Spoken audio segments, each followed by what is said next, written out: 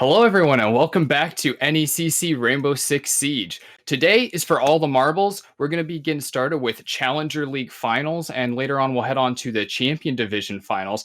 That way we'll see the very end of the entire season of NECC Rainbow Six. I'm Treasury. I'm here with Welku, the Ever Wise, and we'll be casting this first match before you guys between Oswego and Butler. Butler is currently the favorites number 1 seed against the obviously number 2 seed Oswego. They have not lost a single match all season through the regular season or postseason, even having matched up against Oswego previously on the final week of regular season where they were able to 2-0 them. They're Titans going into this last round, and it's going to be quite exciting to see this rematch between the other team that went undefeated every single time except against Butler. Right, and they did get 2-0 last time as well. We're going to start out on Villa. This is the final, so keep in mind this is the best of 5, not the best of 3 format that we've previously seen. So first team to get 3 maps is going to be the winner here. So this could be a little bit longer. So we're going to see who has the stamina, because these can usually, if one team isn't dominating the first few maps, it's back and forth, back and forth. That's going to be a huge factor. The first band coming out is going to be that classic Thatcher band that we're used to seeing. I imagine here on Villa, we could actually see quite a few different options for the second ban here. I think a hard breach might be taken, but a lot of teams do ban the Jackal since this is a roam heavy map. What do you think is going to happen on the bans here, Treasury? That Jackal wouldn't surprise me one bit. Alternatively, an IQ makes a lot of sense, just making it easier to defend, as Oswego will be doing on the second half. That Jackal, you're right on the money with that one. On defense, I wouldn't be surprised at all with a Kaid ban. He's really solid on both of the upstairs objectives. And of course, can have some more versatility on the first floor objective and kitchen, which is usually a tertiary objective. Mira making a lot of sense as well. Yeah, she makes a lot of sense, especially on the aviation and bar defense games. That's going to be pretty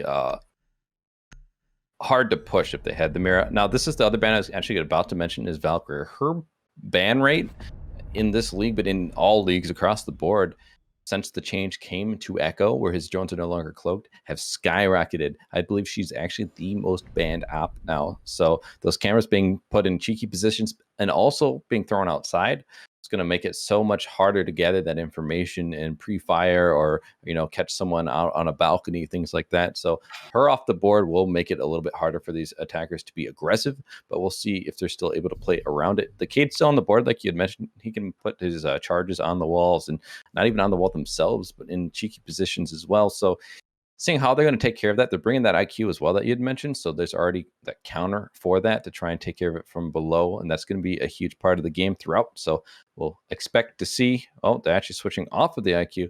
So now I'm really wondering, how are they going to find these K charges to take care of them? Yeah, that does seem like a worry right off the bat. The IQ is a little bit less necessary with Valkyrie off the board. She would be able to do a lot of work, but without the Kaid being really checked by an IQ pick, that might be a problem that Oswego sees going into at least this very first round. In addition, they do have quite a bit of projectiles, and Butler has really shored up their defenses on any of those grenades coming in. They both the Wamai and Jaeger's set up. Overall, that's just going to be really strong hold to have on this aviator objective. It's hard to get into either of the objectives up here. There's a couple choke points that are going to be really important in Study and Classical Hall coming from the south end, and coming from the north end, of course, Red Stairs and Trophy Hallway are both going to be the most important bulkheads to be holding for Butler. What's interesting too is with the Wamai and Jaeger, you usually bring that to protect shields. There's no shields being brought in this defensive lineup, so I find that odd, but maybe it'll still work out for them. They could still hold positions like 90, and that is kind of near where the Wamai is. He's in Classical Hallway, so we'll see if he rotates back, and he's just going to be watching with a nice little position with the floor destroyed above the front entrance. So he's probably just watching and waiting, hoping someone will unwisely push through there. We do see a heavy roam game. We'd mentioned this before. Raikai playing that Capcan. Blobfish could take the first bit of damage outside. I'm not quite sure. I think that might have been outside a bedroom, but no kill is netted yet. Yeah, these rooms have already netted at least one drone and that health damage on Blobfish. So that's already quite a bit to get. When you're just looking to get I'm going to say get a lot, I guess. When you're just looking for some more my. real estate, they're coming in slowly from Master Bedroom's side, just taking these initial skirmishes as they come. But we're about to see Enhem actually end up fighting someone here real soon. There haven't been fighting up much until this hallway where he is currently residing. So only one of the impacts of Wamai was used, but Complexity and Spicy Fish both got half their damage taken out. So I'm curious on what happened there. Maybe a teammate shot something on the attacker side to do damage to one of them. So I don't know. Either way, a lot of these players are at half HP or lower on the attacking side, so that's going to make it a little bit harder for them. But no one's taken out yet. First one taken out will be Raikai by Spicy Fish, and that's going to give these attackers that man advantage. But keep in mind, they are damaged. We're going to see the 90 player being pushed out, it looks like, as they are going to be taking the bedroom take with landing and 90 being the primary clears. Upside down Repel is going to try and find this player, but he finds them first. And Ham, a nice headshot onto J-Boss, bringing it back to an even man count. Playing aggressively really paid off for Enhem. He actually saw quite a few people hearing that sound right below him through that hatch, not being able to save his teammate's Maestro Cam, though, and now there's not nearly as much vision at the end of Classical Hallway since Enhem has had to pull off, since he's just sitting there with just a thread of health and their cam is already gone. It's going to come down to holding some angles as we get into the last 45 seconds. Oh, and Emma holding an angle, getting a kill on to Danky. That's going to give these defenders a man advantage. There's still a lot of utility to clear. They're only opening up the vault wall, and that's not going to do a lot of good for them. Big Kai going to get a kill on to Spicy Fish. Saren going to take care of Complexity, now Blobfish, all by them lonesome. And Ham will finish them off and clean up the round. It all came apart for the attack in the latter half. Yeah, those early picks really just kept snowballing as each one popped up on the board. There was even less offensive abilities left for Oswego. They had to push against a even more solid wall as the defenders pulled back and just held those angles. It was a pretty safe way to play for Butler there. Not really any questions to ask. Yeah, no questions to be asked. No, there might be a question because we did jump right into the game, and people might be wondering is what are the maps? Well, I'm going to quickly talk about what maps we're seeing. Right now, obviously, we're on Villa for the first map. This is Oswego's map choice. Now, keep in mind, each of these maps, the person who chose the map will be starting on attack. So we're going to see a lot of flip-flop. This map, Butler starting on defense. Next map, it'll be Oswego, and back and forth it will go, including all the way to that fifth map if we get there. Of course, if a team gets 3 maps before then, we won't see those later maps. But just so we know the order, we have Villa now, Cafe next, that's Butler's pick, and then Chalet, which is Oswego's next pick. Coastline is Butler's second pick, and then the decider will be on Consulate. So very interesting lineups. We're not going to see the Oregon, or Boregon, as we've notoriously called it, which is nice. It's a change of pace. I do like Villa a lot. So I've said this a few times. I do think this is one of the more balanced maps, so I like to see it as the first choice. Yeah, and Oswego having been the team to pick that, they're not going to like that they have this first round loss. They want the momentum of the comfortability of their map, and Butler just did not let them have that right off the bat. They've switched their defensive lineup a little bit here. Bonbon has opted for a mute. That's going to be really useful versatility to have. The drone work that Oswego had was not shabby, so that's a nice pivot in order to address that problem. And Raikai is now running a shield on Ella. That'll also be a nice way to shore up the defenses, although they won't have as much grenade denial since there's no Wamai on the board this time. Yeah, no Wamai, and she's not going to be rocking the shotgun, so we know that they're not going to be the old classic closet hold with Ella rocking it in there, having Wamai and Jaeger ADS is just to protect her, and with that shield and shotgun in hand, it's really quite strenuous to try and push her out of the closet, but they're not actually doing that hold, so these attackers should have a pretty easy time, relatively speaking, getting into the master bedroom area, as we do see that is the primary push so far. Just get control of that, have Ace open up the walls if they can. They have the IQ this time, so she will be going below as we see her right now, trying to shoot some of these gadgets, but not quite able to land the hits onto them. But hopefully in time, they will take care of that and allow Ace to do his job, opening up that wall. But they got to be careful. They're going to know that these utilities are going to be taken care of from below, so they might have someone designated to go try and take that IQ out before they can do more damage. Getting some of those devices off is going to be key to actually getting the first... Ooh, that's a rough opening kill. Spicy Fish picking up Bonbon, but Bonbon was able to manage to take out Danky, the entry for Oswego. So that's a tit for tat, kill for kill. Danky isn't going to be able to give much of his utility, unfortunately, now. Bonbon having put his all down and just been waiting to get these kills. And the hard breach is going to go out. IQ has successfully done her job. Kudos to Blobfish.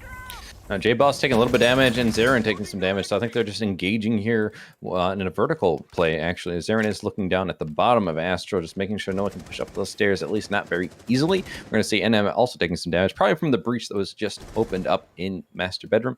But there's an even man count. We're in the calm before the storm, before these two teams start engaging a little bit more hotly in their contest. But we do see Raikai below, and I believe that IQ, no, this is J-Boss below, so if they're not careful, they could be caught, but NM going to get 2 kills onto Spicefish and Complexity, and that's going to make it so even if J-Boss didn't survive that engagement, they're getting hit with all these view mines, and they're in a 2v4. Now in a 2v3, as Blobfish did get a kill onto Raikai. 30 seconds closely ticking away here. J-Boss is still really far from objective. He knows that he's got players behind him. Oh no, actually, did he pick up Raikai? I didn't catch that.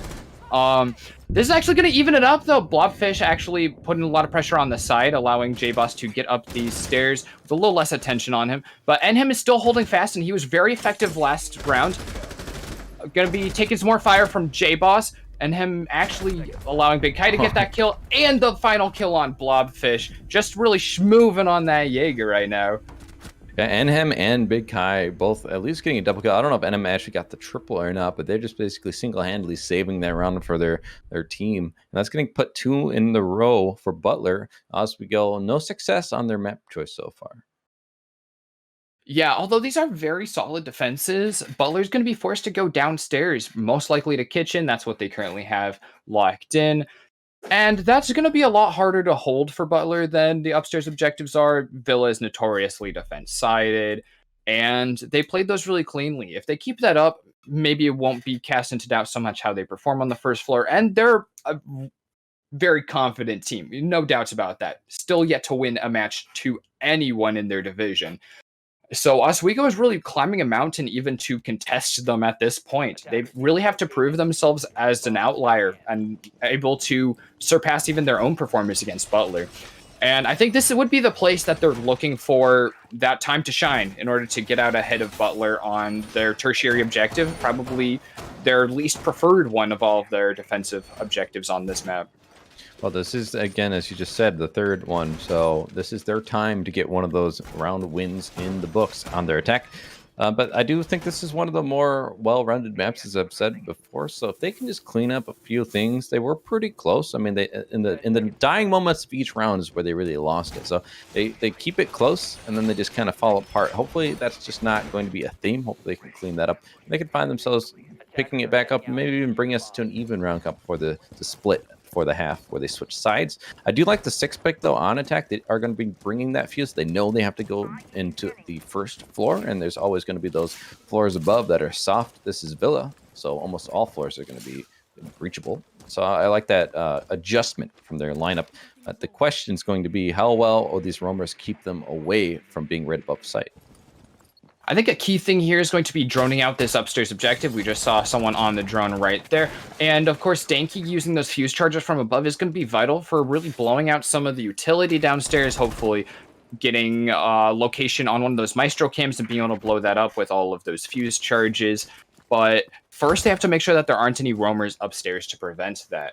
And this is what we're looking at right now as they slowly clear this out, get more vision. Their droners are making sure that it's totally safe for these drops. But right now, Raikai, who has assisted on half of all the kills that Butler has gotten so far, is lurking and waiting for someone to come in this window. All assists, but no kills so far. It's unfortunate, but that just goes to show that they are at least helping their team, damaging these opponents. But hopefully, for their sake, they can get a kill. But J-Boss can get the opening one onto Big Kai, and that's going to give these attackers the first real advantage they've had, I think, throughout this entire engagement in the map. But Spicy Fish will get half of their HP taken out by C4 from below. And as you speak about C4, here's one sitting here, not quite going to be able to hit its mark. But Raikai is pinned behind this deck in Astronomy. He's going to be able to not stick around for much longer. He's hoping to spend some more time up there wasting time, but J-Boss is on a tear right now. That's 2 kills up for Oswego and their first advantage, as you mentioned. So this is looking a lot better as they've secured their upwards control, and those fuse charges are going off and even going to push him off of his hold.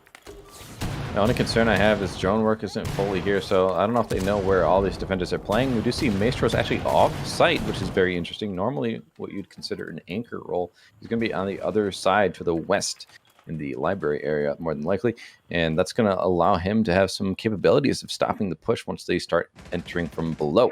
But so far, they're going to stay above, try and find the angles and not net anything. Bonbon is right here. He's getting a ping to show they know that there is an attacker right next to him. He's going to start pushing. He's going to get the down. He's going to get another one. He's going to kill both of them. J-Boss and Danky off the board, and that's going to rewrite this round. Now it's back to even man count, and now the defenders having the advantage. There's only a few seconds remaining here, about 20, and they're going to start pushing down red. Bonbon finding another one, a triple. That's Spicy Fish, and Blobfish getting a kill, trying to bring it back. It's only 15 seconds remaining, though. They're in sight. They're going to try and get this plant down. The Legion Mines are going to be slowing them down. Enham going to get in on the action and get a double to finish it off. And Butler are not going to drop a round yet. They're going to get that full rotation 3 rounds in a row. You know, I'll admit I had doubts, but Butler is all there. They had such a great setup there. Something that never would have been suspected is that Maestro lurking around the corner from sight, ready for that clutch potential or a free flank on anyone approaching down Astro's stairs. And that absolutely paid off with a couple of star players really sticking out yet again, with Bonbon and Enham taking all of the kills that round. Yeah, Enham's been in on the action every time, every round it feels. I don't know if they've not had a kill every round. I think they have at least a double even. I'm curious what their kill death ratio is right now, but so far they've come in clutch in those dying moments. They're going to 6-pick onto the Frost. I actually like that over the Capcan. Capcan hasn't really netted them anything so far, and all they really do is bring that C4. Frost, though, going to be able to bring that shield, a backup shotgun to help make rotates, and, of course, her gadget can really catch people unawares a lot of the time, and it's a 6-pick, so they're not aware of that pick coming through yet. The drone work might catch her out, but in the meantime, it will remain a mystery until that happens. We're going to see them go back to that first site that they had won pretty commandingly, honestly. At one point, they had a 4-2 advantage, and then it just fell even more in their favor from there. So if they can continue to have success in the roam game, I think Oswego is going to continue to have problems. Again, just cleaning up some of that. I think the drone work does need to be a little bit better from them. They haven't had the information at times, it seems, and that's really been part of their struggles. Yeah, you mentioned earlier that the drone work just wasn't quite there on the first floor once control was actually taken of the upstairs for Oswego, and we saw that with nothing major coming out of those fuse charges, and obviously that flank coming out on first floor, they didn't really expect anyone to be in library at all, especially having dealt with a few roamers already. So that was a bit of a surprise, but it is some lacking of the droning there. I like Raikai. You were mentioning earlier on that Frost pick. I think the shield is going to do a lot for Aviator's objective. You can use it to hold the top of main stairs and therefore study as well very well. It's got a couple great places on Classical Hall, watching red stairs and the window on Classical. And those could be effective. I'm not sure where exactly they've placed that. I didn't catch that during prep. But it's going to be an interesting push here, going a little bit differently than previously.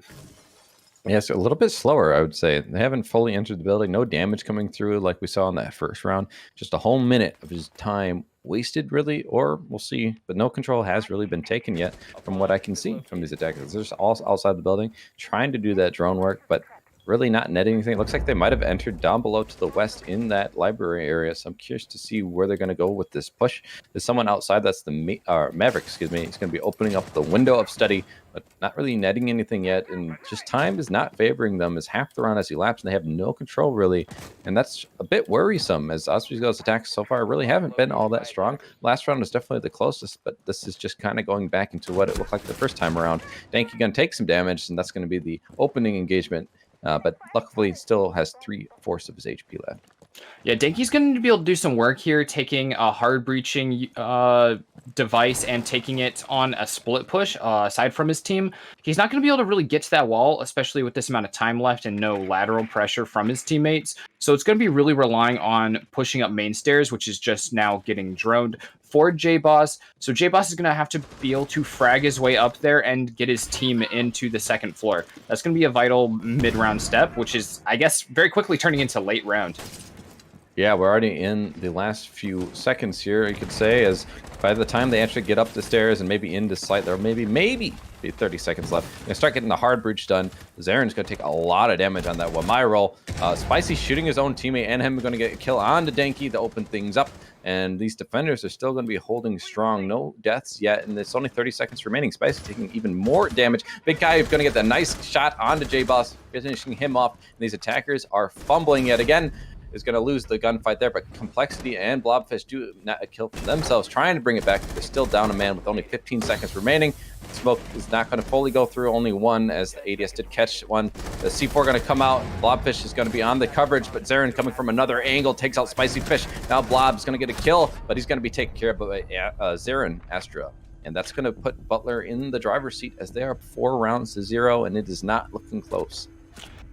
The last glimmer of hope there was the plants, but Blobfish was just not able to hold off 4 different players in order to let his teammate get those down. And he just needed a few more rounds of the mag to take that mute out. But with that one shotgun blast, all hopes were dashed. The plant had to be down in less than 2 seconds. And there were players in front and behind and through the smoke.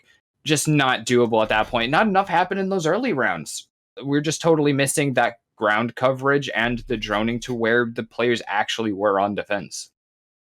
Yeah, this defense is looking pretty good, but they really weren't on site much. So the drone work could have told them that they could have all rushed site. They had like 3 roamers over in Astro and outside on red stairs and things like that. So if they could just capitalize on information, they could do so much better. But we saw them just taking way too much time, and they were droning, but they were losing drones and they weren't acting on the information. And it's not going in their favor, but this is their map choice. And so that's what making it a bit sadder. Had this not been their map choice, it could be like, well, you can't necessarily be ready for every single map in a best of 5. So maybe this is just not their map, but they chose it. So there's really no excuses here. I'm hoping as we go will give us a little bit of glimmer of hope here. Otherwise, they could find themselves quickly in a larger deficit as they're already down 4 rounds. They need a round here. Otherwise, even if they do better on defense, it's going to be hard to do more than 4 rounds, honestly. Yeah, that last run from Oswego, I think, looks like it was a push that they haven't rehearsed as much as the other ones they have. They haven't been particularly inefficient on the previous 3 rounds, but that attack looked a little disconcerted. They were not all together, even. I mean, we saw Danky die for nothing, spending the whole round just teasing his presence outside of study without any payoff for that, dying and later allowing a refrag at most. Hopefully more success here. There's gonna be some damage on to Zaren, who's on the Legion. I wasn't sure if someone was on the other side there. Spicy's trying to find someone in bathroom, but he's already rotated all the way to Astro, so he's going to be safe. Unfortunately, no one got on the window. Had someone got on the Astro window, could have been maybe a kill there, but unfortunately, the group work just not coming into their favor there. Drone work is going to start going in. They're going to be trying to get that master wall open. They were successful at that last time. IQ did her job below, but unfortunately, they met Bon down below, and that was pretty much the end of that round as they had lost any advantage they had gained. So hopefully this time a little bit better for them. Or maybe that was actually the kitchen defense. Either way, they've come close a couple of rounds, but my point is they always let it go in the latter half. This time they're going to need to be a little more successful. We do see 2 of the red outlines below. It means that these attackers are indeed below. We're going to see a nice cheeky peek from Study here coming up from Enham, but no one is out on that balcony, at least not in a visible spot from that position. So nothing being netted yet. But again, half the round killed. No kills coming in from either side, and they're not getting much control. Just having Master isn't enough, especially without the wall being opened up. So Oswego already losing out a little bit here. Now, they do have the Maverick. He's going to start doing some work here, but I just don't know if it's going to be enough. It's too slow. What a thing to see. Maestro is pinging with the Maestro cam, trying to get any hard breacher off of that, trying to stop Danky from actually opening up the wall, but he's right in front of the hole that's actually being opened up. So this is a dangerous game for both of these players. Rockeye could find someone, but J-Boss is right next to him, and neither of them really realized it at first. There's going to be a down, and it's going to be confirmed by NM, and so that's going to even the round count. J-Boss below, but he's not the IQ, so he's not going to be able to help out with the ace getting this wall opened up, and that's very unfortunate. So that's going to force them to make some more desperate plays. Spicy Fish is going to get a kill onto Bon, trying to make things work for them. They're going to be pushing up Astro Stairs at the same time, seeing if they can get a pinch here, but unfortunately the gunfight, NM's going to win. Blobfish, though, in the meantime, did get a kill on the Zaren Astro, so they have control of Astro so far, but NM already adjusting his sights, trying to stop them from that side, as all three of the attackers are pushing from there. He's going to find one. J-Boss off the board. That's a triple so far, but Blobfish and Complexity finally are going to finish it off in their favor. First round coming in from Oswego. That victory really just came out of nowhere. We thought NM was just going to keep flying away with this, taking kill after kill, running on that triple kill, and watching Astro Stairs finally vanquished, getting his second death, but going double digits already. Yeah, that was that was kind of funny.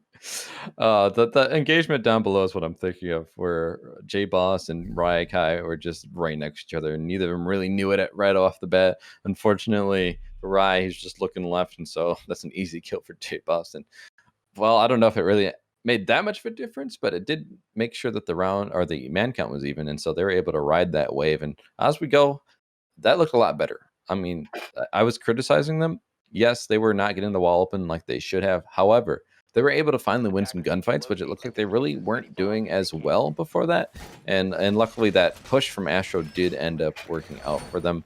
It was a little worrisome, though. Spicy Fish pushing and losing his life, so they didn't have a dual push, so it's very one-dimensional. But again, it's a FPS. It's going to come down to those gunfights, and if you can win them, even if you're not strategically in the best position, you can still come out on top.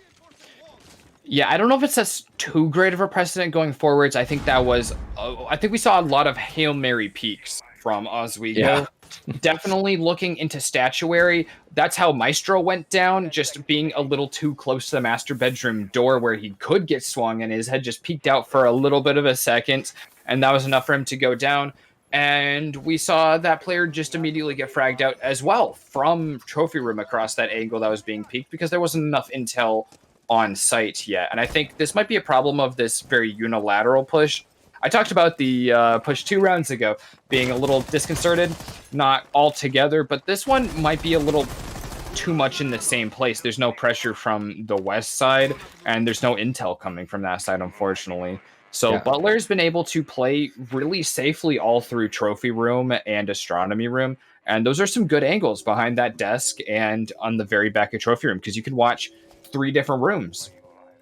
Big Kai's being droned out. I don't know if he's aware that they know his position, but so far it's just going to be kind of the same thing. Let's try to get a feel for where this is going. And they do at least have some pressure down below. The defense didn't really do anything to stop them from below last time, honestly. IQ just wasn't able to help them out by getting things opened up, so that's what took a little bit longer, I think. It looks like there's a deadly tango happening down there. Both teams having yellow pings come out. But no kills still. And it looks like a little more focused on the downstairs. I think we have 2 operators down there from the attack. First gunshot's finally coming out. And once again, Oswego is vying for control over master bedroom. That's going to be a Legion mine going up, giving away someone's position. That's going to be Blobfish getting the kill on the Raikai, though. Opening things up yet again. He was the first death last round, so 2 in a row now. It's a little unfortunate. Bomb's being very aggressive in that peak. I'd be very careful. They know your position. They already knew you peeked it before, so they may be watching that. He could lose his head very quickly if he's not careful. Maverick's going to start doing his work like he did last time. Hopefully this time a little more successful. The wall really wasn't opened up, so they're going to need that wall soft so they can get the right angles here. Bon is going to go on that aggressive push. He knows someone's watching the window, though. Pre-fires it, but nothing really being netted on either side still.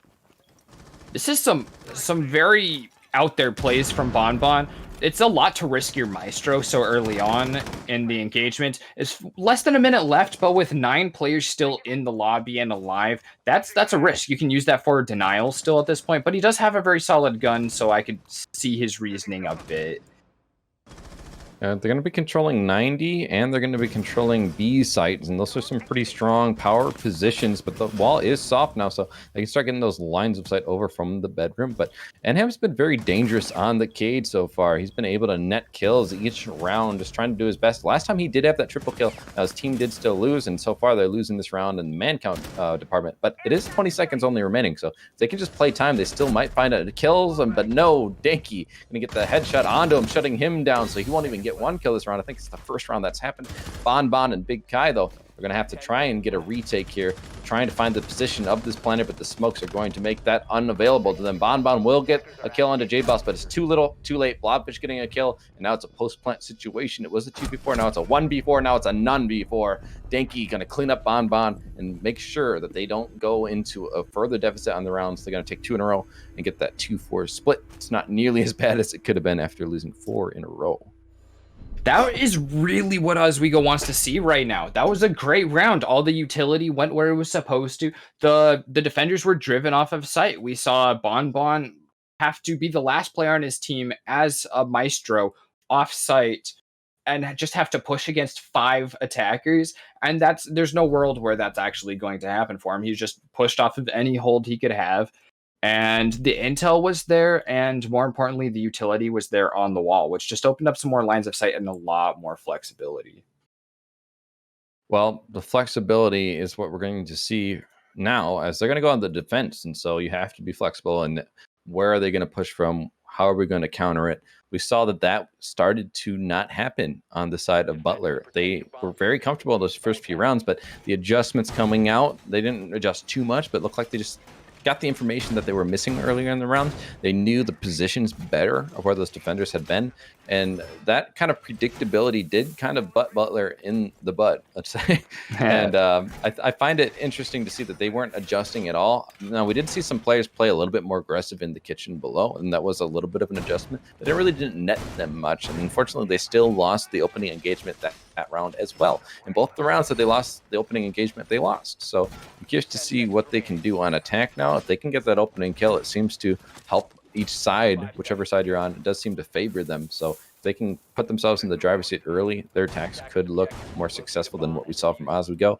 And they could possibly upset their map choice, as that was Oswego's map choice, or this is Oswego's map choice. Mm-hmm. But so far, the lineups are relatively similar. The only real difference is going to be that Iana being brought. We haven't seen her yet.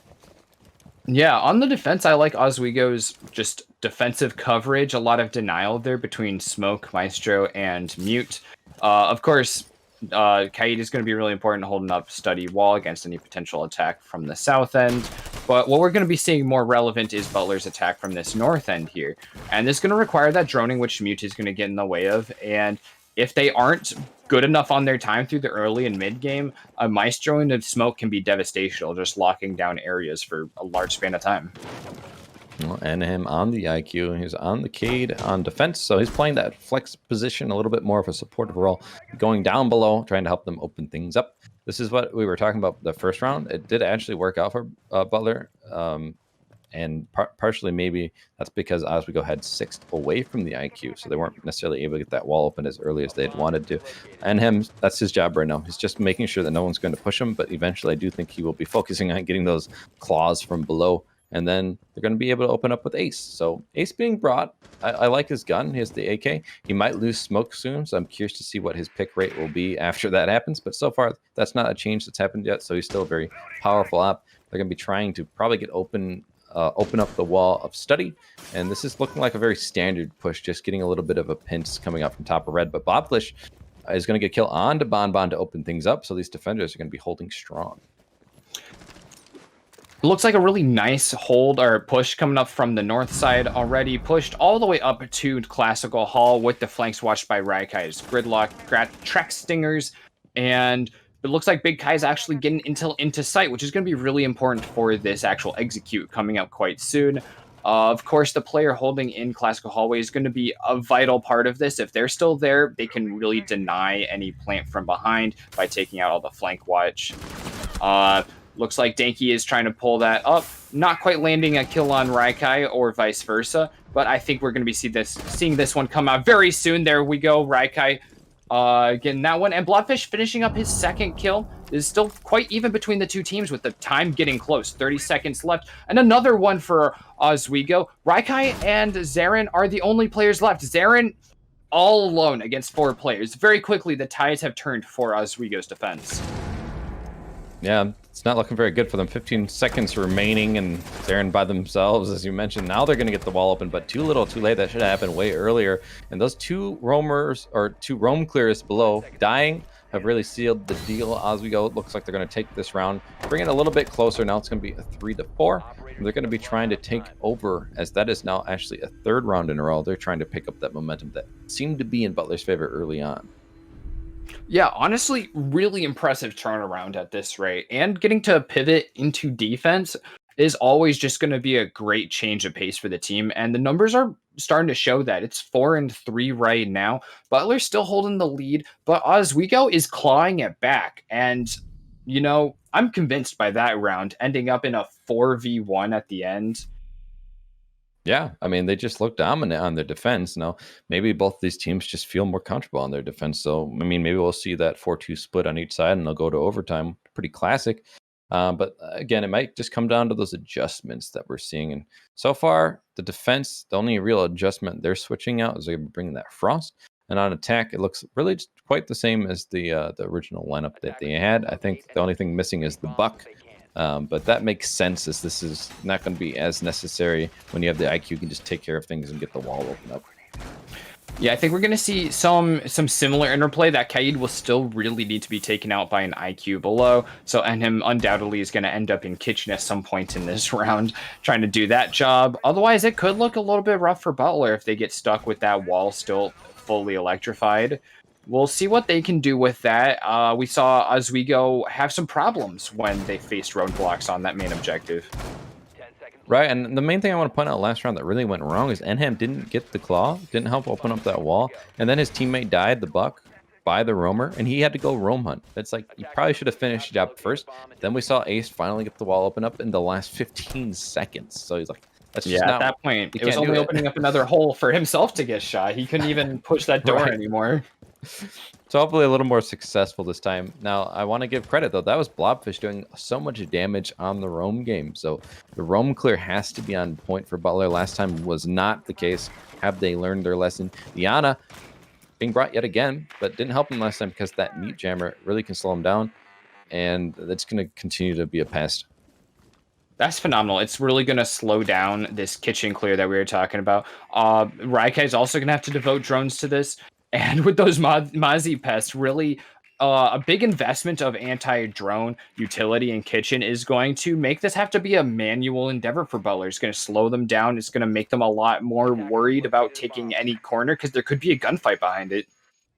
Well, they're going to start getting some information. They're going to be limited on where those lines of sight from the drones will be unless they want them to get caught out. But as you mentioned, the mutes and the pests are going to be being pests, honestly. They don't have the information they're going to want, so they're going to have to face check some stuff. Bon taking a lot of damage. Not getting netted yet, though. We're going to see the peek come out from the Mozzie, and he just did not react after getting shot. Blobfish going to be taken off the board, but the refrag is there, as J-Boss will get that refrag, and a second one onto Raikai. So while Blobfish did die, the refrags are going to make it more worthwhile for that defense. Yeah, J-Boss has made it right for Blobfish's sins of watching the other direction and just dead facing those bullets by his head.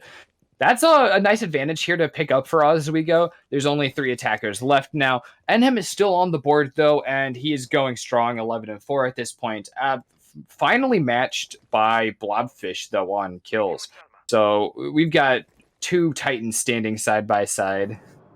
Yeah, each side having someone with the hard carry, we could say. But it's not as if these other players aren't doing as well, right? They could be doing other jobs. So to see them popping off, getting the kills is obviously really good for them. But we don't want to discredit the teammates in their role of helping them maybe get those kills. But they're going to need a little bit more help on this attack as they are in a 3v4 and not much time remaining. NM's going to be trying to find the man in the corner. He sees the shots, does land it on to Spicy, bringing it back to an even man count.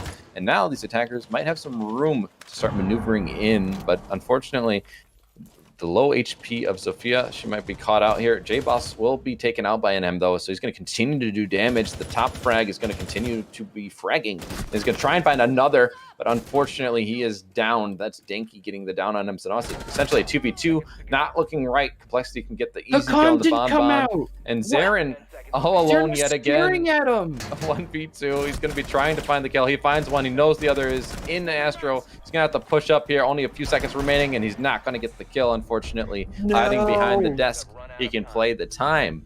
I think that might have been J-Boss. I'm not quite sure. But someone on the Jaeger roll there. They're going to be winning that round for the team just by hiding like a rat. That was the easiest kill of the round. That was a throw, if you're asking me. Staring at the Jaeger there behind the shield with Ace. I'm not sure if he had any gadgets left at that point, but they had him pincered. One from the top of the stairs, one from bathroom. He was so easy to root out. They just had to get him from the front and the side at the same time. And a rotation at a bad time from Zarin, and no call for his teammate, letting his top fragger on his team just get killed, having no idea that there was an enemy in front of him. Yeah, it's just unfortunate, but it doesn't matter. I mean, actually, I can correct. I think it was Denki possibly on that Jaeger last time. Anyway, so good job of them playing it smart, knowing that this is an objective game, so we can just play the time. They're going to bring it back to an even round count. So that's 4 in a row on each side. And so far, the momentum is going to be with Oswego, as they are the ones who have had the most current 4 in a row streak. They're going to continue to try and find success going down to their third site. We did see the full rotation on defense from Butler. We're going to see, can Oswego replicate it and take the advantage for the first time on this map? This time Oswego is following up all that drone denial yet again with Complexity and Spicy Fish playing Mozzie and Mute respectively. And the addition of Pulse. We haven't seen Pulse come out, and he's really nice on Kitchen with all of the vertical play that's available. We saw Fuse last time from Oswego on Kitchen in order to kind of root out the defenders in sight. And any similar plays, all those vertical plays, opening up floors, looking for players through the floors, are really going to be a lot more dangerous with Blobfish on the board right now, especially with how well he's been doing throughout this map. Yeah, unfortunately, he didn't do as much last round. I believe he was taken out relatively early, but he's on that pulse roll you mentioned. Very vital in this kitchen dining defense, as Lee will be feeding information to his teammates, maybe netting a kill himself if they're unwisely above where the floor is soft. He can C4, and that's pretty much what we're expecting to see. Now, on the other side, they did bring the IQ, so that's a direct counter. She could potentially give away the position of that pulse and maybe even get a nice shot through the floor and just take him out before he's able to do any damage. So that'll be a nice cat and mouse game. We'll see who can come out on top. But they are already getting inside the building. Zarin Astra has to be very careful. There is a Jaeger, I believe, over in the library area, just waiting maybe near the mudroom there.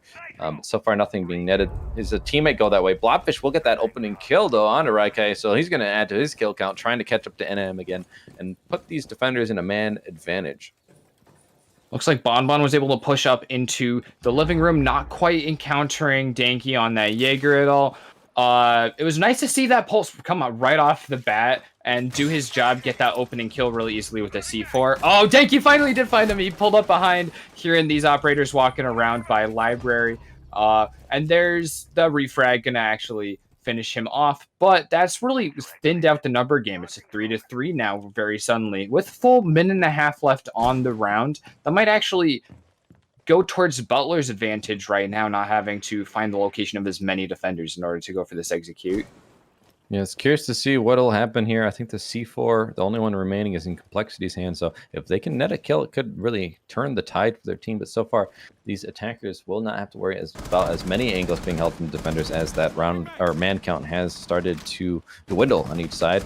So if they can just get some engagements here, they know someone's going to be peeking him. Zarin rotating at the right time. He's going to find someone in the corner, not able to land the shot. Blobfish will find another kill, but Big Chi, or Kai, excuse me, will shut them down. And that's going to put them in a 2v2.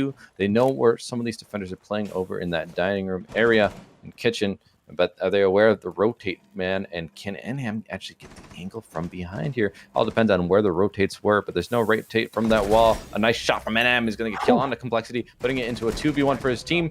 J-Boss, though, has something to say. Goodbye, Big Kai. And now it's a 1v1, 20 seconds remaining. Our diffuser is not down for the plant. So now this is all in J-Boss' favor, but if he's not careful, it could be caught on from the left side here. So far, he's aware of it. Gonna get some pings. I'm hearing some things going off, but neither player knowing the other position. He misses the shot and him. He's gonna actually win that engagement, and Butler is gonna stop the momentum, winning that 1v1. A nice clutch up And unfortunately, that just looked like a few missed shots coming from J-Boss. We kept hearing those pings come out. I was confused after seeing the first one. I thought maybe they're pinging something close to him. Maybe a cam doesn't quite have the angle of sight to get there, but they kept coming out. And then him was looking in the wrong place too. I'm not sure what was up with that. He should have also had the call from his last teammate, but it was a great play to come around behind while was it Raikai with the diffuser that was stuck out in the mudroom? Good question.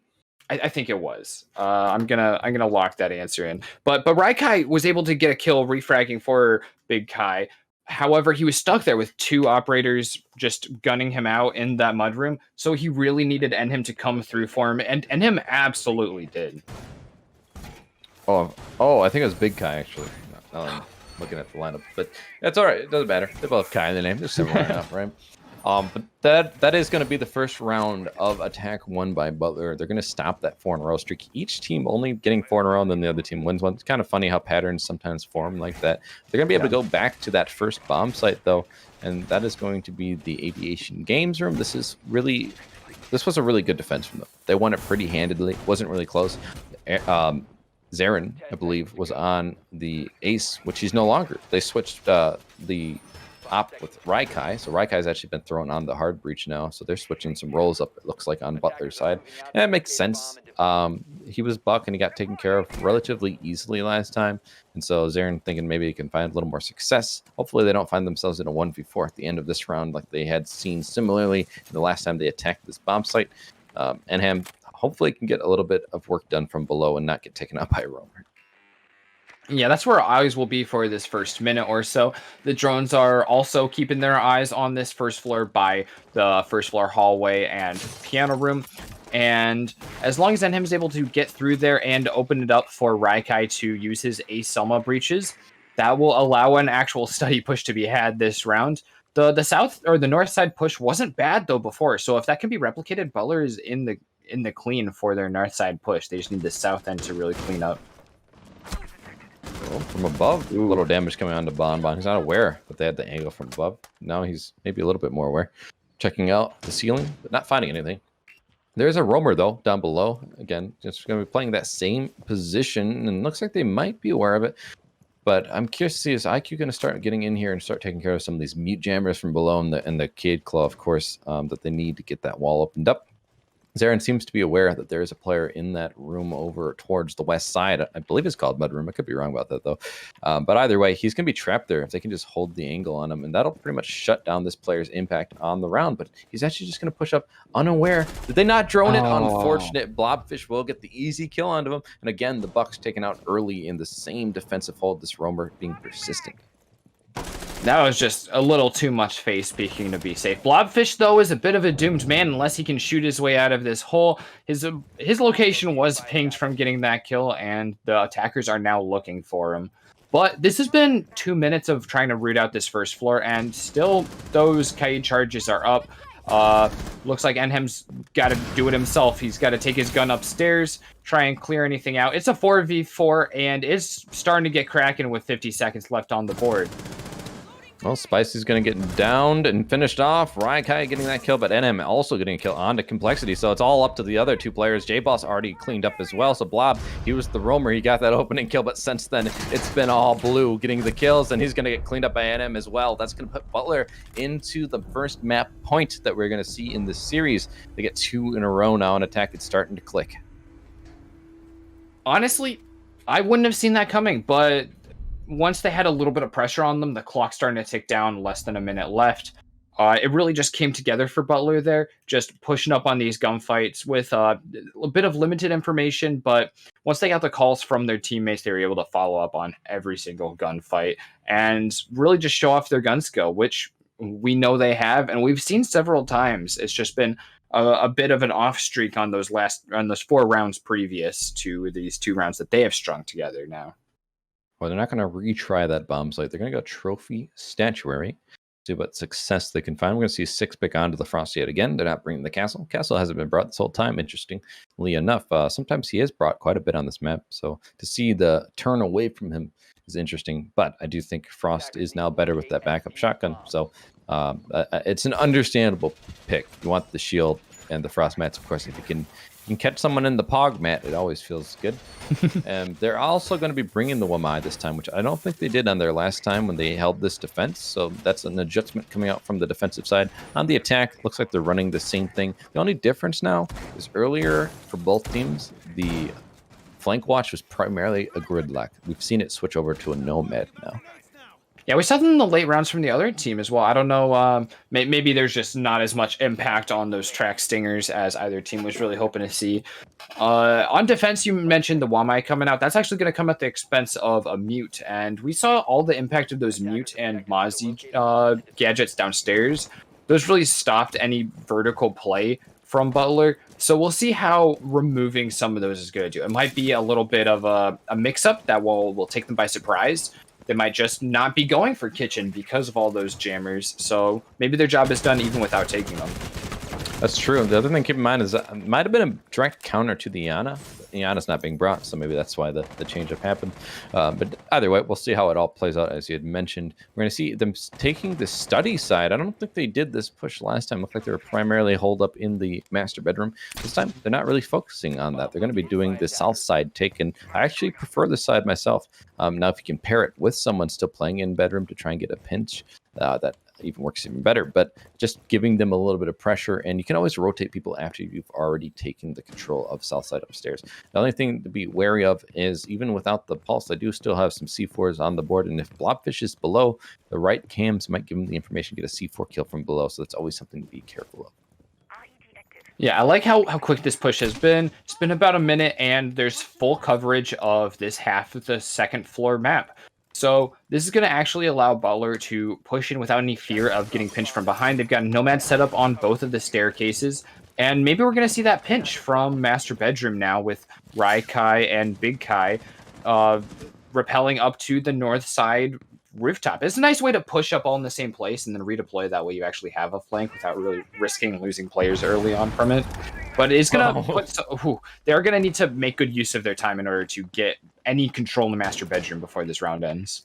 Well, there comes that C4 I had mentioned. Blob will finish off Bon. He did a lot of damage onto Zarin as well, so he's already having an impact on this round. And they get the opening engagement yet again. But last time we saw, after Blob got that open engagement, nothing else came through. But this time it's a different story. J-Ball's picking up NM as well. Spicy getting a kill on the Raika, and everything is falling apart for these attackers. They're not getting any luck. That's oh no. The Ashtar's not even able to get the shield there in Astro either. This is not looking great.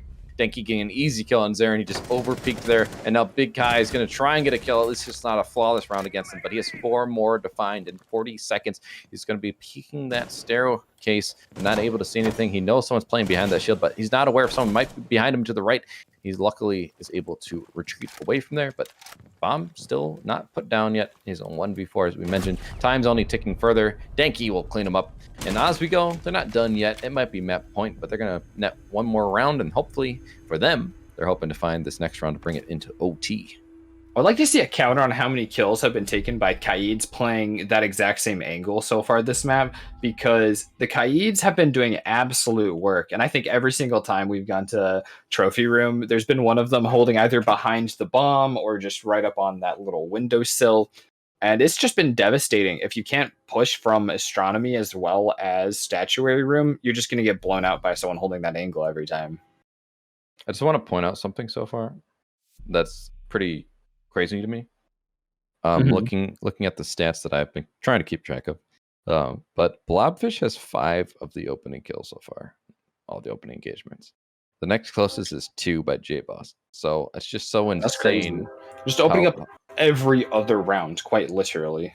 Exactly. And then on top of it, he only has 1 death. It's a 5-to-1 ratio. You know, like that's pretty crazy. So he's really doing work for his team and as we go to get those opening kills. But looking at the round count, might not have had as much of an impact. I don't know for sure.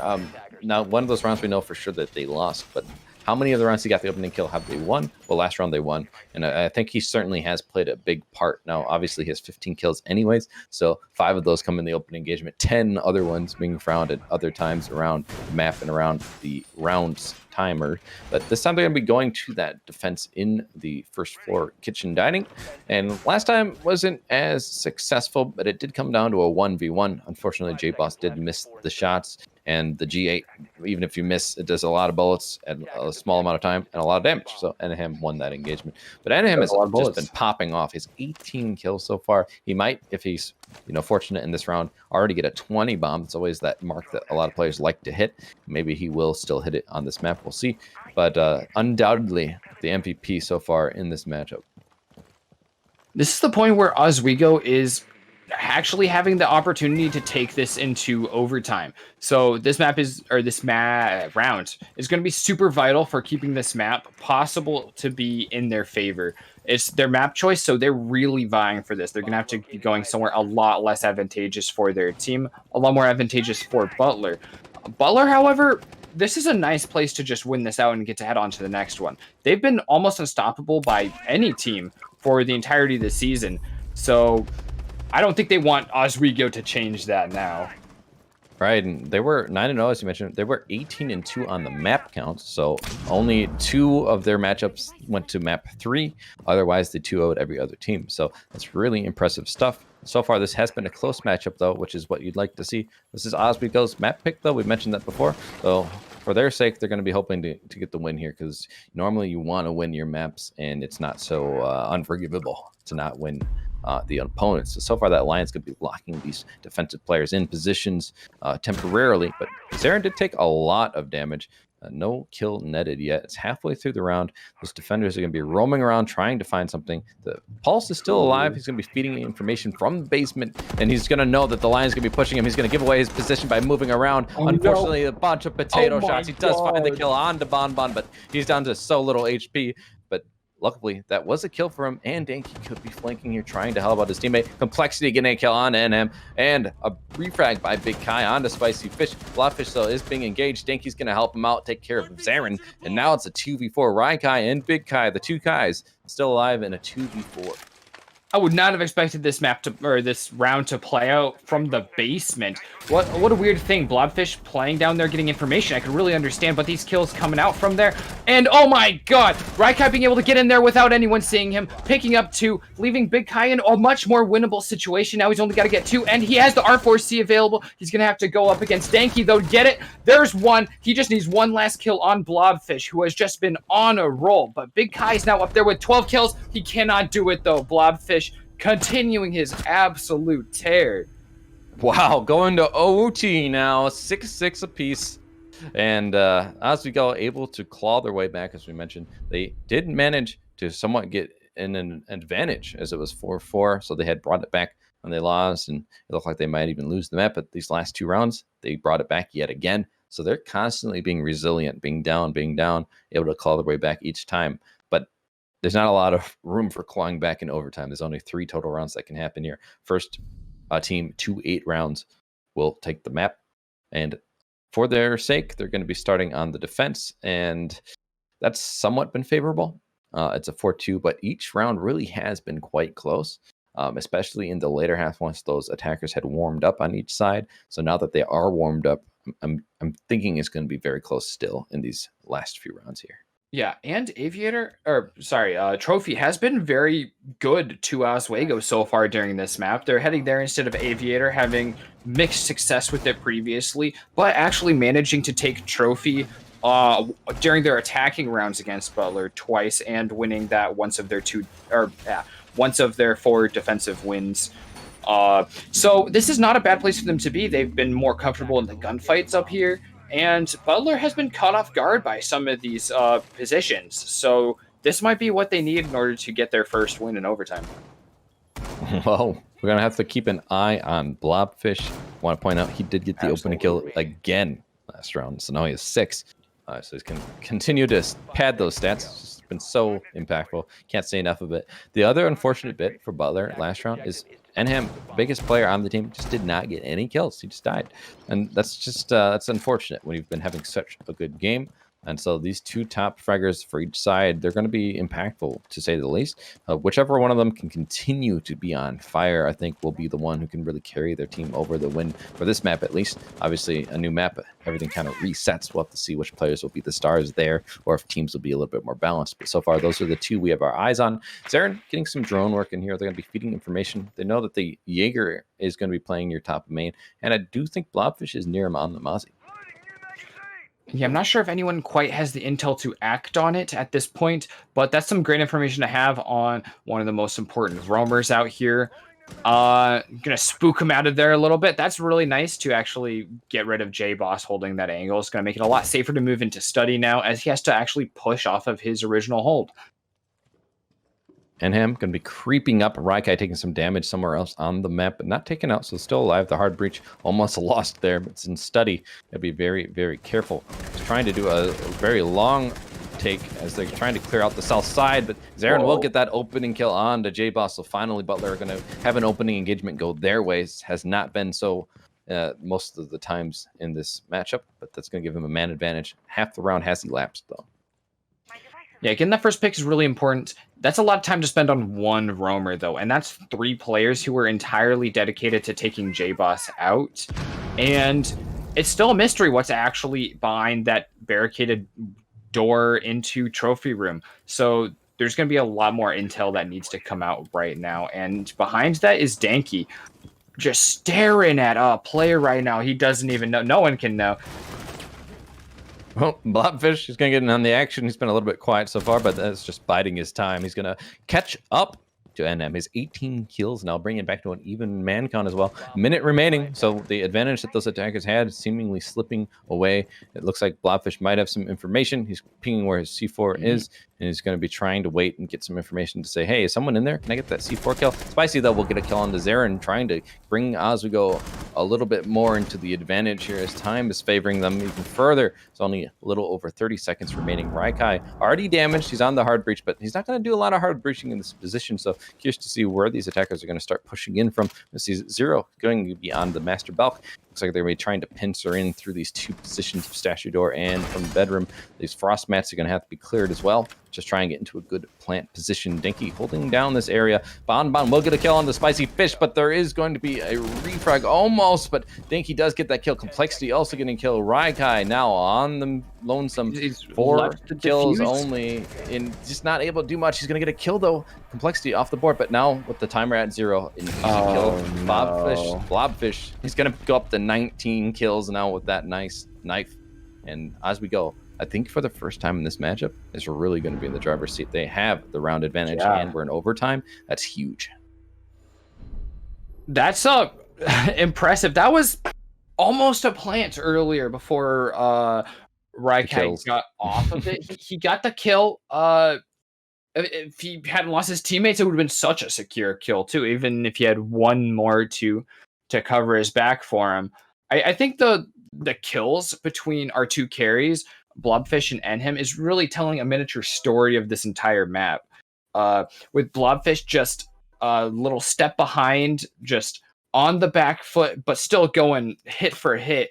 And now finally pulling ahead as we go into this overtime match point with Oswego finally ahead in rounds for the first time. And like seeing the glimpse of this map going to their team, something that is an upset in its own. Any victory during this series for Oswego is going to be an upset. Right, they didn't take the map from Butler in the regular season, and they are the number 2 seed, so still a very strong position, but this is the one team that they had lost to.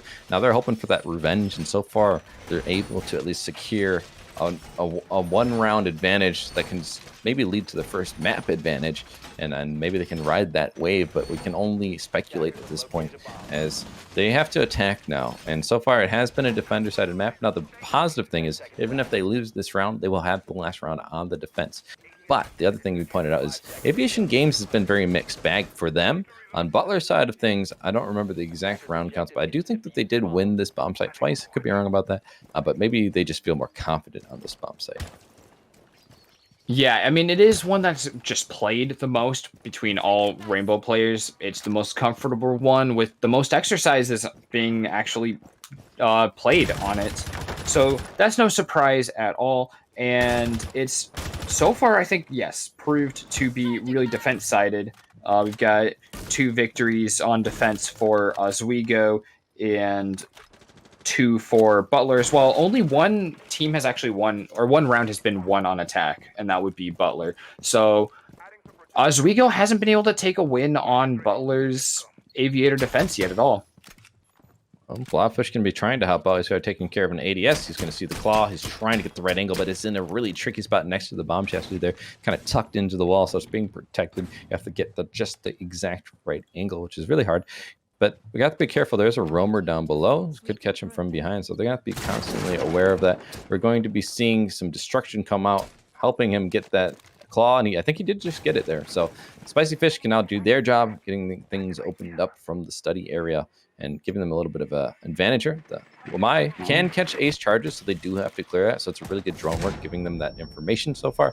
And first wall will be opened up here earlier on than we've ever seen it, I think, on this attack. Yeah, it's been the best success on taking out Aviator wall so far. That's going to be pretty vital here. There's plenty of time to actually do a lot more intel work as well in order to actually make this push more viable as well. So that looks pretty good with some control up in study as well. But 2 kills are going to be taken off by Raikai and Bonbon. There's a C4 for Bonbon. And Big Kai, Roman is going to take out Blobfish finally, like you mentioned, roaming around and finding him there by Piano Room. And oh my god, another one coming out with Zarin taking out Spicy Fish. And Complexity is once again the last player on the attack, stuck out on the balcony. Zarin getting another one. They'll just tear them apart. And this is why they chose that bomb site. You mentioned it. This has been pretty dominant for Butler. They're the ones who won that bomb site too. So it's their bomb site, we can say. But as we go, I mentioned they get to go now. Final round, no matter what, whoever wins this round will take the map 1. Very closely contested, but Oswego does technically have an advantage here, as we did see defensive round after defensive one just now, and in regulation as a 4-2 split. So statistically, they look like they're the strongest one, but they're choosing Aviator games, which you mentioned before. It's a 1-1 for Oswego on their defense. They've won it once, lost it once. So it's very up in the air and couldn't have it any other way in the last round of map 1. Yeah, actually, like you mentioned, with the attack and defense split, only 5 rounds on the attack have been won, with the last round being the 5th of them out of 14 played so far. So this 15th one, I think, is really going to spell the difference. It's going to be heavily weighted towards Oswego here on defense. They'll like to see that this is their map, but Butler is in the driver's seat right now, and they're going to be going to this Aviator hold, which they actually have been able to take off of Butler or off of Oswego before. So it's not nearly as drastic as the last round was looking.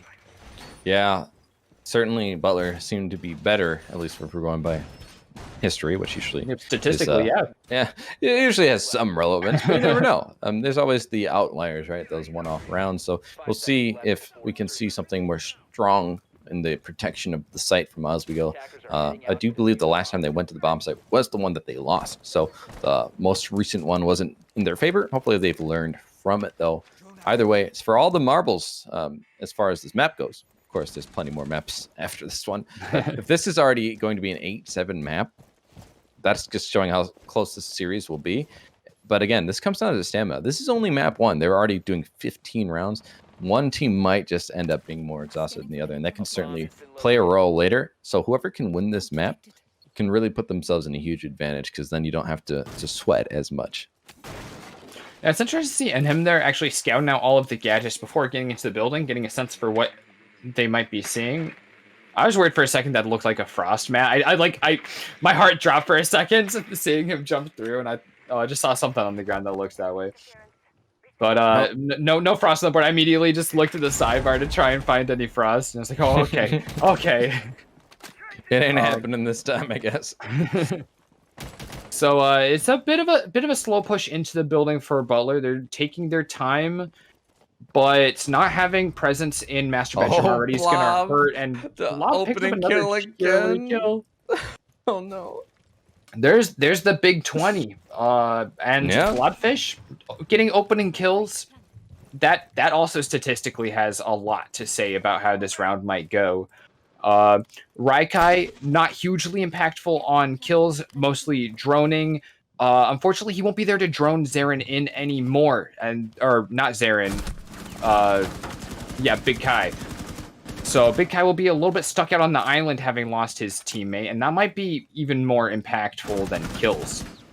J-Boss scaring them already. Wasn't able to net the kill, unfortunately, but did a lot of damage to Zarin. So you're gonna have to be putting some some Nomad charges down. Now they have 2 on red, which is a little odd. You usually don't put double up on it, but you know, it slows them down. It slows them down. Now they are losing out on time a little bit here. More damage being done, and Big Kai will be taken out. J-Boss continuing to menace on this roam. It's gonna be Bonbon getting the kill on the Complexity, trying to bring it back. Zarin also getting kill on the J-Boss. The plant is also going down behind the vault door. We're gonna see the roaming coming out, but it's not gonna net anything. Nanham gonna get the kill there. Spicy on a 2v3 with his teammate. Blobfish, though, he's so impactful, gets a kill, and there's another down here on the man behind vault. We're gonna see that getting taken care of, and now the only man remaining, Zarin, very little HP. This is for all the marbles. He's going to be up against the smoke. The smoke is going to start choking out that doorway. He can't. There's 20 seconds left, and another remaining. Smoke. Blob is still alive as well, and plenty of health in both of these defenders' pockets. We're going to see possibly a rotate, but it doesn't matter. Blob going to finish it off, and he deserves the final kill, dropping, I think, a 22-kill map. It's 8-7 as far as we can go with the rounds, and Oswego can squeak out the win, and it's on their map, so good for them. That's gonna feel so good for Oswego right now. This is the only team that they could not take a map off all season long. Finally landing this one out all the way at the end of overtime. All of that intensity really paid off in their favor. But it's their map pick. There's a long way to go here. And I know Butler won't like how that feels. You know, statistically speaking, again, that's like a 3rd map loss for the season for the team. That one's got a sting. Yeah, it looks like they're going to want a little bit of a break between the maps, which makes sense. I'm not sure what we're doing here. We can certainly talk a bit more. I don't know what production wants us to do here, but we would do a 5-minute break. Okay, so we will be going to a small break here then, just to let those players, relax after going 15 rounds, max overtime. So very intense map. The next map will be Cafe, and it will be Butler's map. So we'll see if they can take their first map pick as well and even things up. But we'll be right back with that in just a moment. Hello, everyone. Welcome back. This is NECC. We are in the championships. We're in the finals. We're in doing the division for the Challenger division, but the following matchup will be the finals for the Champions division. So definitely stay tuned for that. But right now, we're in the midst of it. We just saw map 1 go max overtime, 8-7. Oswego's map, they did manage to squeak it out, so they won their map choice. But now we're going to see, can we see a rebuttal from Butler on their map choice of Cafe? Looks like players are in the lobby, but anything to go over quickly before we do jump into this treasury? Well, I mean, that was just a pitched battle, that first map, and I know it's going to be just as much. I think this is probably going to be the most pitched matchup of the entire season, especially with the showing that we had already. Butler was just about, well, they were unbeatable through the season up until this point. Well, still yet to be determined, of course, but they haven't lost against anyone, even through the postseason. So Oswego is right now vying to be the team that takes them down and actually usurps them for the championship. And now Butler gets to go on their map pick on Cafe. We're going to see Oswego banning first off, and we'll see how Cafe goes. This should be a really good one. Yeah, certified banger, as they say. We're going to see the classic Thatcher ban. This is where it gets a little dicey on what do people ban here. Sometimes people will just ban the ace because he is obnoxious and he has a really good gun. But it could very well be something else. And it'll be that Jackal again. So I think Butler didn't ban him last time because they started defense. So each team banning Jackal when they're on the attack. So that's interesting. I guess they really like that availability of Roam not being found out so easily. On defense, I would expect to see similar bans of Mira and Valkyrie. So Valkyrie will be the first one here. I'd be very surprised if Mira wasn't banned. But if she isn't, I expect to see her being utilized at least upstairs. Very powerful, being able to look in through all the way from Cocktail through Freezer into Piano. Yeah, she just has a transformative setup for the 3rd floor objective, so it makes a lot of sense that teams aren't going to want to deal with that. She just has so much impact on how the game plays. And she's effective in other places too. Really good on reading room. She can set up a kill room in the other objective in Fireplace Hall as well, and really lend into that vertical play that's already probably going to be what we see quite a bit of. So all around, those are just really powerful operators to be banning out. And speaking of operators, interesting to see here, Raikai once again going with this gridlock. We've seen both of these teams make ample use of her so far. Yeah, but even then, we saw them switch away and go to the Nomad later. So we'll see. Is that a theme? Are they just trying to keep them on their feet? You get so used to where these air jabs in place. Now we're going to throw gridlocks, or vice versa. In this case, you get used to the gridlocks, and now we're going to throw the air jab. I don't know if that's a mind game thing or if it's just comfortability, if that's a word, to try and stay on your A game. If you're not having a good time on one op, I can do the same job on a different op. So maybe that's what it is. We'll see, though. Looking at the lineup for the defense, though, they're going to be bringing that mute jammer. Did stop the information game pretty heavily against Butler last map. So it's not surprising as we go would stick with what has worked.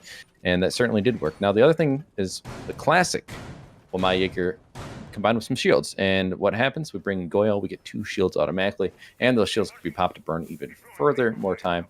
So I'm liking the lineup on both sides, honestly. It's just who can get that opening kill, because if you can get the opening kill onto one of the attackers especially, that will really limit how much they can clear with utility, and then also what they can open up.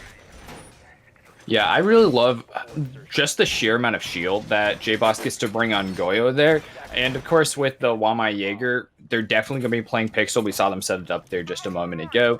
And I'm not sure where the other shield actually ended up going. But between the two of them, that's going to add quite a bit of just really hard to crack defensive holds, because they're just going to have to devote so much utility just throwing explosives through and using up the rest of the charges of the Wamai discs and the Jaegers. Yeah, they have plenty of utility to clear it, though. Luckily, they have 2 different people with smokes, so I can just waste some smokes if they wanted to clear those ADSs and discs, as you mentioned. Seriously confusing to see a shotgun and the sledge trying to clear out the same hash, so that was kind of funny. But, it happens. They'll just make sure this gets opened up. Really zoom each in person through. wants to, feel like they're part of the maneuvers, the strategy of the attack. But so far, it's just the classic clear. They're going to take control of red, try and get the wall opened up in piano if they can, get piano control. Also make sure no one's going to be lingering in the new hatch area in case someone was unwisely over there. It's a pretty dangerous position, so defenders really don't go there. Throw the gridlocks, making sure people can't roam up. So this is just very standard stuff. Now, what is confusing, I'm looking now, it looks like they didn't reinforce the piano wall at all, so it's just soft destructed open. That seems like just free time that they gave to Butler, because Butler was fully willing to sink resources into that wall. They were going to take their time and put their utility in there. Now they don't have to. They're going to be able to push down on the top of red a lot more quickly once they have it droned out, which they already did droned out. I'm not sure what they're unsure of right now because no one has dropped yet. But with a couple more drones coming in, I think Zarin is very quickly going to be dropping here and looking to open up this kill for his team. They don't have any kills yet, and this is about that time. It started sort of getting a little drastic for them because they're going to need to start whittling down the defender man count before we get into the late game. Well, that's a nice nade, just holding it until it was going to explode, taking care of the Maestro Cam, the Evil Eye. That was in that position. Nice drone work. But my problem here, they're taking a lot of time to do this, and they're down to only a minute left, no kills netted. They're just going to start clearing out piano now, and they still haven't taken care of that shield. Like, this is really dangerous to be playing like this. We're going to see the Maestro contesting with the players in Cigar, not able to net a kill on either side of things, so it's going to remain the same, but only 40 seconds remain. These attackers not sure exactly where they want to push. They're going to start smoking and trying to maybe get a plant down, but that could be very dangerous. They're going to start pushing in, and Bon just rushing in, getting a kill on the Complexity. Big Kai getting a kill on the J-Boss as well. Spicy, though, is going to be flanking up. He's going to have a nice angle on the men pushing in from the new hatch position, but he missed the shots, not able to get those kills. Now he's playing behind bar, trying to get the kill here. And in the meantime, Bon will find another one. Now it's all up to Spicy Fish and Blobfish, who's had a really good game. Last time he gets one here. The plant is starting to go down. And that's another kill. That's Spicy Fish getting that one. Caught the man running by. The Jaeger is persisting, but the plant did end up going down. Spicy Fish trying to reload. He doesn't know if a man is next to him. It didn't end up going his way. Raikai getting kill on the Blobfish, and now Spicy missing those shots proves dangerous for him, as now he gets the down. He's in a 1v2 essentially, but unfortunately plant is down, so he's in a very precarious situation. Zarin knows what's going on here, takes him out, and that's going to be Butler winning the first round and on attack, when that didn't look like the greatest push for them, but it just confused them. The aggression weren't able to pick it up. I don't know how the player behind shield on Pixel didn't see the rush up from Complexity, but hey, or excuse me, from Bon. Yeah, But hey, you know, Bonbon, I think really took the took the bull by the horns on that one, ran in, picked up a double kill, and then was even able to put threat on Spicy Fish on the Maestro. He barely even saw that one coming, just managing to take him out at the last moment with an Ash on top of him in Cocktail. I think that was a bit too much of a rush. Like the first two kills, oh yeah, like I can't argue with the results, but at that point, once you're dying for not too much, I mean, he got the win. So mad respect on that one. On a round that just seems like it wasn't going to happen, even after getting handed a bunch of time on Red Hatch.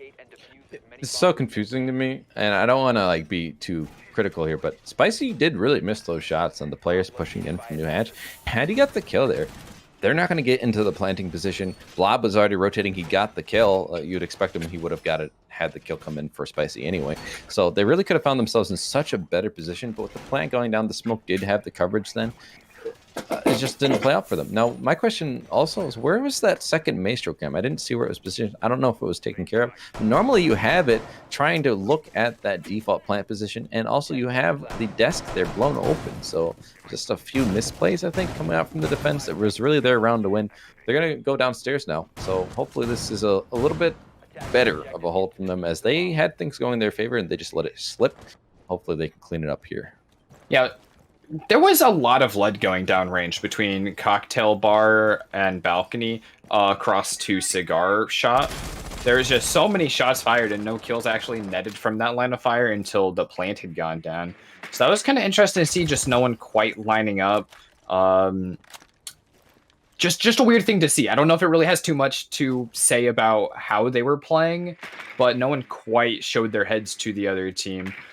Here on this round, it looks like a pretty lateral play from the attackers. Butler is clearing up a lot of intel by both this back end by Freezer as well as Bakery in order to try and open up at least one of these walls. I'd imagine Bakery is going first with placement of Big Kai right now. I see some pingers come out. They know that there's a player on Brown or New Stairs called different things by different people on different teams. But in this case, we are seeing where he is. That's the Jaeger. He did just get droned out, and they were already pinging him anyway, so they knew his position. Now he's just going to be trying to buy more time. He's not going to rush below, even though someone was on the cam and saw the sledge pushing through white. So they, on each side, have different pieces of information. But so far, nothing being found from that information, just camps being shot. Now, these attackers are going to be still trying to get into Bakery and getting that control and starting to get the wall open. But they're going to need, I believe, the sledge from above to help them out here, as they don't have much to clear the electric barb. I don't know what it is. Sorry. I don't know if it's the claw or the bandits batteries, but either way, they need to clear it to open up that wall. Yeah, and looks like it is clear with this Yana drone. What? I think, oh no, not a drone. Oh, no. Not a drone, and he's in sight! And he's got a kill already, just barely whiffing that last one on Complexity. But Complexity now is able to fire back, and he knows his location. But the rest of the attackers are actually pushing in here through this main corridor. Looks like a smoke's gonna go down, maybe a plant right inside that door. But Complexity is really just holding it himself against almost the entire team right now. With his roamers not able to double back yet. Still kind of stuck out. J-Boss, I think, on Brown Stairs still. And once again, Bonbon rushing is the play. They just walk into sight, and no one was watching it from the prep window. I'm just baffled. NM's going to get killed on the Dinky in the meantime. Blob by himself, he's been so good, but this is a 1v4, and he misses the headshot, unfortunately, there. He's going to be getting the headshot onto him, though. NM doesn't miss with the pistol. And that's a little disrespectful, but Butler, this is their map. They're looking real good on here. That's no! 2 rounds in a row. That is a disrespect. I was thinking maybe he just ran out of bullets after they peeked each other, but he was just fishing for that one tap. That is, it might be just the thing for Butler to be doing here. Oswego got that first map, and Butler's going to be a little more comfortable here. They're still on attack, but this is their map choice, and they're still the favored winners for this. They're still undefeated. So maybe just showing a little bit of that bravado, reminding themselves and the other team at Oswego that maybe that was just a fluke.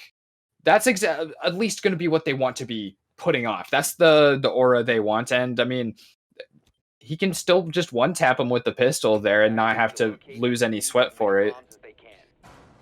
I don't know what's going on. I'm just going to be straight up about it. They have advantages 2 times, and they throw it because someone just rushes up on them. Where's the information? Who's watching these things? One was the player on Shield and Pixel. I assume we'll see again here. So hopefully they can see it coming a little bit further. They actually reinforced Piano as well to buy more time, which they already burned a lot of time the last time they were here, and they still lost it. So maybe this is just a little bit more for them to feed off of. But either way, clean it up, right? I'm not trying to be mean, but as we go, like, this is not looking close so far. Would you have had an advantage? Like, come on, guys. Who was the player playing on that window? It just didn't hear them push up. They have a Jaeger, put barbed wire in prep. You can hear him coming. Like, just something to give you the information. But instead, he just waltzes on in. The player's looking at window, but it's a little, too late, and gets his head blown off. And that's just the round sealed right there. They have full sight control. So things like that are just, it has to be cleaned up. It's not going to be competitive for the other team if they're going to be given such easy access. Yeah, Bonbon is really just looking to take advantage of some lack of coordination from the defense, and it's paid off for him twice in a row already. I'd be surprised to see him pull that off again, but Oswego needs to show us that they won't let it happen again. Yeah, you can't let it become a habit, right? So far, 2 rounds in a row. Well, I think they can still obviously bring it back. They're still on defense here, which I do think is favored here on Cafe. So they can still find themselves at a 4-2 split. They just need 4 in a row, which we saw they were capable of last map. Each team is capable of, in fact. So I'm not like saying they have no hope here, but it's just something they cannot allow to continue, or else it will snowball. So here is the round that they really need to stop this momentum, put themselves into a better mindset, and start winning and not lapsing too much in certain areas. But in this case, we will see what these attackers will do, as they're pushing from below very heavily compared to last time they went for the red stairs take, and it really didn't well, it worked out for them, but they didn't net much in the early round. There we go. Bonbon playing a little more strategically this time, heading below, of course. And again, what he came for. Unfortunately, Blobfish also gets what he came for, and this might be the start of a big old kill streak from Blobfish again this round. He's got the information all in his hands playing Pulse, and he's got a C4 still prepped. He's been quite successful with those before. And Danky getting another kill for his team. He doesn't know that he got the down, though, so he's going to lose a little bit of time to trying to actually win out a gunfight that isn't there against Zarin. But there's no one to actually refrag, so that's just going to get pinged off and leave Big Kai and end him on their own. Well, that's a lot better from this defense. They're going to not check their corners, though. Big Kai taking out Blobfish. He's probably gifted that kill just so easy. Diffuser is down right there, too, and he's just playing Puppy Guard now. I can just sit on this, and my teammates can just sit passively on site. Yeah, you can even have some site control, but what does it do for you? Nothing. So no Diffuser in hand. He's going to be in a 1v5. He needs an ace here to magically make this happen, and there's not a lot of time either. Ticking closer to 30 seconds remaining. He's going to try and get a kill. This is Enham, too, the top player from last round. He's not quite the top frag so far in this map, but one of the top 2. And just getting beeped now. This is just looking lost. They're probably going to use this time to just talk about what they could do better next round, but they know that they're probably going to try either basement hold or the library hold. Most people don't go for mining. J-Boss will make it a flawless round indeed. So Oswego finally not making any lapses that time. In fact, perfection. Flawless round for them. And they're going to put themselves at least in a better position than they were. That kind of fell apart for Butler. I don't think there's any real way to mince words on that one. There's no chance there, especially once the fuse was down. The main attack being blunted and operators going down for no refrag. I mean, we saw Zarin pushing up white stairs, no one behind him, and even though that was J-Boss, didn't know that there was someone, or that there wasn't anyone down there to refrag, and he didn't know that he had gotten that kill, essentially, by getting that down.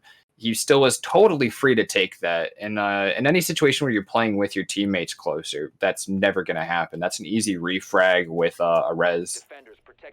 Right, exactly. We'll see how the refrag game will work out. We saw that Butler really didn't get any refrags. It was just a flawless round coming up from Oswego, and that looked a lot better. That looked like what round 1 should really have been, with all the time they had killed. So they're able to fix the mistakes we had seen previously. They're showing us just how dominant they can be. Now, Butler, though, they were able to catch him off guard, capitalize on some rushes. It worked out. They get site control. They get the kills they need. That round, they look stymied, like you had said. They just didn't look very coordinated. I mean, if you have a flawless round against you, that's never a good thing, right? So they're going to be trying to clean up some of that. I think they will push together drone a little bit better for each other. It was a bit wild with their pushes. It didn't look like they were necessarily the best coordination. And then on top of it, I don't think they even had the information of the pulse being brought. I don't know if that was six picked, but they just didn't have that information. So he's able to just continuously feed information, get some kills, tell his teammates where they're pushing, etc. So that's some stuff they have to really be careful about. Now, my guess here is they're going to get bakery control that was given to them last time. But I do expect to see some of the roamers being cleared better than what we had seen on this defense last time as well, or the attack, excuse me, and that they could find themselves in a better position. But so far, it has been Oswego looking like they have advantage early in every round. Yeah, I mean, earlier we said we needed them to prove to us that they weren't going to let their lack of communication just give away a win. And I think they really showed that last round. And neither of these teams will really let the other one snowball. So it's nice to see Oswego cut Butler off before they're able to really go to the moon and back with these wins that have sort of been handed to them on the back of some botched communication. This round, though, already we're seeing some tight play. Danky's been droned out. He's had a teammate playing here previously, so it's a little bit telegraphed that there's going to be a player on brown stairs, but he's still going to be able to take out Bon. That's a really nice way to start this off for Oswego. And Butler is going to be lacking in their flank because of not having Bon there. That's unfortunate. That was a nice kill from J Boss. I don't know exactly the position, but we saw Bon was outside of the mining window and was trying to bait using a cam looking through there after breaking the window at red landing. In this case, there's going to be the man advantage for the defense, and they're going to just try and hold out. Now, the barbed wire is there this time, luckily, so the sound kill will come through. Spicy will be aware of where some of these players are playing in the bakery area. Now, the sound from that ace might mask the sound of a Zofia pushing in. He's got to be very careful. He's going to back off the shield, not just play the window. I do like that move. It's a little bit safer. You can still use the shield to protect yourself and just have a little bit more of a cheeky angle. But unfortunately, the angle was just not quite enough. Right. Enham able to get the headshot and now bringing it back to an even man count. These attackers are also pushing from whiskey or bar area down below. The verticality from J-Boss, though, doing a lot of damage, not able to net the kill quite yet. But slowing him down, Complexity will get a kill on the Raikai, and that'll even give them back that man advantage they had early. The resistance that Spicy Fish couldn't give on this angle, J-Boss has entirely picked up. Holding upstairs, he's going to have a little more flexibility as well for getting out of here. But I don't think the defense even knows that Big Kai has managed to get in for this plant. He's only got one teammate up right now, Zarin Astra. But with that down and him rezzed, they actually stand quite a bit of chance of defending this right now. As I say that, Danky picks up a kill, as well as Complexity, leaving Big Kai to defend his own plant. And the electrocution isn't going to help. He's going to be maybe one bullet weak. Oh, no! And Mozzie's in there with him. Blobfish picking up that kill pretty easily with a distracted Zarin. Big Kai. And getting that defused to win this one out for Oswego. With 4 men left on the board again. Well, they let him get in sight, but this time they had the man count to bring it back. They got the down and kill. I believe that might have been Zarin on the Zofia. So it was essentially a 2v4 after the plant went down. And then from there, Danky getting a nice headshot on the man in whiskey in that bar area. So I do think that that was a really good round from the defense. They were able to not lose men early. They're able to just maintain their positions. They knew the plant had to start going down, and they are able to just hold angles and get the kills from those angles. And of course, as I mentioned, just the flank coming from Danky helped a lot too, taking the only player who wasn't on site on the attack out. So there's no room for confusion. You knew the last man had to be the planter in sight. So really, job well done from Oswego. They bring it back to a 2-2 even split. But momentum does seem to be with them after taking 2 in a row. And as we mentioned, those 2 early rounds really should have been theirs anyway. So Butler, if they can't look a little bit stronger in their attacks, these next 2 rounds could be dire for them. Yeah, I think that round 4 was really just a nice deep breath for Oswego. They coordinated very well. They picked up the kills that they should have, the ones that were right in front of them. They picked up a couple bonus ones that they probably, that their odds were slightly in the favor against them getting. And they were able to end that comfortably with all their players picking up some or I don't know if all the players, but with their players picking up all the kills that they needed that round and getting an easy defuse with plenty of time left. No stress there. 4 players left on the clock. We only need to lose 1 roamer. Like, that feels good. That's how they feel that they should have gotten these last couple rounds. They're going to have to go to a new objective now, though, now that they've actually been able to win out here on these 2 rounds in a row. So we're headed second floor for Reading Room. This is a nice hold as well. Has a lot of potential for vertical play. We're seeing Blobfish and Enham not have as much of an impact so far from what we saw in the last map, but they're still top fragging for their teams respectively. Of course, we do see on the side of Butler that Bonbon has also been doing pretty well with those rushes, especially in those early 2 rounds. But I'm curious to see, what are they going to do? Are they going to do it for an upstairs hold or take, excuse me, as that is the normal for this bomb site? So far, they're just in bakery. So where's this push coming from? What are they hoping to accomplish? It's really very different than what I'm used to seeing. Yeah, I noted that Bonbon switched to Lion, a little more of an unusual pick. Sort of popping that as they pushed into Bakery.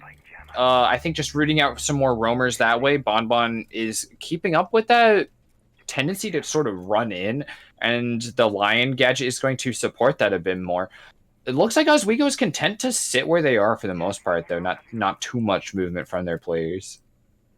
Well, nothing really being netted as usual, honestly. We're used to the first round just being droning and maybe a little bit of an opening engagement if we're lucky. But unfortunately, it's just the standard. Get information, feed it back. Let's get our positioning. Let's start getting execute ready. J-Boss, in the meantime, does get that opening kill, and he got the opening kill last time.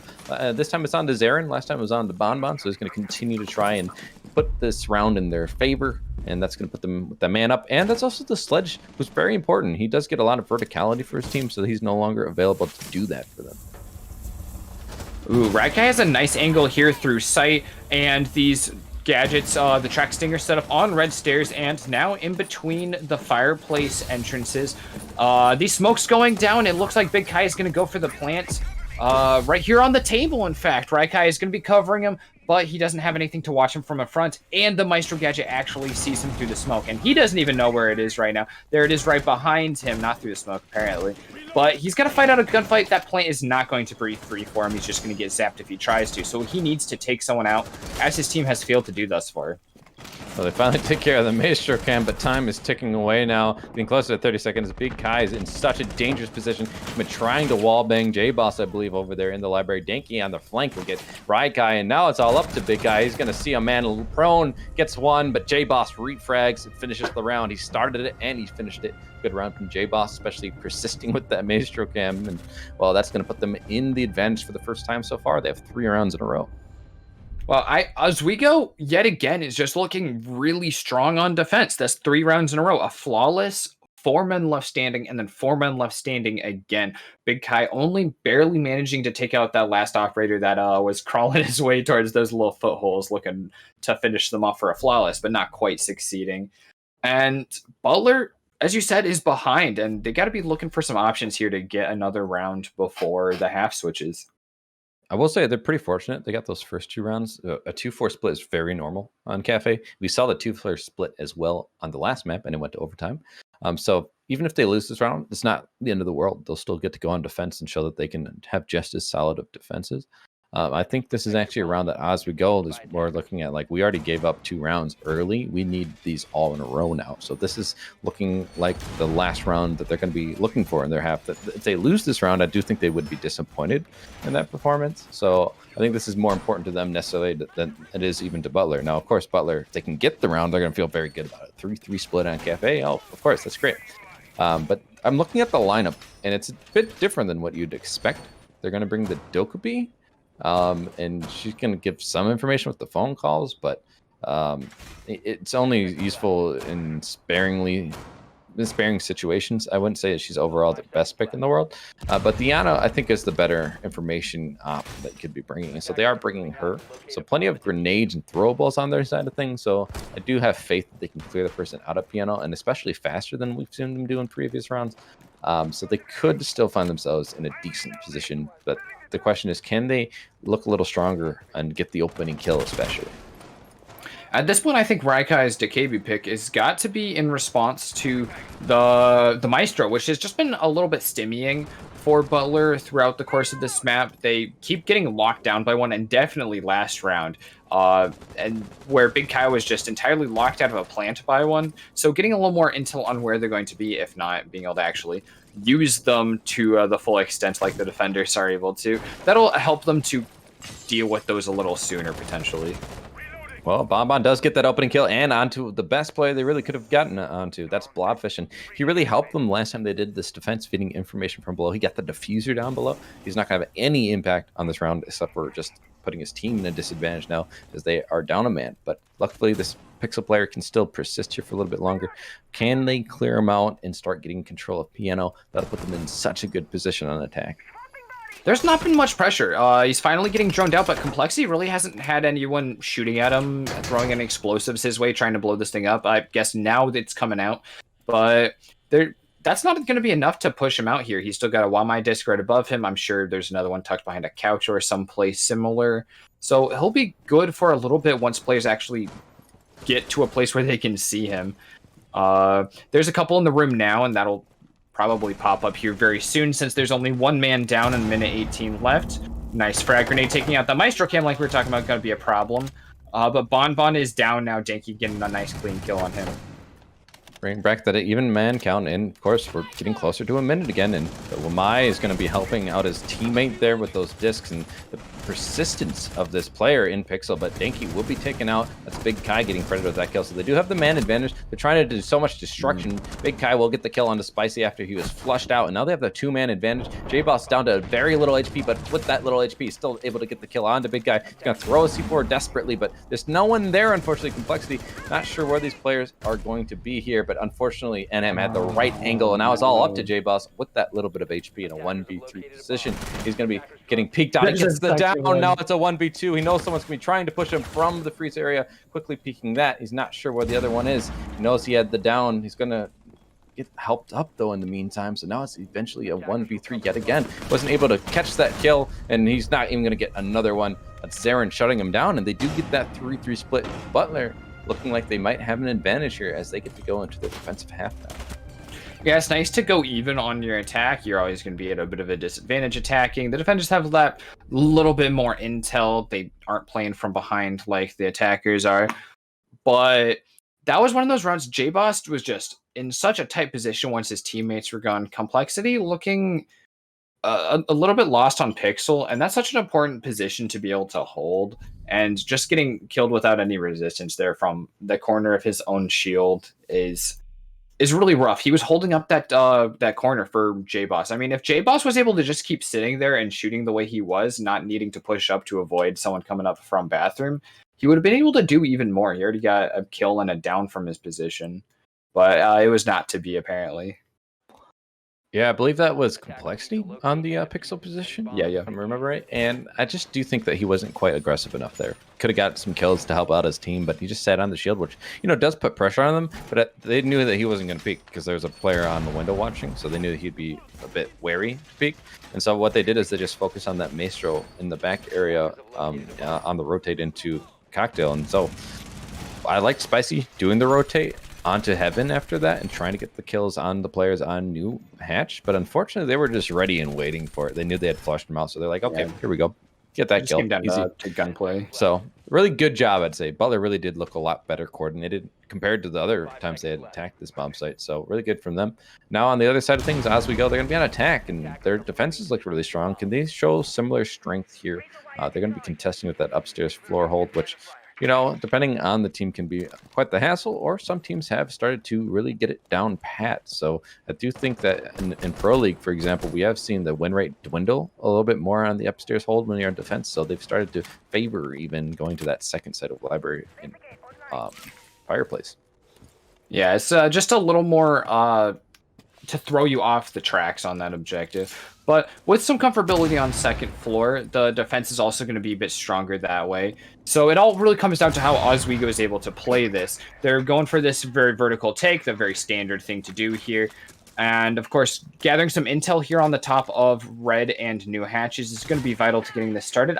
There's nothing to stop them from getting in from the top of red into piano room, though. So their first obstacle after opening up that wall is just going to be taking that player off of Pixel. That's really going to be vital to getting that side of the push going. And J-Boss is going to work in tandem with his teammates, I'm sure, to try and clear the player there. He's going to use some impacts, some concussions to try and clear it out, but there's still that shield there. So he cleared away some of the utility, maybe an ADS and 2 of the Wamidas, it looked like. But so far, they're going to continue to persist there, and there's no Ash being brought. So they don't really have anyone else who can help him out here. There's no nades that can help clear it. So it really was all up to him. He needed some support there. I would have said Nomad could have shot a Nomad or thrown one of her flashes, but Raikai, in the meantime, going to get a kill on the Dinky. He also could have used a 0 cam to try and clear on ADS, but now it's no cams on the board for him. I think at this point, Spicy Fish should be nearby, and he hasn't had to use any of his hard destruction. That will be able to take out one of these shields. If that's might be what these flashbangs are being sent in for, is to get an ace breach on that shield. Either way, someone is repelling in, looking for some more leverage on this shield. And wow, this has just been such a sink of utility.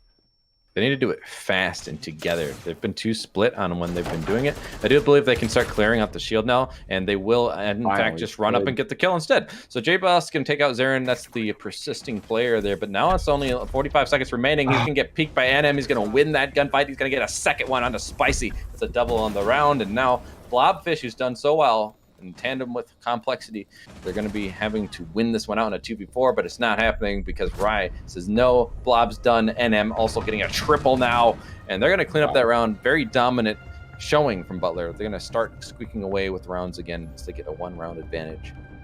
It looks like NM is back, picking up a really sweet triple there. And despite that Pixel play being really powerful, I think it really came down to just outgunning and out-utilitying. I guess that was part of it, is the Pixel, because with the addition of that Aruni gate, there was just too much for Oswego to actually be able to clear out. There was no good line of attack without being able to take out Pixel in any good amount of time or even get onto a new balcony. Well, they're going to go below now, so we'll see how their kitchen defense looks. That first defense upstairs did look very well done. Hopefully the utility clear could be a little bit more coordinated on the side of Oswego, but of course, that is just something that is quite hard. There's plenty of discs and ADSs protecting the shield, so, you know, you can criticize them a bit for it, but it is also just a pain in the neck to try and take care of, so it's understandable. But I'm curious, are they going to do an extended hold in the Baker's defense? We see that, but there's no Wamai on the board, so I doubt it. No Castle as well. Those are the only times you'd really see that. So they're doing more of a standard hold in sight and then maybe have some roamers above. They're going to be going back to that Capcam that Raikai brought, but I don't think I saw a single person hit a Capcam trap, so I just don't feel like it's really done much for them in the last map, and I expect it probably won't do much here in this map. Yeah, I think most of these rounds have really been...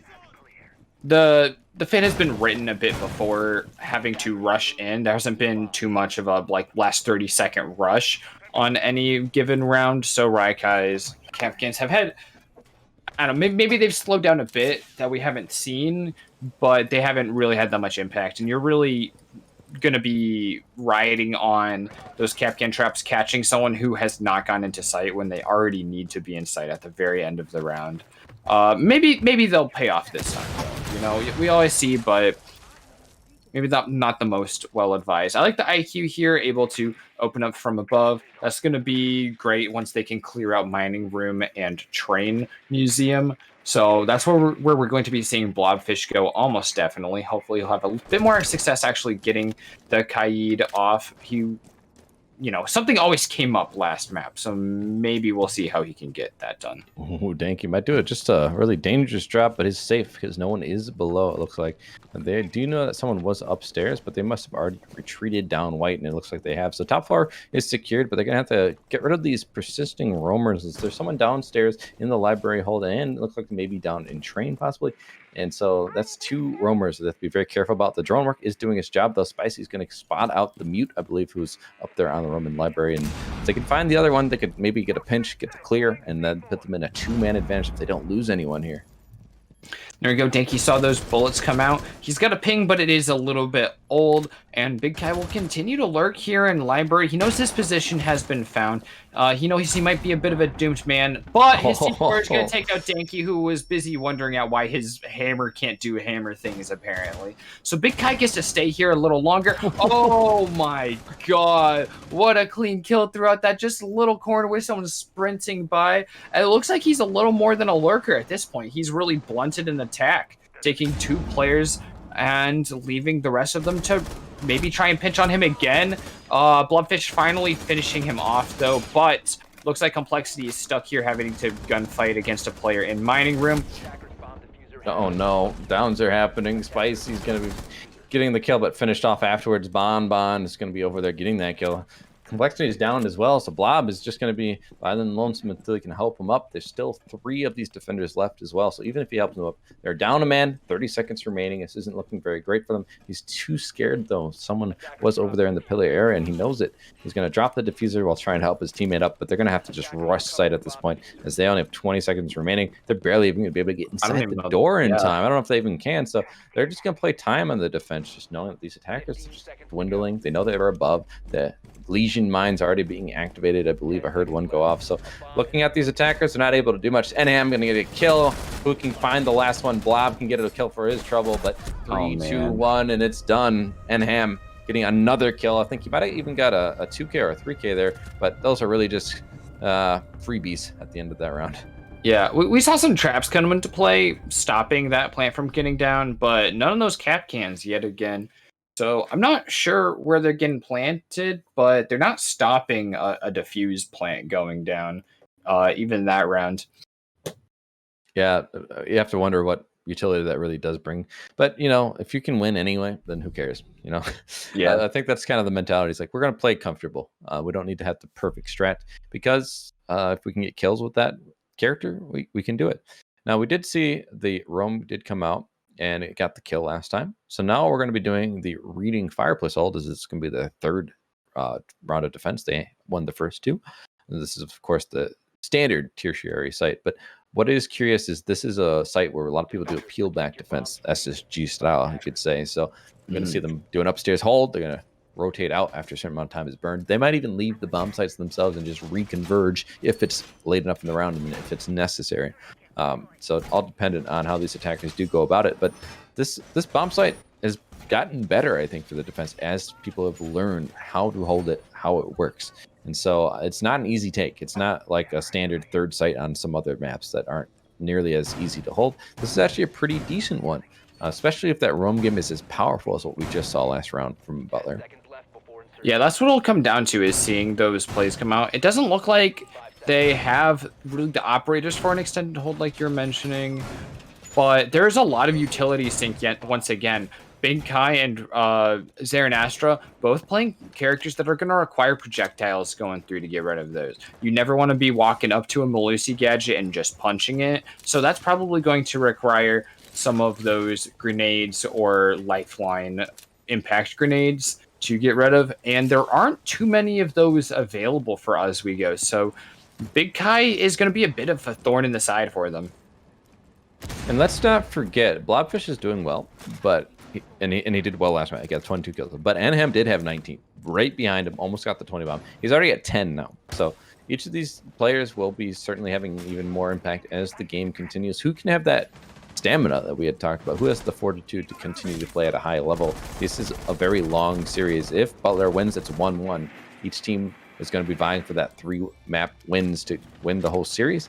And if it's back and forth like this, it will become a very long matchup. So I'm curious to see who can continue to have success. We're going to see Ryan get an easy kill on the Dinky. He just missed the shots and gave his position away, standing in the middle of that window, and that's unwise, and he gets taken off for it. So Oswego not starting off on the right foot here.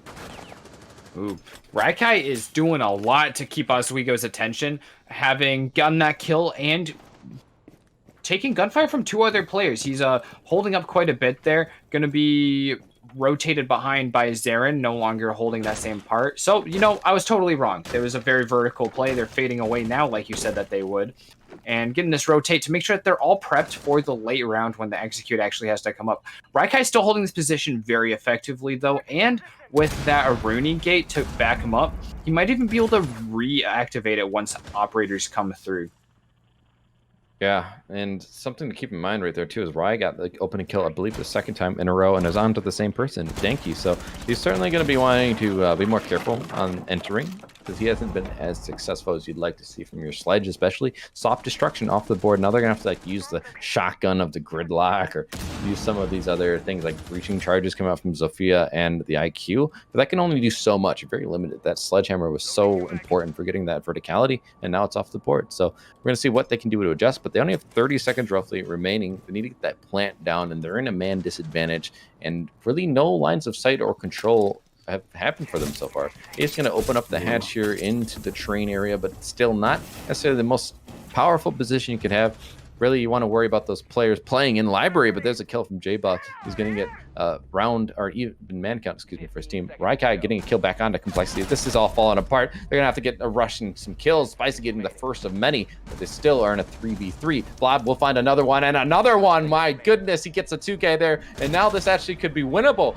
NM has something to say about it, though. J-Ball is getting taken off the board. NM doesn't know when his plant went down. It was right next to him. Unfortunately, just turned the wrong way, and now he's in a 1v2 post-plant situation. Spicy and Blob both doing really well so far on this map. Going to be the first lines of defense here to stop him. He's not going to be looking to the right. Doesn't know that there's a player in the corner next to him. Unfortunately, Blob turns away at the wrong moment, but NM turning the wrong way as well, and it's just kind of potato-y, but Spicy can come out on top with the knife, and that's going to give Oswego their first round of 1 on attack. Oh man, that was terrifying for a moment for Spicy Fish to almost lose that when his teammate gave up so much of his HP to allow him to have just that easy like refrag without having to die. But the plant proved true. Butler getting ahead now, actually showing their advantage and showing that the defense is where they want to be, and that their roaming strats are going to pay off quite a bit, and they keep doing so. I'm not sure who was in that corner of mining, but it's very unfortunate. They could have got 2 kills there. They lined up there and just wasn't able to land the shots. But Blobfish, I mentioned before, he's been pivotal for his team, and him and Nam and Ham have been really going back and forth on who can be the MVP. And so far, they're continuing here in the second map after, you know, starting off very strongly on the first. So curious to see between them who's going to get the advantage in this matchup. But so far, NM has been on top in the kill count, but that round was really Blobfish getting that double kill there to secure a safe plant. Now, NM did get a kill, but after that, his post-plant 1v2 is a very hard situation, isn't able to come out on top. But Butler still do have a 1-round advantage, and they're on defense, so they're still sitting pretty. Do you know if that Echo was actually taken out the last time that they were on the second floor? I saw the final player just get, what? I don't think Echo's been brought. Just impacted or disoriented into oblivion, but I wasn't sure which operator it is from. I think that might have been some of the Zofia concussions coming out, actually.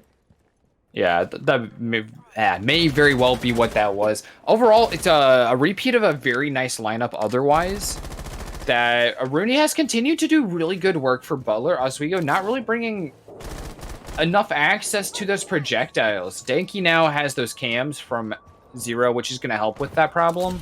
Oh no, just kind of walking off the edge. But there's still a lot to stop them, despite...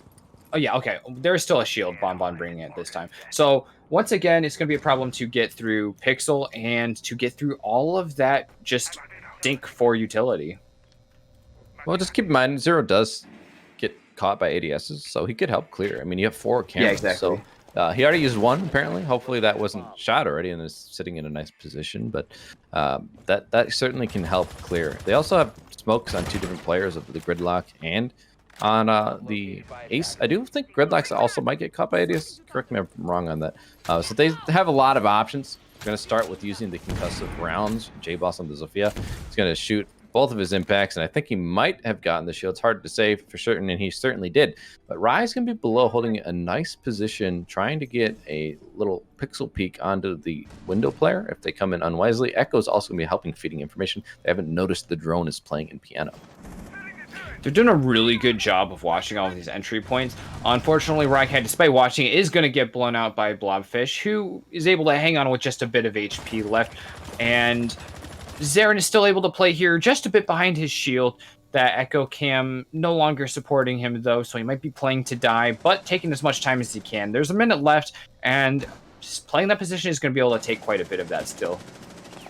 4v5, but that still does somewhat favor the defense in a way if it gets down to the right time amount to favor them, and which is happening so far. Ace is also not in piano, so he's not opened up the wall into freezer yet, so I'm curious to see when that rotation is going to come through. They do have some information on where Zarin is. The drone will be taken care of by an impact, but the damage is already done. The information's there. We're going to see the Sophia of J-Boss trying to clear him out, but J-Boss will also actually get a kill on the Bonbon instead, so that's going to do a lot of work. Danky on the flank up white is going to get a kill on the Zarin, and now it's a 5v2. Everything falling apart for the defenders. They know where the positions are. J-Boss gets another one. That's going to be NM off the board. Now Big Kai is going to be trying to contest. He gets lit up himself, but also lights up J-Boss, but the plant's going to go down. It's going to not be able to stop Spicy from getting it down. 1v5 situation. It could still be a flawless round for Oswego and bring it back to an even round count. He's going to try and net one. He's not able to find the man behind the bar. Wow. And Spicy will find him. That is indeed a flawless round. Oswego trying to keep it close. That's a nice way to bring it back with a flawless, not just a win after 4 rounds in a row strung together for Butler. So that's really what Oswego is needing right now in order to bring it back to even, first of all, and get the momentum back on their side. Their team just didn't die. Everyone just ended up at these little slivers of HP, taking gunfights, but coming out on top every single time. Really good job. We're seeing that this is going to always be a close matchup, it seems. As it was 8-7 win for Oswego on the last map. And now it's 5-5. Butler still in that defensive position. They're going to go downstairs now.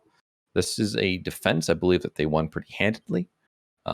Did not look so well for Oswego. So we'll see if they're able to capitalize on that. Oswego, on the other hand, see what they can do to change things up. Try and do better on that roam clear. As last time, remember, there was, I believe, the mute. We got the kill with the C4 and then another kill. That was a nice SMG-11 shot, honestly. It's really nice shot on the man, just peeking from white stairs. So that's not something that will necessarily be replicated, but you don't even want to lose one man on a roam clear. When they had so much information, the drone game was actually pretty strong. They just weren't able to get the kills.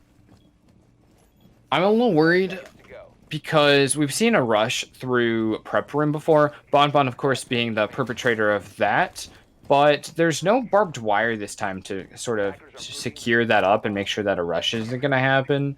And that's a pretty default thing. I noticed that NM has opted for a bulletproof camera instead of the barbed wire, but their team could very easily have one there. Just a thing to note. I know we saw it come up already in this map on the reverse sides. Well, looking at it, drone work will come in, and I think they're going to do this very similar clear that they did last time, top down. You're going to see Spicy Fish trying to drone out any players up above, and his drone gets shot. I don't know how you missed the person in Cigar, but now they know someone's up there at least, so that'll feed information, but unfortunately that is a drone off the board, and they're not able to capitalize on the information. There's no one's really in a position to do much yet. Now, Danky is just going to quickly push in through that library door, and Big Kai, I'm not sure if he's aware someone pushed in right below him, so this is a little bit of a cat and mouse game. Who will notice the other one first, make them jump? But so far, the information hasn't really been given to either side. I don't think either person is aware. So Big Guy just playing above, that drone will be taken care of. He's going to be rotating towards white. He might just go down below now and see what he can find on the second floor. Now, Flexi's going to get a kill on NM, but Spicy was ready for the push from Big Guy. He's also going to get a kill. That's going to put them in a 2-man advantage, and this attack is looking so much better than the last time they were attacking this bomb site. Yeah, picking up 2 of the roamers side by side pretty early in is going to make a world of difference here. Left with Zarin, Raikai, and Bonbon. A couple of them are going to be playing really close to sight here. Raikai in sight, and Bonbon holding up in coat check, making sure that no one's in that hallway. But with that hatch open in Fireplace Hall, it's going to be all hands on deck to make sure that they aren't dropping in and defusing already. Now, it's going to leave Ace with just one charge, but they did also bring Hard Breach on the 0, so they can still make a little bit more holes if they need to. That's going to be the Selma coming out. Bon might just shoot it here in the nick of time, but instead he's going to go for the kill. He's going to try and swing, but not able to find anything. The players are ready for it. C4 is going to come out. It's not going to really catch anyone. Does a little bit of damage onto Spicy, but from the backside, Blob is ready to get that aggressive defender, Bon off the board. Now it's a 2v5, and this is looking very similar to the last round. These defenders, Zaren's going to get down. They know Rise position. He took a lot of damage. He's not able to get anything. J-Boss, a double and a flawless yet again. 2 in a row now. Oswego starting to get that momentum, and they're going to put themselves on the first time of us seeing map point for Cafe. That's the 3rd flawless round on this map for Oswego so far. That says a lot. It puts them on match point as well. And that's 1 round away from being 2 up on the favored team right now. That is not how I expected to see this going in the first 2 maps at all. So this is going to be a lot of pressure on Butler now, who looks so dominant in the first couple rounds, even taking that time to just wait around and look for 1-taps on a nearly flawless round. And to see that turn around so much to a point where even a really nice play like Bon going for the player on red stairs, going for the ace, trying to make sure that he can get someone there. Not having intel from his teammates on the bulletproof cam right behind those players, getting a player on that cam just a second too late, making it so he didn't have the intel to know that there were 2 players there that he very easily could have gotten. You know, to see Butler doing so well and sort of miss plays like that is going to be disheartening for them. And, I mean, the pressure is on to get back to where they were at the beginning of this map. Yeah, and that C4 was just not thrown like in the best spot. It was on the side of the wall. You already knew that they were not on the landing in your line of visibility, so why would that C4 kill them unless they were trying to push you? It just didn't play out for him, and then he was caught from behind too, so he stayed in that aggressive position too long. So just a few things not going their way, and it's more unfortunate. Can't really say the player didn't try. He was certainly trying, just wasn't able to net anything. But in this case, I do think the last time we saw this attack was so much more efficient. J-Boss was able to clear that shield very efficiently. They were able to get the coordination to burn all the discs and the ADSs properly this time. The first time, obviously, we had criticized them a little bit, or misplaying that. ADSs do come back after 10 seconds after all, so that's just kind of a waste if you can't clear the shield in the first time you're trying to. I expect them to continue to try and find the same success that they had last time they had attacked, and it was really efficient. This defense, though, what can they do to change things? What can they do to make sure that that result doesn't happen again? What I've been seeing is that the roamers are just getting taken too early and for too free. Oswego picked up 2 roamers at about 1:30, no loss at all to anything from their team. They didn't have to burn any resources. They only had to burn a bit of time finding them. And so, I mean, on one side, they got to shoot a little better, get those to win those gunfights, which is, it's hard information to take because it's like, well, you know, I'm shooting as well as I can. But again, that coordination, that's what Oswego's using to push up ahead. Nice. There's a opening kill from Enhem, one of the roamers, as I was saying. So it's really nice to see the roam coming out ahead for Butler this round already. Well, Stinky off the board earlier. There almost was a refrag by J-Boss, but he thinks that they went to the left or to the right, my man. They're still in mining. He's getting a ping from a friend, though, so it might help him find where that player was. It's going to be a kill from Blobfish onto Riot Guy, but Blobfish gets taken out by NM. He's like, no, I'm going to be the MVP here. He gets another one. That's a triple. J-Boss, who was the other impact fragger, off the board. He's going to be trying to go up red. He's going to get stimmied and taken out by Complexity. Those stingers were slowing him down, but they still have a man advantage now, all on the back of NM, trying to be the hero. And so far, it's looking like he might have been. This is a 2v3. It's not nearly as doable, but we can still see something happen here, depending how these attackers play it. I like that position that Zaren's playing. He's able to put on a lot of threat, even though his shield is gone. And he's already pulled off and taken the attention. They had to fully clear that out, even though he wasn't there. It's a really nice position to be in. And some of his Wamais are even still sitting there, getting to be cleared if they want to throw any more grenades. I know they've got a lot of smokes up, so if they try to use those, they might have to actually shoot out some Wamai and Jaeger charges. And the angle's being watched. Big Kite getting one at the same time as Zaren Astra, finishing that round out for Butler. And they really did just turn it around. Able to catch up there. They're not going to fall behind. They're not going to let that map fall away. It is their map choice. And so they want that one, and they get it. So they're going to go to overtime. Now, this is map 2. This is their choice, and so they get to choose the overtime side. They choose defense, similar to what we saw from Oswego. They chose defense, and they won both of those defensive rounds in overtime. I expect maybe something similar to play out here. This could be Butler, simply because I do think the defense has had an advantage. I believe it was 4-2 splits each way. So now as we go, they're going to have to overcome the statistics. They're going to have to try and win one round of attack in overtime, and hopefully that defensive round if they want to win. Looks like that 6th pick is switching a mute off to a Maestro. Not as much drone denial as was shown there, but the Maestro is always a great option. Bonbon, maybe a little over-aggressive in the past with the Maestro, but having those cams there has meant a world of difference on several rounds, and is just so good on second or on the 3rd floor objective, where it can see almost every relevant spot if you have 2 cams. Well, it's going to be the upstairs hold we just saw, and they were very successful on it. So it's been a mixed bag. We've seen a win, and then a loss, and then a win again. Excuse me. No, yeah, that is absolutely correct, actually. I'm sorry. I was thinking it's like the 2 rule. I was like, wait, they can't go there 3 times, but they lost 1 round, so they could go back to it. So getting a little confused in my own thoughts here, but it doesn't really matter.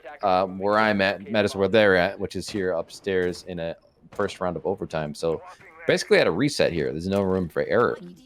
Whoever can win this first round will put themselves in the momentum seat, as they could carry it over. Now, Blobfish is bringing that IQ again. He's been pretty good on it. He's gotten a couple kills playing with the G8, but you're going to need a little bit more than that. You're going to have to make sure they clear out that shield like we had mentioned before. The other thing I want to take note of is Denki has died. He's been the opening death 4 rounds so far on this map. And a lot of the times he hasn't been refragged. So he needs to be very careful. He's been solo entering a lot of the time and dying. So that's something I would like to see cleaned up here in overtime. Otherwise, it really could cost them. Yeah, that's going to be really important in order to get that early half of the game in their advantage. But looking at stats, once again, Butler is really at the advantage getting to go defense twice in a row. Both teams have gone 4 and 2 on defense and attack. So the defense is weighted twice as strongly as the attack. This is really going to be on these attackers to take those odds and throw them in their own favor. Oswego needs to break the mold right here. Well, NM, he was so pivotal. He got that opening kill last time on the roam, and he's still here getting the roam. He almost peeks and gets the kill. He's going to start peeking and get the kill like I just was thinking he would. He finally takes the shot, though. He was kind of playing with his food. But he gets the kill. That's Denki off the board yet again. And J-Boss, outside of mining, also, this is what we saw last time, but he lost that engagement. He wasn't able to get the refrag in this kind of time. He's not able to get the refrag yet again. So Denki I think it was smart to pivot off of that one. It probably was, but it goes to show hurts, that Denki died again without a refrag, and that just hurts too much. You can't have that.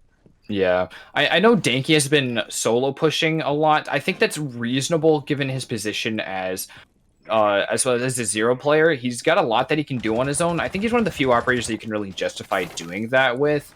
It hasn't done as much. He almost was refraggable, but J-Boss does get a frag in the end on Raikai, not the Enhem that he was hoping for.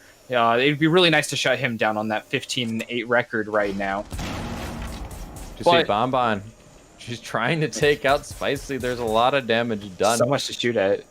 But unfortunately, this is going to continue to persist, and all these discs are going to slow it down. Enhem, while they're distracted, is going to get the easy kill on the blob, and that's going to be the IQ and the most impactful fragger for their team outside of J-Boss off the board. Spicy's also down by Big Kai, and this is looking like a Butler round, as they're just showing the same dominance we had seen the round previous. It's the same bomb site, so they're just running it back in the same way. It's a 2v4. I think this is exactly the same situation we saw last time. Complexity and J-Boss each trying to get a kill, then they do. That's going to be Zarin and Big Kai off the board, but only 10 seconds remaining. The other problem, though, is Enhem is off site, and now his teammate's dead. Bonbon taken out by Complexity. J-Boss is going to start getting this plant down. We're going to have the coverage coming out from the teammate, and it's going to be there. Complexity actually cleans up the round. Oh my goodness. Oswego is going to win the first round of overtime and on attack. Hey, they broke the mold. I never would have expected that. That was a round that started off very strong for Butler. It looked halfway through it was going to be Butler. It looked 10, 30, 45 seconds before the end that it was going to be Butler. But those two swings came out great. That was J-Boss and Complexity both taking a swing and getting a kill for it and then moving themselves into that plant situation. That was just a really clean comeback. Just no balls dropped. Phenomenal play.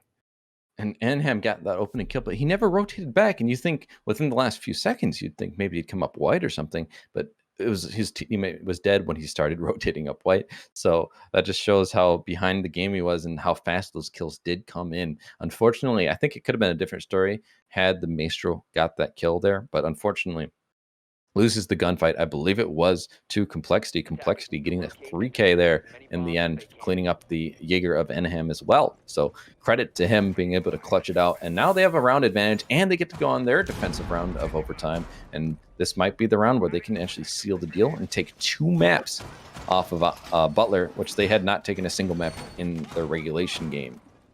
Yeah, this is a real glow up for this matchup.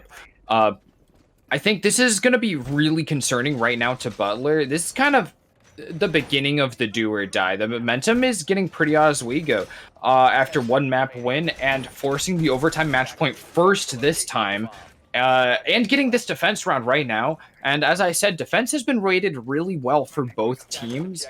So Oswego is really looking at this as the potential win right now. And that's going to be really scary for Butler. They need this one to keep in it. Well, they're still doing some setup, so it's happening a little late, but you usually have time on this map. It takes them a while to get onto the roof and get on the rappels, so we're going to see the full site setup being completed before anything can really happen to capitalize on that.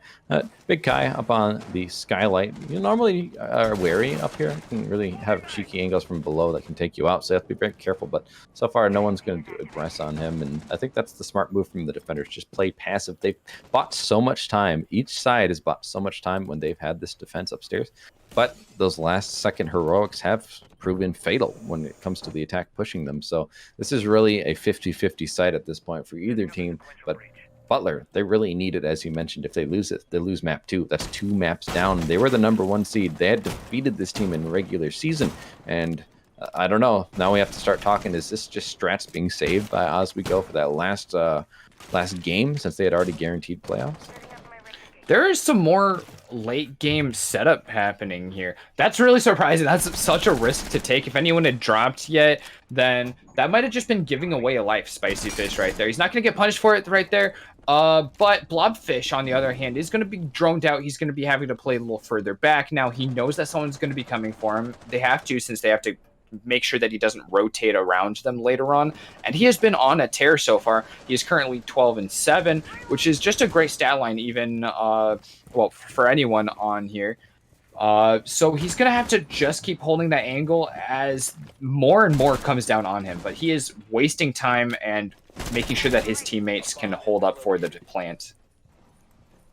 Yeah, he's trying to contest down below for sure, and they're not able to flush him up fully. They did push him a little bit, but he's able to get away. And now Danky also trying to support, having a crossfire from underneath the new hatch drop and playing your pillar as well. It's just going to be continuously holding this. There's going to be a player positioned in train from the attacker side, and I'm going to get that opening kill though on the J-Boss. It's going to put them in a good position here. These defenders can't risk being down below for too much longer. They have to rotate back upstairs, try and support, as this is the dying seconds. Roughly 35 seconds do remain. This could be it if they are able to secure their defense, but Big Kai is going to come in on Heaven. Swing on Spicy, kill him, and then finding a second kill in the round onto Complexity. Now these two roamers below have to rotate back up, and it's already too late. Blobfish gets killed. Danky taken out by Bonbon. A flawless round from Butler. They're not going to lose this map just yet, at least, as we get to go to that final round 15, just like we saw the first map. Who can come out on top here? Closely contested, as always. Looks like Oswego has managed to pull out 3 flawless rounds against Butler, which is insane, honestly. This is the first flawless round that Butler has been able to make, but this one was so convincing. Even with all of that effort to root out the defenders, they were able to just swing all the way through the defensive map, and that Zofia rappelling into objective, taking out Spicy Fish's Maestro, just blew the defense wide open. Yeah, they looked so good on that attack, and both teams dropping their defensive round in overtime after both teams had gone 4-2 in regulation. It's kind of funny how that works out, but now we're going to see who will have the advantage here. This is going to be the final round. It will be a defensive round for Butler, but they're going to go back upstairs, which again, we just saw each team lose. So that's an interesting choice. Maybe they feel like they have the right adjustments to change that ending. Well, I mean, you would hope that they do with the confidence to go somewhere that honestly, the odds just got evened on how that is as an attack versus defense side of map. So it's a 50-50 right now for this map for either team winning a defense here. So as back-to-back or as back and forth that this map has been, it's totally up in the air right now with both teams just playing really well on these last 2 rounds. And just really bringing it all after just a back and forth map all the way through. Well, it really comes down to who can bring it out this one. Yeah, I think one thing that they should definitely clean up on Oswego side, they did manage to win the 2v4. They got to put themselves in a better position than that. And again, I don't want to be too mean, but Danky died another time without getting refrag, and you mentioned he can push in, he can afford that to a certain degree, but you never want to put yourself down, man, especially when that's your only other person with hard breach. So if Ace died, then what would you do? You know, what lines of sight could you really open up? So you gotta be very careful. But I will say that the other thing that they lost is they didn't get any cams really down with 0 either. He had shot 1, I believe, and then died. Yeah. So just if he's going to push, just to get some of the utility out at least, so it's not as much of a waste. Definitely. Well, here at this point, intel is coming out. They know what this hold is going to be already, so maybe not a drone that needed to be lost right there. But they know what the job that they need to do is. They need to get this guy off a pixel. They need to get themselves a good place to push from up here by New Hatch. That's great to take that Echo drone out. There's only one of them left on the board now, and those are the best mobile intel on the defense for Butler. It's interesting to see them waste that Echo drone. It really wasn't necessary to do that. Yeah. Could have fed information, didn't need to concuss the player. I mean, he probably did it because he noticed it was seen already, but just unwisely moving it around like that. So it's kind of a waste of utility. But hey, no one's died yet. They killed a lot of time. There's going to be a defender roaming below, and just think he just missed that player. And that's NM. He's already damaged a lot, but if he's not careful, he could get caught by NM yet again. And that's been a fateful encounter, as that has been the way things have gone the last few times that they've tried to push in through there. So got to be very careful here. They already cleared the man in pixel though, so they're already doing a lot better than the last time. NM will get that kill on to Danky, unfortunately. So now Oswego is in that man disadvantage, like we've come to sort of expect, unfortunately. But they've brought it back before. Now the Renegades are going to slow them down further than they had previously been. He's going to see that Midas is still at the top of white too, so you have to be careful of what utility you're going to be throwing down there. As someone could also rotate up. They know that the Jaeger got the kill below, so he's trying to be wary of that, but nothing really going in their favor. No lines of sight where they can push fully. There's a cam, but no one's on it. He's going to see the frost, but misses the shot. Raikai doesn't. Blob will get a nice headshot on him to refrag. The plant starts coming out here, and we're going to see, can they stop it? The Echo drone does indeed stop the player trying to plant. There's another one coming out. And that's all. That's both of the concussions, but Zarin will get the good peek and stop the plant. Now it's all up in a 2v4 with only a few seconds left. Big guy gets one kill. Blob trying to bring it back, but he's in a 1v3 and now he's gone. Big Kai shutting him down, and Butler are able to win their map. Each team winning their maps 8-7. This is so close. And it's insane to see how Butler can just pick it up whenever it matters the most. At the beginning, they're absolutely on fire. At this end, they didn't drop a beat except when Oswego was really playing at their best, taking that round in overtime. But in overtime, Butler brings it back. We've seen that on both of these maps, and I think this will continue to be just a really tight series between the two. Already 2 double overtime maps back to back. Yeah, we're seeing patterns, right? And it's interesting to see those patterns unfold. 8-7. Each map, the team who chose the map, of course, winning. And it really came down to that last defensive round for each of those teams, able to clutch it out. The other thing that's really interesting is seeing those kills start to make a pattern. It's unfortunate for Danky, but that was a pattern. You know, he just kept dying. So I think trying to switch things up, I do think that should have been something they should have fixed. They should have realized we've lost Danky 3-4 rounds now in attack early, and no one's gotten the refrag. It's like you can't keep persisting. You know, I think Einstein said the definition of insanity is to repeat the same process and expect different results. Well, Yeah. that's kind of what I was saying there. It's a little insane to let him keep doing that. You have to fix it. And unfortunately, I think it did really cost him. You're in a 4v5 yet again on the last round of that map. They could have put themselves in a better position, but hey, now it's back to even one map apiece. We're going to go to a short break yet again. These players, you know, it's long games. Give them that 5-minute break. We'll show you some ads here, and then we'll be right back with that next map. Hello, Hello? once again. Oh, both Oh, of it's us. all right. You Got good. it.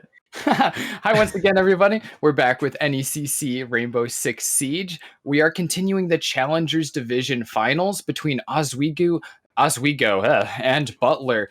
The last two maps have gone all the way to double overtime. The first one ending in favor of Oswego, and the second in favor of Butler. So we'll go on for our third map on Chalet. Actually, this one should be another banger. It's looking like it's gonna be that way now. For my own selfish reasons, I hope we don't go 8-7 every time because I think I'm going to die. But I do think it will be closely contested, right? I don't think we're going to see any 7-3s or so. I'd be very surprised if that happened. I think it will, 7-5s, maybe overtime again. So I'm sure they'll keep it close. But this is a map that I don't know if a lot of teams are as comfortable with, right? It's recently reworked.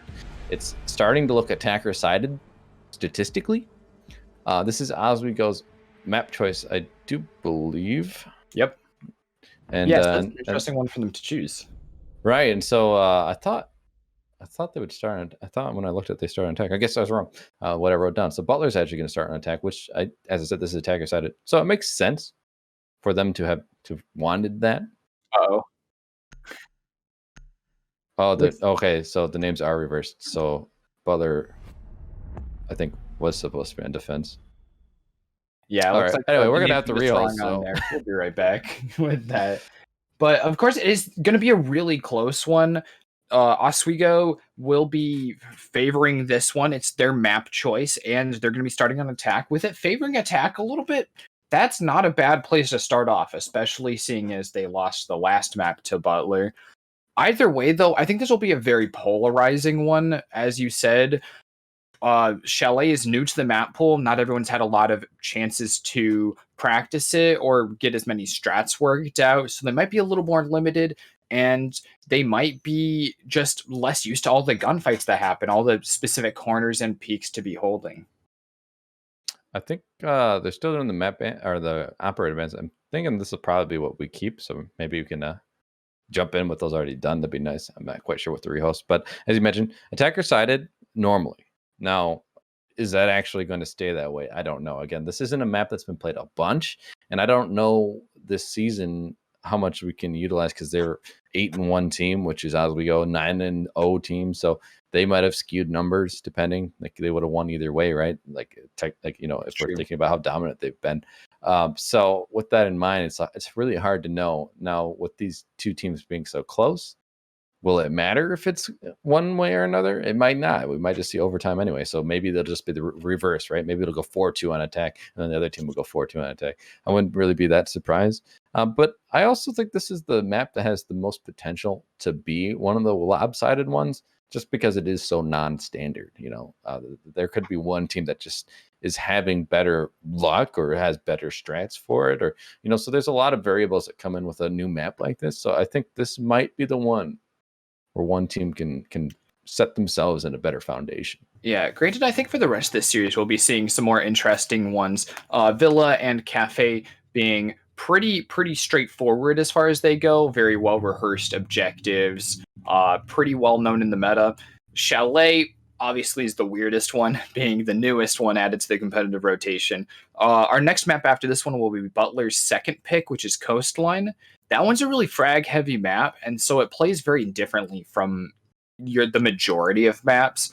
So that one, while being a storied map in the competitive queue, still is one that plays very differently depending on the teams you have up. And our decider is going to be Consulate, and Consulate is one of those that's sort of out the window, and you'll see people out the windows all the time. Yeah, so that's true. I'm curious to see how aggressive these teams have been. We haven't really seen jump outs at all. No, not at all. We saw some peaks someone's peeked study on Villa looking towards the balcony. So we've seen some things like that, but no one's been so aggressive as to run outside of the building. So that would be the one map, again, what you mentioned, people jump out all the time. Are they going to keep the Nomad on the board? Are people actually going to get that aggressive? Is it just all up to the map? But we'll see that kind of play. Or are these teams more conservative like we've really seen? Haven't seen too aggressive of roams. We haven't seen entry points being contested all that much, except for the exception of that like library door where Denki is facing off with Nam, but and Ham, excuse me. But in any case, I don't see these teams being super aggressive here. So that also might help the defense in a way on Chalet, or it could hurt them depending. How well do they have holds? Are they doing an extended hold? Are they just having roamers? What is the game plan? I'm really curious to see what the defense is going to do, even more than the attack on Chalet, because I do think inherently, with all the different angles and everything, the attackers will have that advantage. Yeah. And as far as bans go, we already saw them come out here, and we'll be curious to see what exactly they do with them. Oswego went with Thatcher and Valkyrie, which we saw banned both on the last map on Cafe. Butler went with Jackal and Mira, both of which also were banned on Cafe. The last two maps. Yeah. It's been the same bans all 3 maps now.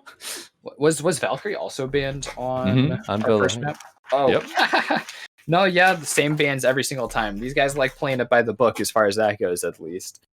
Yeah, I think, as I mentioned, Valkyrie just being able to throw cams outside, so important. So just get it off the board. And Mira, every map can transform it. You mentioned that upstairs Cafe can transform the bomb site completely.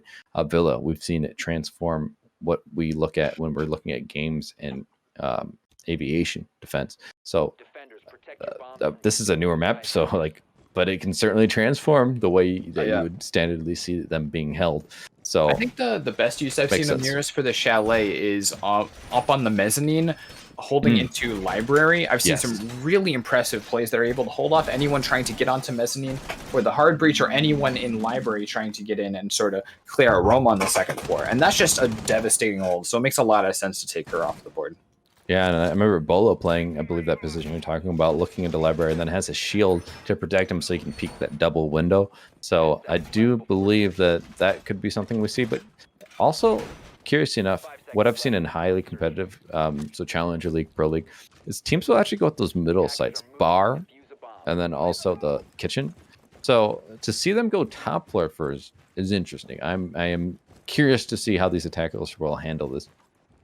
Yeah, I've liked to see that every single objective on this map is now quite viable, and that's been a huge change for the better, I think, since they reworked Chalet. It was definitely not the case before. It was very skewed towards basement and second floor, with the other ones sort of being more of a Hail Mary attempt, especially games, which is now a really viable hold.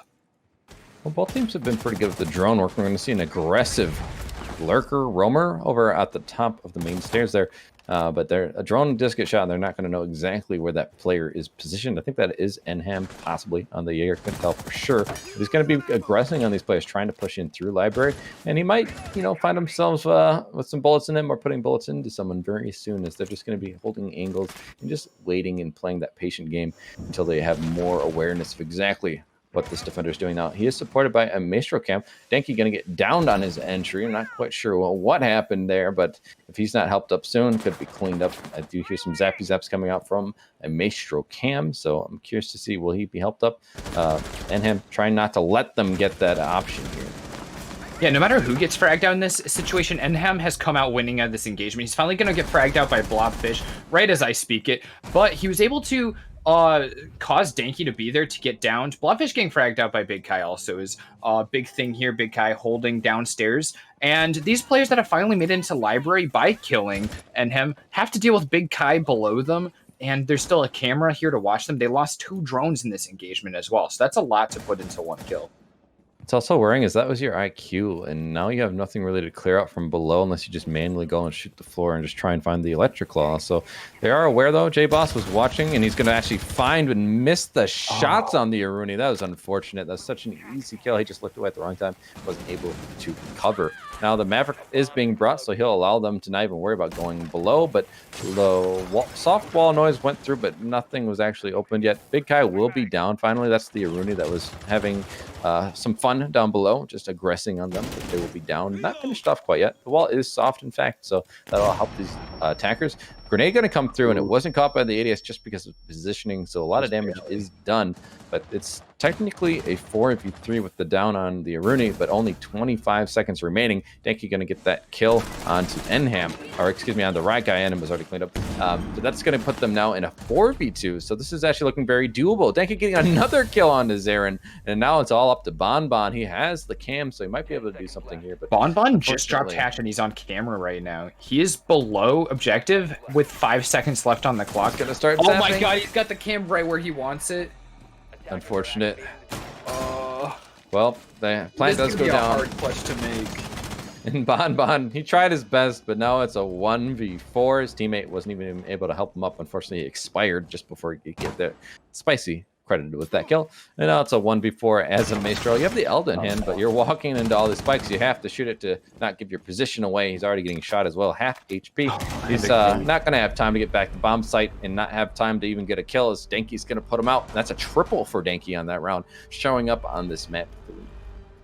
NM set this up really well for his team, but he just fell right through that hole. That's so good. But with NM's great setup, it was just not executable with just a really good attack. Once they were able to get in, Oswego just took full control of mezzanine. They pushed up through piano room really well to support the attack and made it so that the only option was to try and get that plant denial. And when that didn't go well for him, the map or the round was just over.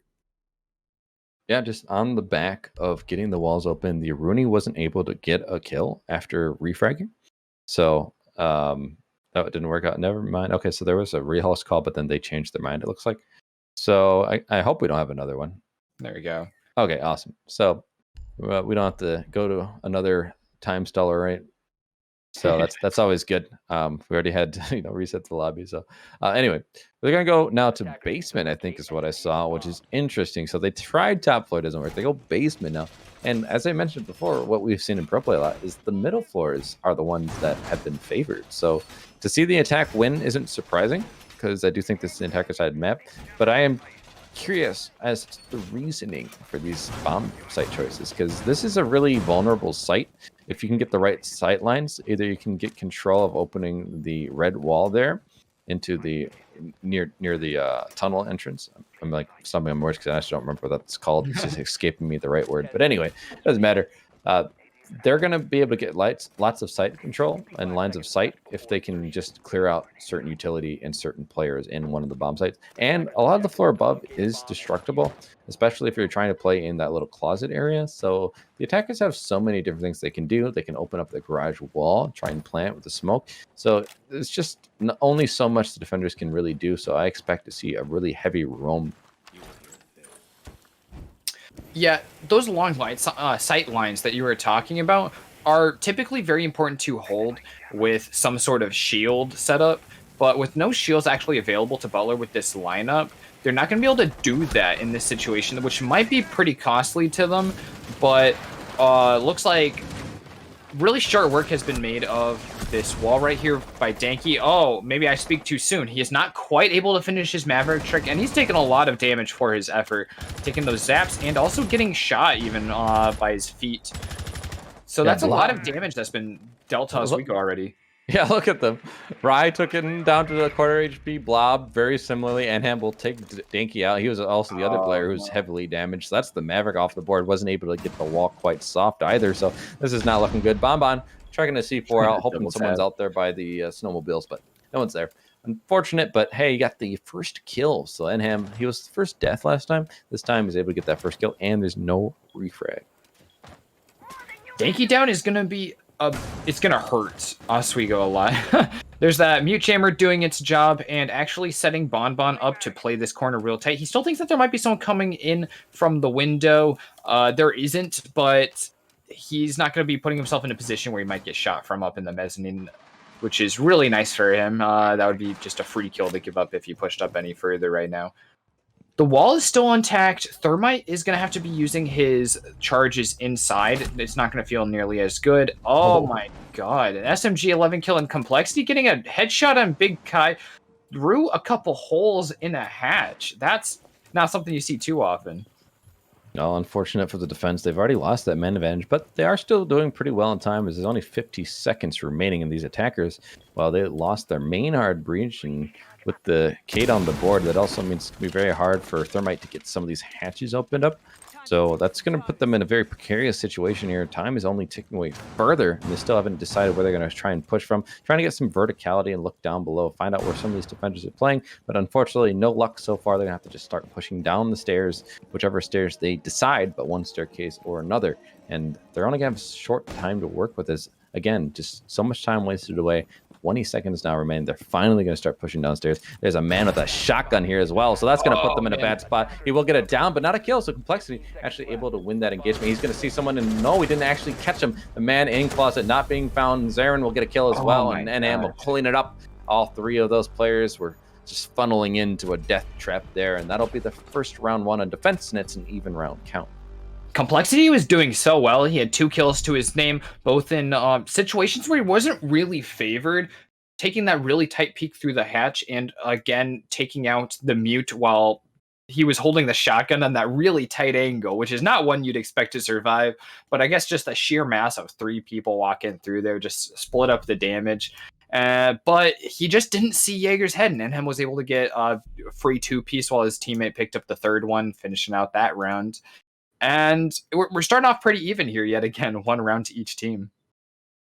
I'm just going to be slightly critical here on the attackers, just because I saw something I'd never like to see, which is they just kind of stalled out for 20 seconds. They had 40 seconds remaining. They waited 20 seconds, then they finally decided to push stairs. And in that 20 seconds of stalling, Gridlock has a shotgun backup. They didn't do any further soft destruction to try and find more angles. They just peeked the angles that were already available.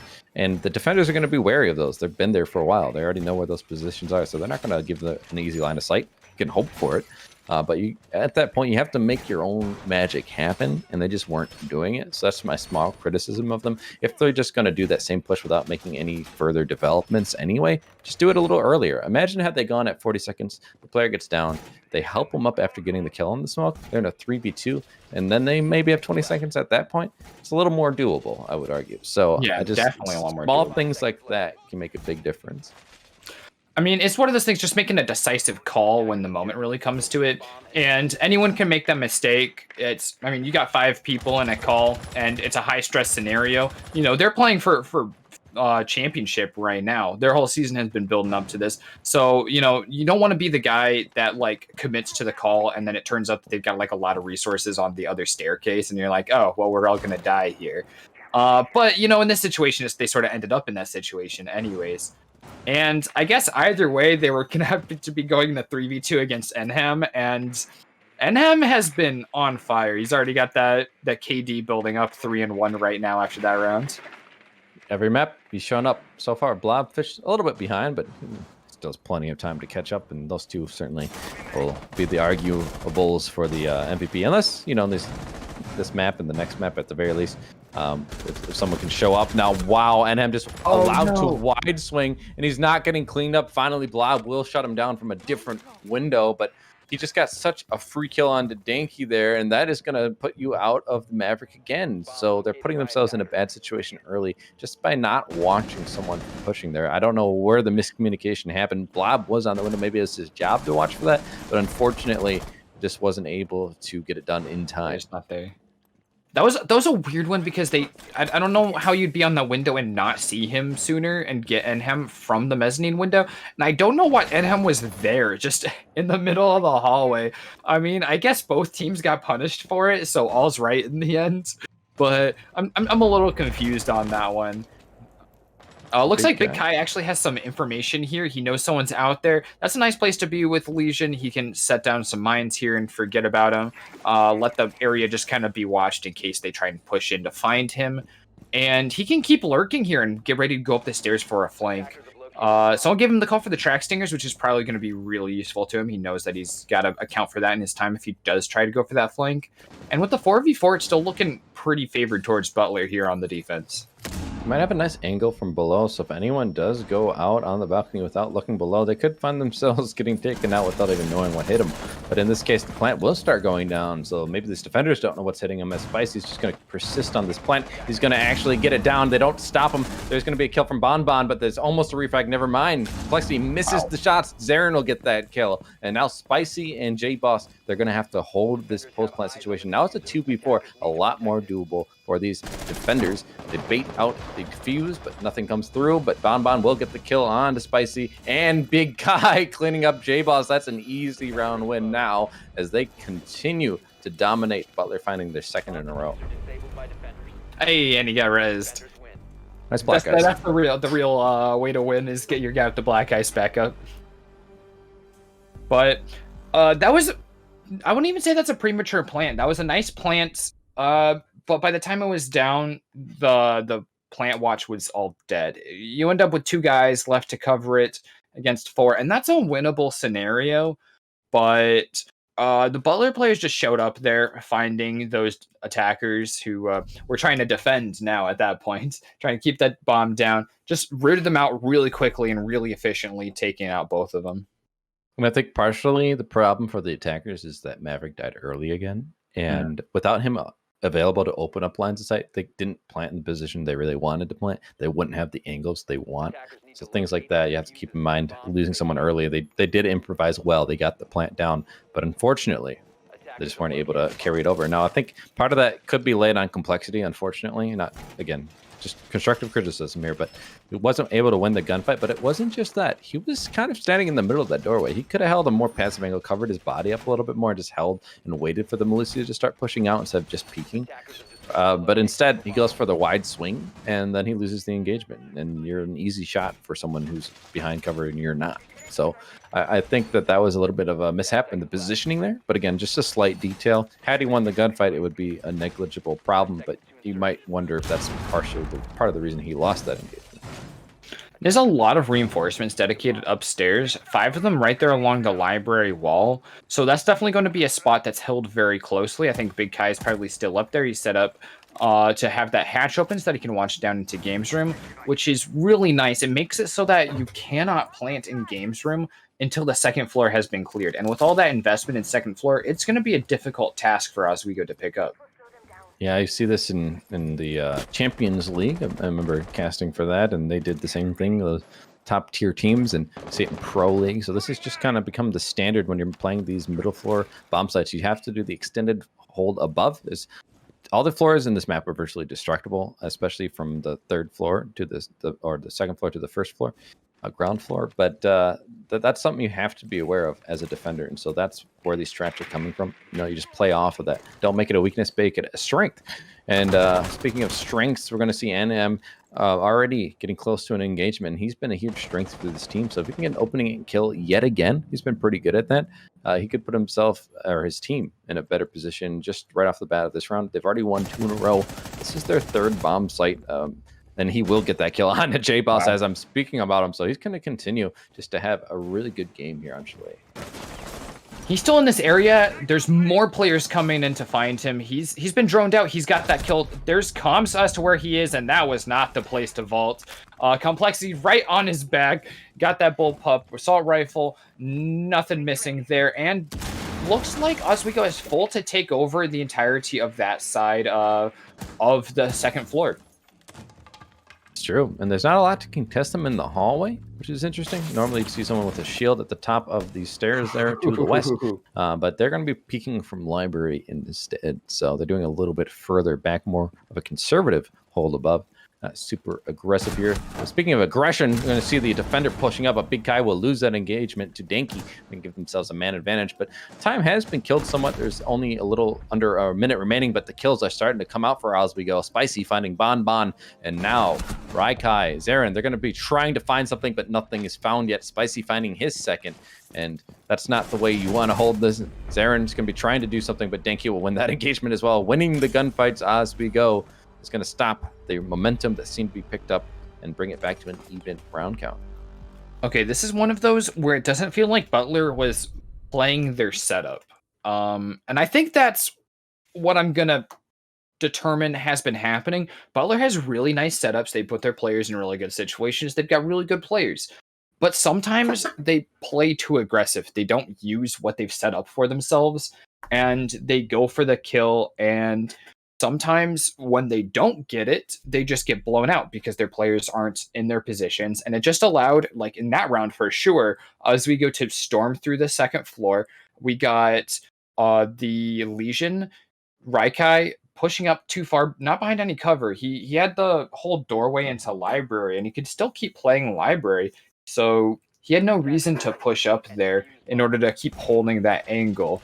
And not to say that's like they lost because he pushed up, but I think they're getting a little over aggressive sometimes when they're really feeling themselves, and the kind of bravado just pays off for their opponents.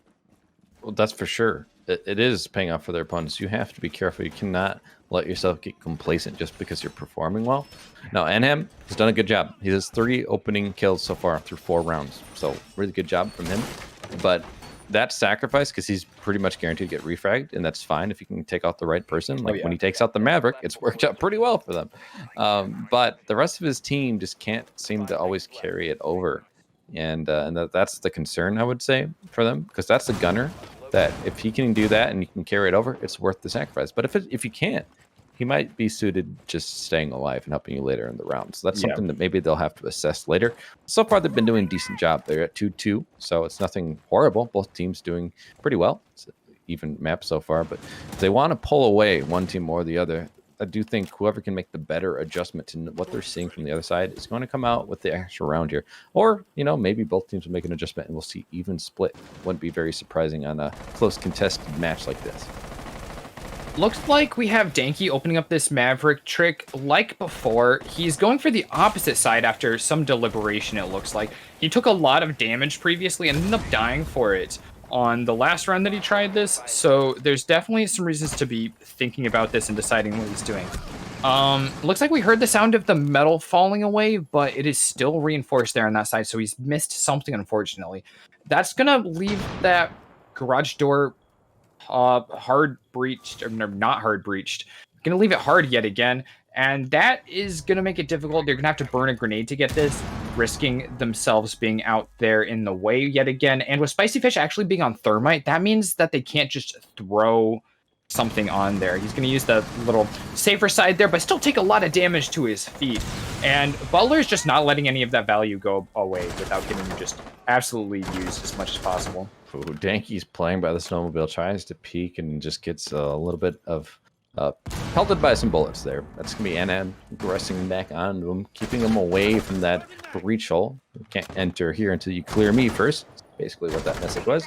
And they have the man advantage. J-Boss is off the board early again. He died last round as the opening death. And he has 0 kills so far, so he's not really having the same impact. Last map, he was the second highest fragger right there with Blob. So to see him having a poor performance, it is going to be a deficit for his team after we've seen just how much potential he does have.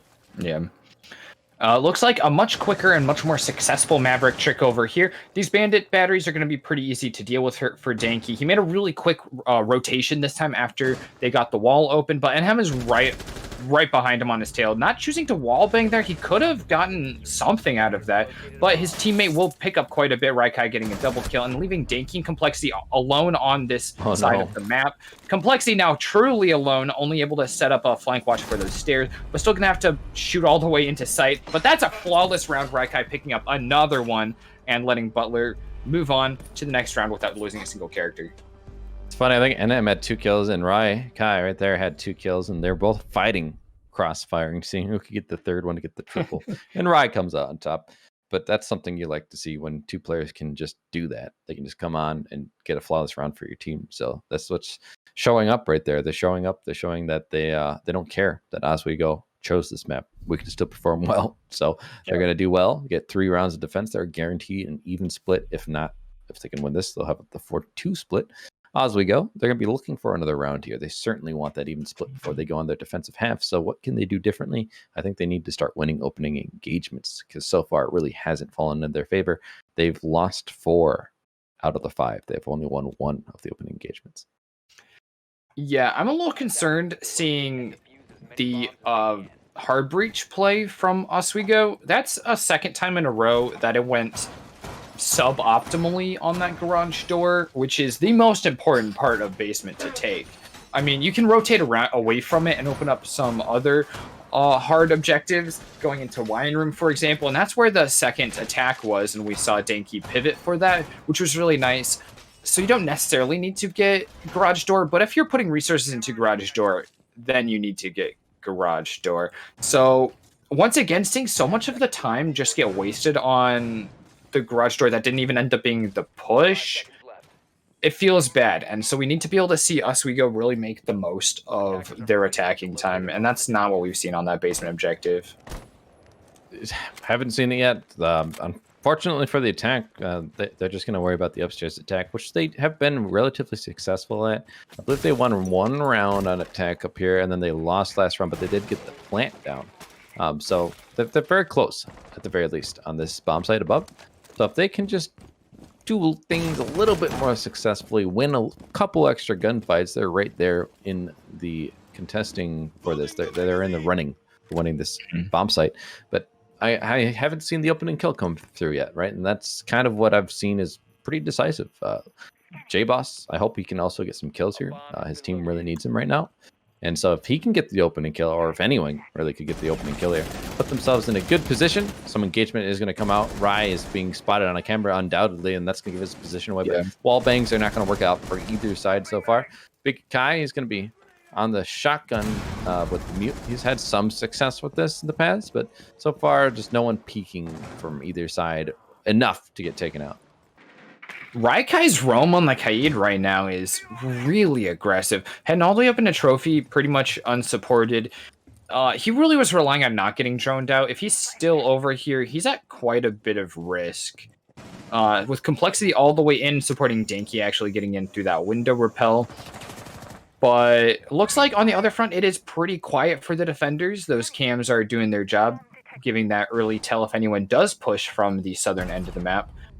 And Big Guy just keeps peeking with the shotgun. That's not it. It's not the play, and that wasn't the play either, as Rye is being found out after having a good roam in the past. It's no longer going to have an effect on this round. Him and both the guys, actually, we'll just say, are taken out, and that's going to give the two-man advantage to the attackers, and they still have a minute. So that's actually a really good work from them getting those opening engagements taken care of earlier on, but they have to still get this execute taken care of. Okay, you mentioned before wasted time on attack. We just sat there on a still from one of the defenders and watched the outline of two attackers not moving for almost a full 15 seconds, I think. And while there's 5 of them, and they're taking advantage now, that was a lot of time that just was not getting utilized. They had the ability to push up and take the Maestro a lot sooner. Now, having fully secured that, they get this easy win and a flawless round, J-Boss getting another kill right there in a row on him. But so flawless and then flawless. Yeah, that's, I mean, I can't, hard to speak bad on results yet again, but I think that more than like being like they're bad or anything, it just goes back to telling us that maybe there's like some lacks in comfortability on each of these objectives on this map. As we mentioned, it's new. Everyone's had a lot less time to run strats on it. So I think that makes a lot of sense. And I think we'll continue seeing more of that as long as we're on Chalet. But definitely, I think that'll come up when we get to executes needing to happen. Well, they're going to switch sides, and they're in a deadlock. You've mentioned just how close this matchup has been so far, and we'll see. Is it going to continue now? Or can one of these teams start to dominate on this second half after switching sides? That will be the story, I think, if one team can manage to take this map before we get to overtime again. Otherwise, are we going to have a split half? It goes 6-6. It goes to 8-7 yet again. 3 maps in a row. That'd be pretty historical, I'd say. But that's always, again, the stamina of these players can only go on for so long. This is already a long match, so I'm curious to see when that will start affecting. We've already seen some missed shots. I'm wondering if play will start to get a little more sloppy as this continues, because this could be a long night for both these teams. Yeah, well, neither of these teams has had to have a match this long yet in this league, and we're on map 3 out of a potential 5. So this is going to be really wearing on that stamina. I mean, Butler and Oswego really tore their way through the regular season. and dropping only a couple maps. I mean, Butler for sure only had to do had to go to map 3 on 2 occasions in the regular season. So their stamina hasn't been tested as much as their gun skill has. And once they have a team that is testing their gun skill, like Oswego is, and they're having to have their stamina tested, I mean, it's when you really see that they're a true gamer. You never know a gamer until you've seen them at their most tired. Oh, Well, no. that didn't work out. The grenade bouncing outside is supposed to bounce inside, guys. C4 doesn't bounce, and it gets a nice half damage done to Kai. But luckily, that time the grenade will go through properly. So they're going to be able to get the breaching charge now that they've cleared the utility on the other side with that grenade. So that's a pretty standard thing to do. They don't even bother with the soft trick, as we've seen it can sometimes not work out. So they're going to circumvent that problem just to open it up with the hard breach. But now we're going to see what else are they going to do. Are they going to rotate over? It looks like they do have some men over on the wine side of things. And that is actually pretty common, seeing people rotate and try and get openings on each side. That way you put pressure on both sides. They don't know which way you're going to be pushing. He's going to unwisely just push forward near that wine cellar wall. And Complexity's just like, what are you doing, man? That's an easy thing. Yeah, and okay. that's actually the diffuser down. So Big Kai, unfortunately, just kind of put his team in a bad position. Wow, here. diffuser down on a Volcan shield and a Wamai with discs. You can't really say much more about it. That's going to be Complexity getting the opening kill. Blobfish is going to follow up onto Bon, and now they have a 2-man advantage. This is already looking like a really solid defense. And I'm going to refrag back onto Blob, though. So Blob kind of running around. He's going to, be found out. So that will help their team a little bit. But still, a lot more work to be done. They need to get this diffuser, and Complexity is just going to play on it. He knows that they're going to keep pushing for it. Rye will get a kill on the Denki, though. So they're still keeping this close. But it's a 2v3, and Complexity still does have control of that diffuser. And him is watching a great angle, though. He's waiting for Complexity to try and move somewhere else, get a different vision. But there's a lot... Whoa, no one watching that angle at all, though. And that's going to be an easy kill for him on Spicy Fish, who is not looking in the right place. J-Boss is, though, so Complexity is going to stay alive. And Raikai is set up here to open up that Volcan shield. He doesn't know if Complexity is still there, unfortunately. But he should have a location on J-Boss after that kill coming out. This is a real clutch scenario. He's got 30 seconds. Diffuser's far away, but J-Boss is able to get yet another one and take out Raikai. Well, thankfully, J-Boss woke up a little bit compared to earlier. He actually has 4 kills now to match the amount of deaths he has. He's breaking even. So after having a donut for the first few rounds, he's actually coming alive, and right at the right time when you can start pulling away. So good for him helping clutch up that round. He wasn't going to let that player push in on his buddy Complexity over there and shuts that down. And really, that's pretty much what sealed the round for them. They were keeping it close, though, on Butler's side, getting those kills, but unfortunately, diffuser down it was a bad situation. Yeah, we've seen Complexity be really important to rounds before, especially on Cafe playing Pixel on the same Wamai pick, but we've never seen him just get to run away with a game, and I think that's really satisfying to see him do that. See the 6 pick to Ying, a character op that we have not seen in the first 2 maps and so far on this map. So a very different approach coming out from Butler. They haven't brought this yet. So certainly a new strategy to be explored. The bomb site is going to be, I believe, upstairs. And so these 2 teams are opting for those top and bottom floor holds, which is very different, I think, than what we've come to see from other professional or league play. Yeah, that is interesting as far as picks, but as long as the teams are both very comfortable with these 2 objectives, I think we'll see the best, or most interesting at least, interplay between the 2 of them, since they're really playing the same game as each other. And with that Ying pick that you mentioned, I'm actually pretty curious about that one, especially, like, it feels like a response to Complexity playing that shield before, because Ying is just so good at getting through shields, and she's got those smokes, and obviously her actual gadget, which can just burn out those Wamai discs. I guess the flashbangs still do their job perfectly well, even when pulled somewhere else by Wamai disc. Yeah. So Bonben seems like a counter pick into Complexity right now. It could be. I can definitely see that, but you also think it's the Wamai, so like you could throw this to catch a lot of your stuff. So you better hope the utility clear is like on point. The other thing I'll mention too is that they are bringing smokes, right? So you can plant with that, and that's going to replace the smokes that the Ace has. So what role are they going to play? Are they going to be aggressive? Because if you lose them, you can no longer smoke plant. But I will also mention on the other side, they still have Maester Cams anyway. So even if you try and smoke plant, it might not really be that successful. Yeah, and we did see them attempt this before, and those Maestro Cams, like you mentioned, really just made a really big problem for the smoke plant potential. Well, on the other side of things, that's when Oswego is an attack. But point is still valid, I do believe. We're going to see them take their time, though. No kills being netted. We aren't seeing very aggressive roams below like we saw from Butler on this defense. Instead, Oswego staying more turtley and roam on the other side of the map, but nothing really on this side, as they know that honestly, it's hard to push up these stairs. It's hard to get much control over in the trophy area. So they're going to just let them have it and just play back and stop them once they get closer to the bomb site and into that bathroom area. This is one of those rounds where we're halfway through and we don't have an opening pick yet. So we're going to see that coming here pretty soon, especially with walls actually getting blown open by Raikai here. Oh, wow. No. And the first one's going to be Zarin. Spicy Fish choosing to be pretty cheeky there, crawling around in order to get that peek somewhere that they wouldn't expect his head to be all the way down there on the floor.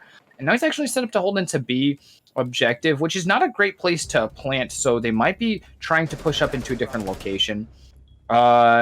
Looks like no, crawling through that hole and actually starting it, but it's not going to go right. Bonbon is the last one left. He's not very close to Diffuser, though. He's able to get Blobfish, but his location is blown. He's going to have 4 men, maybe a couple of them trying to collapse on him here, but he's got to get through the rest to even get to objective. He's going to need to get the ace as he's in a 1v5. Now 1v4 after getting that kill on the Blobfish. But 40 seconds remaining. He does have a giant mag in the hands of the Yin. So at least that's fortunate for him. But he's going to have to find one-on-ones and win every single one of them. Otherwise, a crossfire could spell doom for him. He's not even going to aggress up. It looks like maybe just waiting, talking to his team as he checks corners and just buys time, lets this clock tick away. This is basically just a timeout for them. And then maybe he'll rush near the end of it. But so far, just not even looking like he's going to aggress very much. He will throw the Yings. Could find a kill here, as that will really make it hard for these defenders really to hold the lines of sight onto him. But so far, nothing going to be found. He's going to start pushing into sight. He's going to get the kill, maybe. Not even. Complexity knifes him. And that is just unfortunate. But hey, that's 2 rounds in a row for Oswego on defense, and they're starting to pull away a bit. Yeah, not a flawless, but they kept 4. They did keep 4 up on the board. That was nowhere close to being able to be an ace for Bonbon. He was just not set up for that at all, with the main push just entirely being dissected. That one is another just very convincing round win for Oswego. And, Butler just doesn't have what they had a couple rounds ago, Yeah. Where's the chi energy? Where is it? Where's the mojo? I'm not seeing it. And I think part of the reason, and this isn't, of course, like, you can't expect your top fragger to always perform. You need other people to step up. But NHM has been quite quiet since those first few rounds where he got that opening kill. And he had a couple kills where he had multi-kill rounds as well. So don't get me wrong. But in the last few rounds, especially those 2 that they just lost that were really decisive for Oswego, he just hasn't been there. And I think perhaps that's because the role he plays doesn't allow him a lot of freedom, right? Like, he's not going to be breaching things to open lines of sight. He can't throw grenades. He can't use a utility to clear people out. All he has is really the gun on the IQ. So his job is to wait for other people to create opportunities, and he can capitalize with the G8 in hand. So far, he hasn't been given much opportunity, so I don't want to blame him necessarily. I'm just saying that might play into why they haven't been as successful. So as a team, they need to just create a few more opportunities here, allow NM to shine, give him lines of sight, flush someone out, let him have the angle holding it, because he's more than likely going to win the gunfight. Well, some other players, this isn't an insult, but they're just not as good mechanically as him, so they're not winning those gunfights. Yeah, something I think is really neat to see is the spread of kills between the 2 teams. Butler, the kills are quite well spread out on neither team, but you see it really shine on Oswego, where between a map and between rounds, it can get spread a lot more between the players. Like, you look at it right now, and it's very even across all these players. And you see players that haven't really topped the kill board on our previous 2 maps doing that right now. Spicy Fish and Complexity both sitting on 7 and topping it for their team. Neither of them has top frags the previous 2 maps.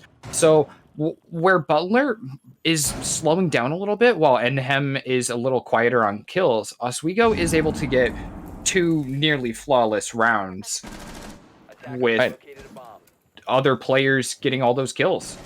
And he has 9 kills, so he is doing well, but no one else is Oh yeah, stepping yeah. up. That's the real problem. I mean, there's people with 2 kills on this team, 2 people, 2 kills, and it's unfortunate. But you have to win some more gunfights. Like at a certain point, he can only carry for so long. We're gonna see a really aggressive peak from Blob. He doesn't get the kill. He's gonna not here, maybe below him, but he does end up peeking. He gets 1 kill on the Bon, but Zaren's there to refrag, playing the buddy system, and now it's gonna be a 4v4.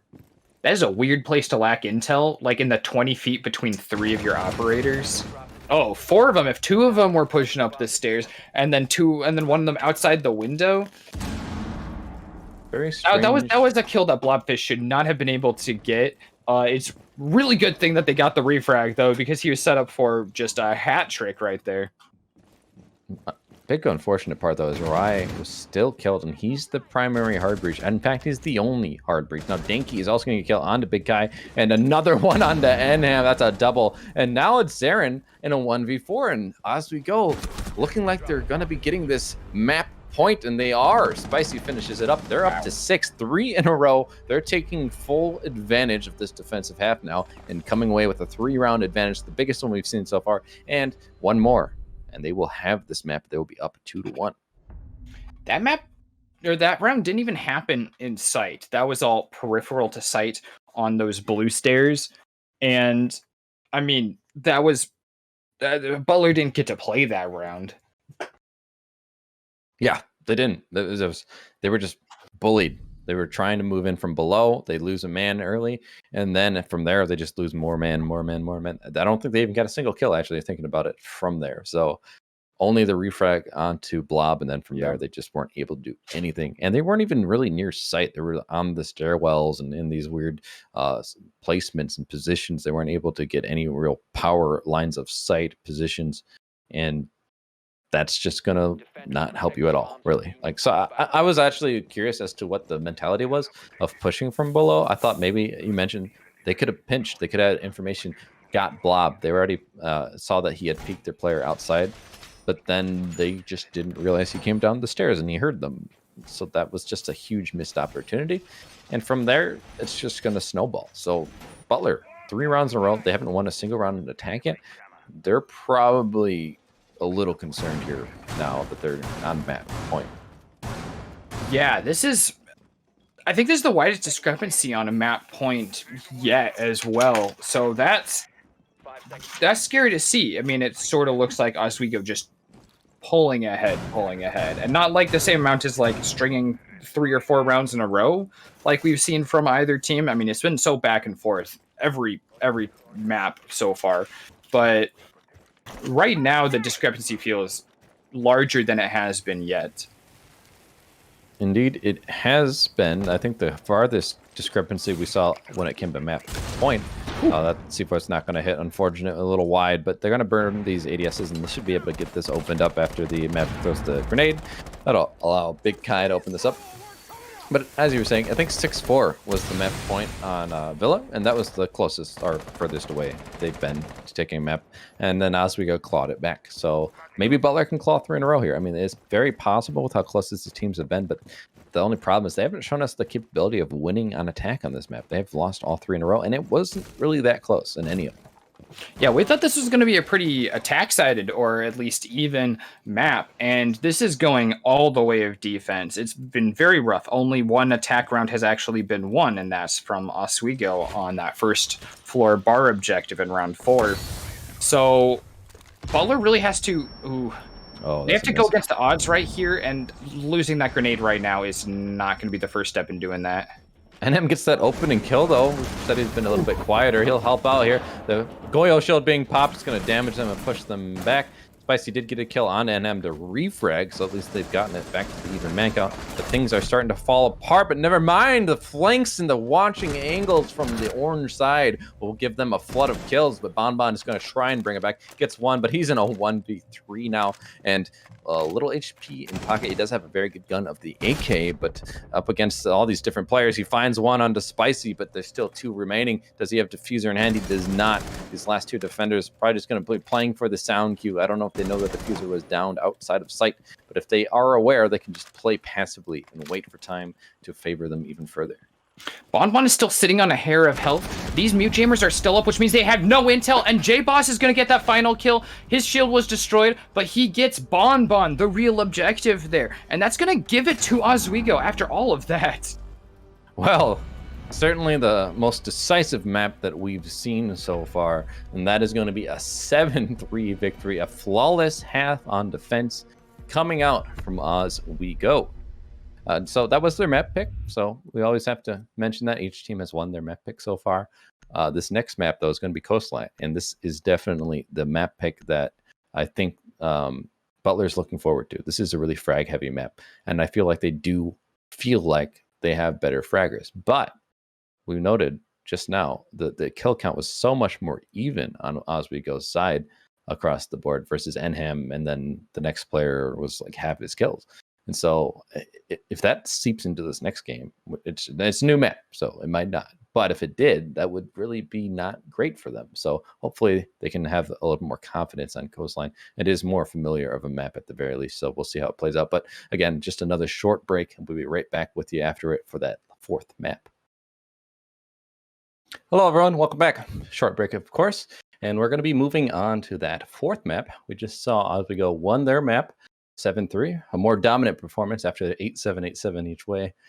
So hopefully we see one way or the other at swing. I think the champion division players and teams and the casters even are kind of antsing to go here, Hansi. So we'll see how it plays out. But it's Coastline. It's going to be Butler's pick. We just talked about how they're hoping that maybe that frag potential is higher for them.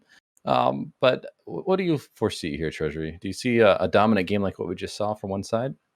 Well, I mean, as you said, it is Butler's decision. Butler is overall a more frag-centric team, so they'll have that advantage on Coastline for sure. But last map sort of felt like Butler was starting to get tired. They've had a lot of really fast and action-packed just stomps throughout their season. They've 2-0'd all but 2 teams up until this point. So they might just not have the endurance at this point to really keep fragging out. I mean, only their own skills will tell as we watch over the course of this next map. But that's the worry that I have right now for Butler, who are the favored to win overall despite being down a map against Oswego. Well, the Jekyll will be the first ban, which is an unusual on Coastline, of course. So I'm not surprised to see that coming out for them. I'm curious what the second ban will be. Sometimes it's like a Blackbeard. Other times it's going to be a Nomad. You know, it's usually not a hard breach, but it might be Acer or Hibana. Oh, interesting. That's IQ. Yeah, both teams have used IQ a lot as a fragging operator, as well as for her utility benefits. Her utility won't come into play too much on this map, though. So I think it really is just to stimmy the fragging potential on this map. So I think that's coming from Butler, though, correct? No. Yeah, that No, was it was. Butler Yeah, banning sorry. out IQ. Interesting. Who was it? Oh, you know, it's funny. Blob and Enham, I think, were both on that role. So they both are going to be, facing the consequences of that choice. Yeah. But there is going to be the Valk ban, which isn't unusual. Again, just another map you can run out very easily. But the last ban of Melusi is also not unusual on this map. Now, that does live Mira, and she can be very strong in like a blue or a service. So both the downstairs sites defense or even Pent if people decide to go there, but that's kind of fallen out of favor.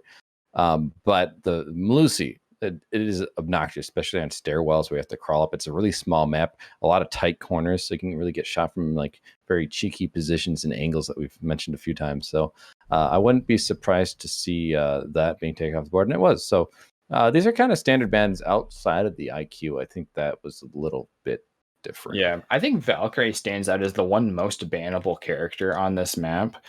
She just does so much anywhere you put those cams.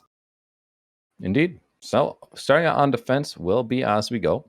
This is again a frag-centric map. Now again, mentioned before, Chalet's not quite figured out yet, but ordinarily it's going to be that attacker-sided map, just like Consulate or Coastline like we're on right now. But last time we saw it wasn't. So while there are certain trends that we can point out, it's not always going to be the case. In this case, I would just mention, usually this is going to be an attacker-sided map. And that's just because it's small, it's been around, it hasn't really been reworked. People are so used to it, they know all the different angles you could take. And honestly, if certain angles are just opened by hard breach, the defenders are just put into a nightmare position. So it really depends on that opening engagement, I think, more so than any of the other maps we've seen so far, just because we can get an opening kill, especially onto like a hard breach, so you can keep the lines of sight from VIP or onto the back wall of the billiards room. That can certainly help the defenders hold things a lot better. Interestingly, we saw a J-Boss 6th pick onto the Mira. So Butler doesn't necessarily know that they have a Mira yet. And so he's going to be able to set those up. I'm not sure where. He's got one of them down already, but those might be playing off-site because I definitely did not see one in Hookah. And when you were talking about hard breaching making quite a big difference, Raikai is going to be the only hard breacher on Butler. What he's looking for is this 4-stack wall on the inside of the courtyard into games room. If you can get one of those open, it's going to make sure that no players can actually stay in billiards room anymore because they'll just get shot from the roof. And that really just adds a lot to that attack. Yeah, the other thing I would say about the Mira that you had mentioned, sure to put one down. A lot of times they will put it in the Cool Vibe stairwell, and right up near the top, you can look in towards the window and in the back sight of Hookah. So that's certainly a possibility. Dinky, though, going to get the opening kill onto Bonbon, so that's going to give these defenders a man advantage early on, but it is only the gridlock, which, you know, it's not great to lose. They still have their hard breach. They still have a lot of the utility in their hands, like grenades and projectiles. Big Kai still inhabiting that same space, which was deadly just a second ago for Bon Bon. That's a little bit risky, but they want to shut down these hallway angles, make sure that those rotations are locked up for Oswego. That way they can kind of pinch in on the defenders and make sure that they're actually going to know where they are. And their Dinky's going to be taking some fire from a gunfight that he's taken. And there's still one player in luggage still. They actually have a location on him, I imagine. Big Kai wouldn't be looking there otherwise. But this is still very roof-centric. It's kind of a long time to stay outside. That's, there we go, verification. But it's a long time to be up top without getting much on the ground pressure. They didn't watch it when he stood up to shoot the Ana. No one on the roof was watching, so he's able to rotate out and just survive. So that's a really missed play coming up from Butler. Complexity going to pick up a kill onto Zarin, and that's going to put these attackers in a 3v5. Enham, going to kill the Dinky, but he's going to get refragged by Complexity, getting a double kill on their own. Raikai does get a kill onto Spicy, and it's going to bring it a little bit closer. It's a 2v3 for these attackers, but these defenders are just going to be trying to play the time here. There's only 40 seconds do remain. There's going to be a push in, and it's going to be a miss, but not from Rai. It's Complexity missing that shot, and he's going to lose his life because of it. Now it's a 2v2. Blob is still on the board. One of the top fragers, MVP, you could say, for Oswego so far, and he might be able to do some damage here. Iana is going to be rotating onto the billiards double window there, and so Enham is going to be flanking Rai. I don't know if he saw him, unfortunately. No. But they haven't gotten the position to plant quite yet. We're going to see the Ace is going to start planting in that default behind the bomb chastity, but it's all on Big Kai to really hold this down. He's going to get the nice headshot onto J-Boss. The plant does go down. Where was Blob? Well, he gets the kill onto Rai, but it was a trade, and unfortunately that leaves the plant down, and so the attackers would win, but there's also a life left alive, so either way, it was a win for the attackers. That round kind of all came down to that play from Complexity getting 2 operate. Well, he had 3 of them handed to him, really. He was able to get 2 of them, though. The last one, though, Raikai actually killing off Complexity, though, I think is what spells that defeat. Just having one more attacker in there in games room, even with a flank, it was enough to get that plant down and still have it supported. And Big Kai did a great job killing off J-Boss on the Mira once he came in the room, making sure that the plant was definitely going to go down. So it was actually a really clean execute, despite kind of feeding a couple kills away. Yeah, I was just thinking about it, and it's like, Enham really should have flanked there. He could have gotten the engagement and won against the Ace.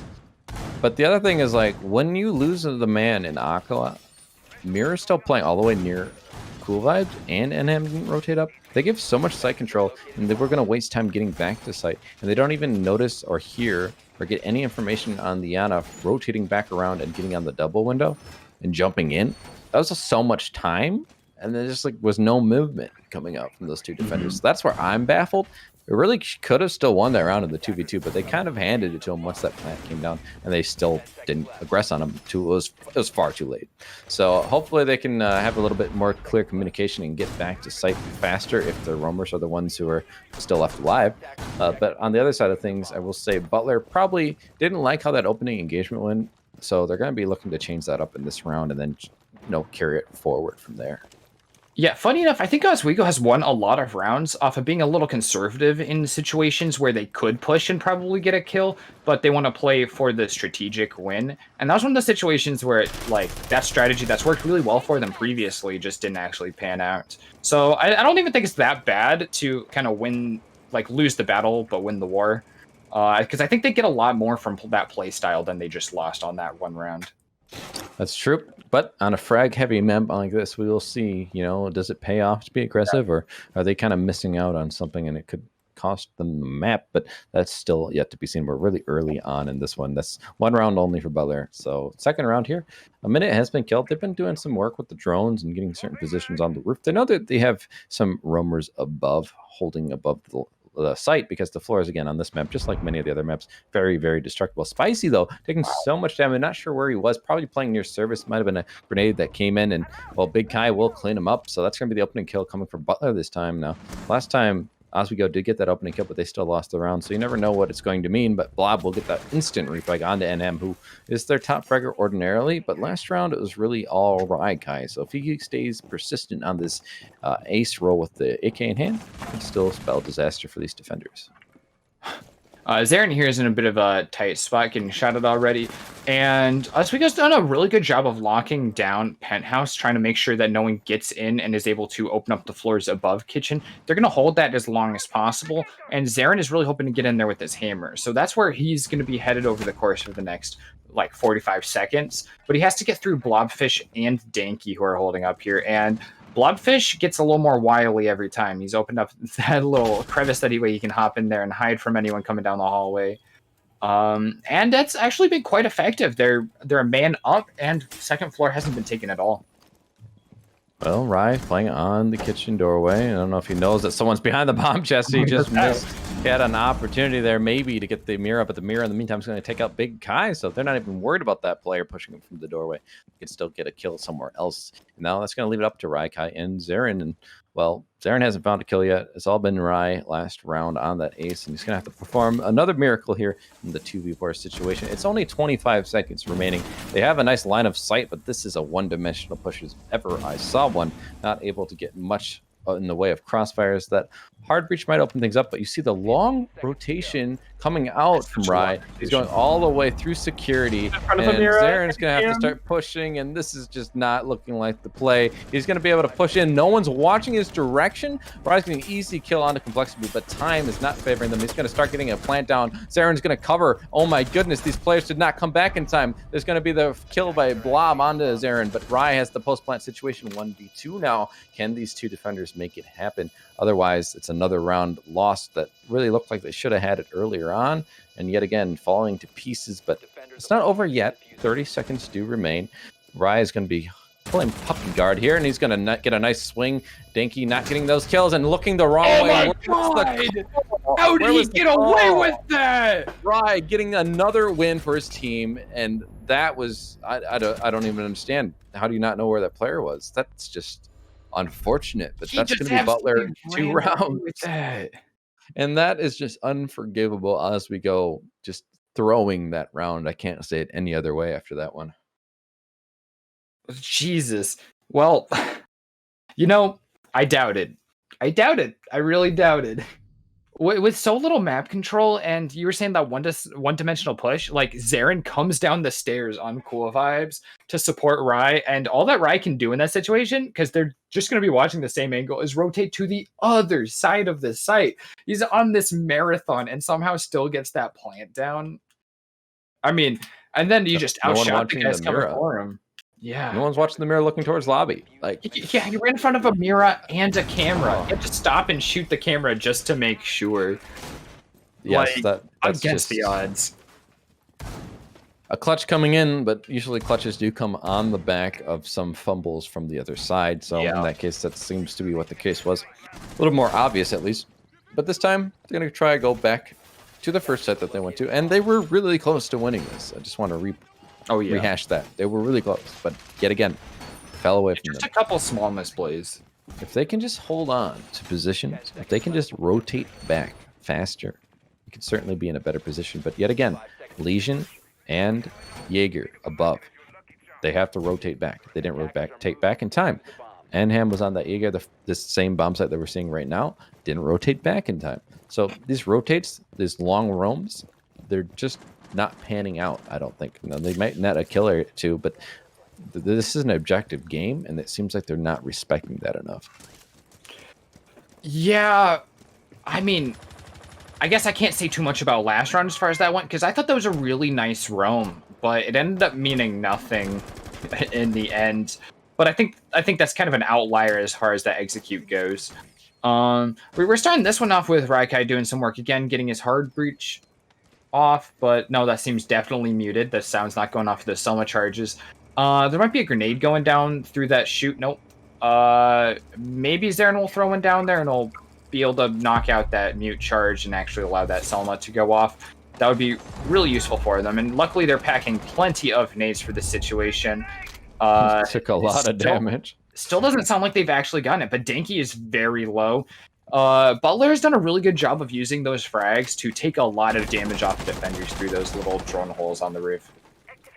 Well, they're going to continue to persist to harass them from above, but unfortunately didn't net them to kill, and that could be disastrous. Now, Liana is going to send in a clone, and that's going to give them some information. They know Danky is going to be persisting in this position. Another grenade is going to come in, and it's going to down him. He's hurt so badly. And the Lion is going to give away that position, so these defenders not sure what to do here. Spicy might get a nice peek here from the attacker, and he's going to just miss the shots, and Danky's still down. I don't think anyone's even there to support him, help him back up, so we're going to have to see what these defenders can do with their positionings. We do see that Blobfish is yet again on that Jaeger, and he's on the hard roam, but he's not coming back yet. He's probably just going to persist. It looks like that might actually be him over in VIP, so they already know his position. The Lion is already helping them gain information, and M will be finally credited with that kill on the Denki. He was down from the grenades above, so lines of sight would just give his position away. Now they can have more access into Aqua. Blob is also going to be downed elsewhere, so that's already giving them a 2-man advantage here. The time is ticking away, so they're going to have to start getting an execute down soon. Wow. I don't think an execute would be too hard to pull off right now with 2 men out of it entirely, and Blobfish still downed, unable to do anything. Oh, no. Wow, Spicy Fish is the only player left alive. He's playing cool vibes. He can play it nice and tight, but the objective isn't even going to be played on this side. He has to do quite a bit to get over there, and he knows he's flanked. That mirror is going to give him a little bit more intel than the other players have, but a bullet hole is all that they need to get him. Big Kai getting that one and taking them to a flawless victory for 3 rounds in a row on attack. First 2 rounds seemed like there were kind of throws, and in this case, the Butler is going to show them that, well, that's not necessarily the case. We are just clutch, and we can win rounds, and this time we don't even need to clutch. We can just flawless you. So really dominant round coming out from them. Oswego, that's 3 in a row that they've lost. They've been in this situation before in Villa, but this is not a map I don't think you can count on 4 rounds coming back into your favor. So they cannot lose another round here. They really need to start bringing this back. Yes, it's attacker-sided, but at least get 2 rounds. Otherwise, you're really putting yourself in a hard position or stuck between a rock and a hard place, as they say. Yeah, I mean, down 3 on your map is so different from down 3 on the other team's map. And I mean, looking at this hill that they've got to climb right off the bat here, I think they know that well as well. Well, it's going to go back down to that site that they lost the 4v2 in, and so they're going to hope to learn from that mistake. They have a very similar lineup here. I don't know what the difference would have been, actually. Did they have the Wamai last time? I'm starting to think that they didn't, but I could be wrong about that. Let's see, what was Complexity playing? I'm not sure. Last round we had a Lion from Butler. This time Bonbon is on Twitch, though. That I do know. Otherwise, that is all definitely the same lineup. I like that Oswego is making good use of the Mira now that it is unlocked for them. They've been able to get a good situation for that to be on every round. If not playing it properly 2 rounds ago for the previous kitchen hold, I think they'll have learned from that one, though. I don't think Rise pulling that one over on him twice. Probably not going to be able to have that happen 2 times in a row, but we just saw they were pretty dominant, so maybe they don't need a miracle play again. Maybe they feel confident enough. These defenders, though, they're going to be doing that upstairs roam like they did last time, so it wouldn't be surprising to see that follow through. But the Anna is just going to feed more information, and more drone work will just continuously come in, and I think they're going to still need to clear those top players. Yeah, there's that shield totally scoped out. They know Maestro is behind it, but they're also going to know that there's Wamai discs and Jaeger ADSs in the way. So it's not like Big Kai can just throw a grenade in there and call it done. He's probably going to hope or wait for another teammate to bring something else to throw in there and sort of clear that out a little more fully. And once again, Zern, oh god, my brain just... It's all right. It happens. His name right now. Zarin. Mm-hmm. Zarin Astra is looking to get up above in VIP. Oh, okay. There's another Gemini used there just to stare at Maestro, I guess. But Zarin really needs to get up above in VIP to open up the floors and make this more of a two-pronged attack from above and the side. Big Kai is just keeping Maestro's attention right now, keeping him off of cams, just threatening. Oh, no. Danky's going to get an easy kill onto Zarin. He did try and go above like you had mentioned, but in this case, he's going to get refragged quickly, so his friend will make sure his loss wasn't unjustified. But Rai is only a hard breach. You can't really do all the soft distraction, so losing that sledge is big, but Big Kai will take out Blobfish, so that's going to help them out a little bit, give him a man advantage here. Raikai, like I said, has the breaching charges actually since he switched off the smokes earlier when you mentioned that. But it looks like he's not opting for that and not opting for going through lobby this time either. There is someone watching lobby this time, just as we suspected there would be. But Raikai might be better suited to actually fragging right now. He's been going nuclear for his team right now, 7-1 and 1. Oh, he's back in lobby now. He's really moving around. Looks like the attack is going off for the hallway on first floor. On the other side, there's Mira popped out in between the two objectives. And we're staring at each other through mirrors yet again. That's why I usually have one of the walls soft there, and for some reason they don't. Big Kai can get another kill this round, so now Complexity in a 1v4. This is a familiar story to what we saw last time. Iana will be caught from the side by Complexity, but still 3 more bodies to find. This plant might come down soon, and it is going to indeed come down. We're going to see Zofia is able to use the mirror to their advantage, and Ham will clean him up, and now that's 4 in a row for Butler, and Oswego do not look like they have much of a clue on what to do after those first 2 rounds look close, and these last 2 have not.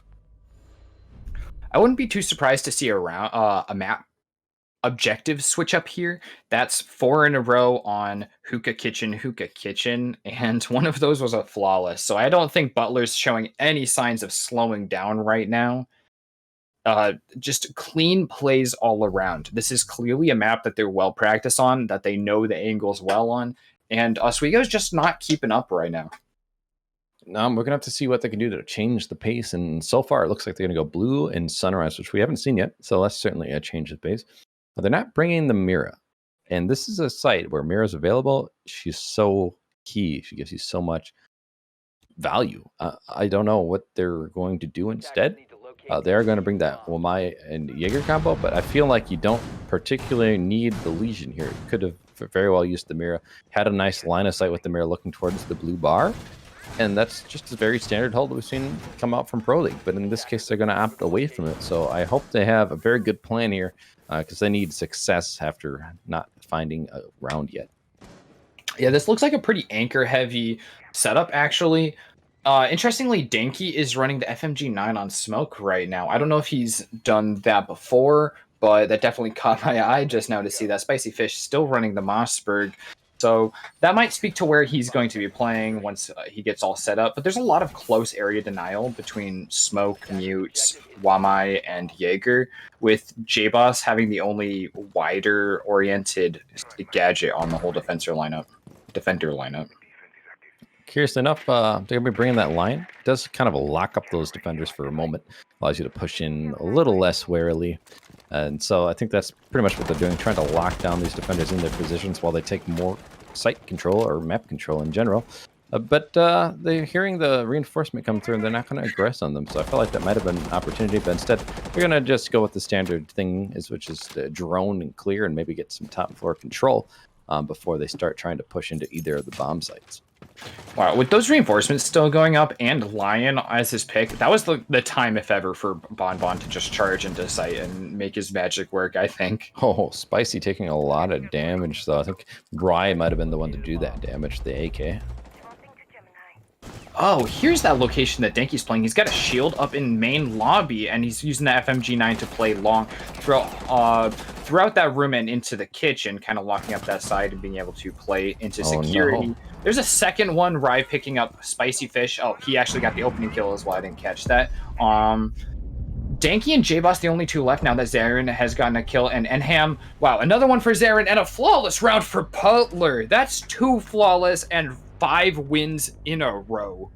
Well, they're on pace to look flawless in this entire map as they're up 5-0. 2 more rounds, it'll be a 7-0, and we'll find ourselves on that map 5 of Consulate. So as we go, losing all momentum they had picked up from that previous map. And I feel concerned if they can't win one round on defense. This isn't their map choice, so it's going to be very hard for them to claw their way back. We're going to see Cali being brought. They're going to go for that hookah billiards a third time. They've lost it the first 2 times they've tried it. The first time was very close. It was a 2v2 at one point, but last time was not close. So I'm not sure what they're going to do to adjust. They're bringing that Mira yet again, but the operator lineup doesn't seem very different. They're going to stick with the Legion, but that Cali was just a bait. They're going to actually go back to the gridlock. So both teams really keeping the same lineups. Yeah, I like keeping Bon on a more heavily fragging operator, not so situational, especially since they really have no clue where Oswego's going. I mean, they can guess that they'd go hookah after losing on blue in addition to those losses on hookah and kitchen, but at that point I feel like it's a shot in the dark, definitely not worth risking having Bon sort of out if they happen to go somewhere else. This doesn't look like a well-practiced map for Oswego, if I can just be straight up. And I mean, for Butler, it's hard to believe that this isn't their first choice of map, that they chose Cafe over Coastline. Oh, no, that's true. But you can say the same thing about Chalet. I mean, each team is now coming away more decisively on that second map choice. Yeah, definitely. Yeah, now that you mention it. Ooh. A little spicier there, at least baiting for a spawn peak. That will maybe...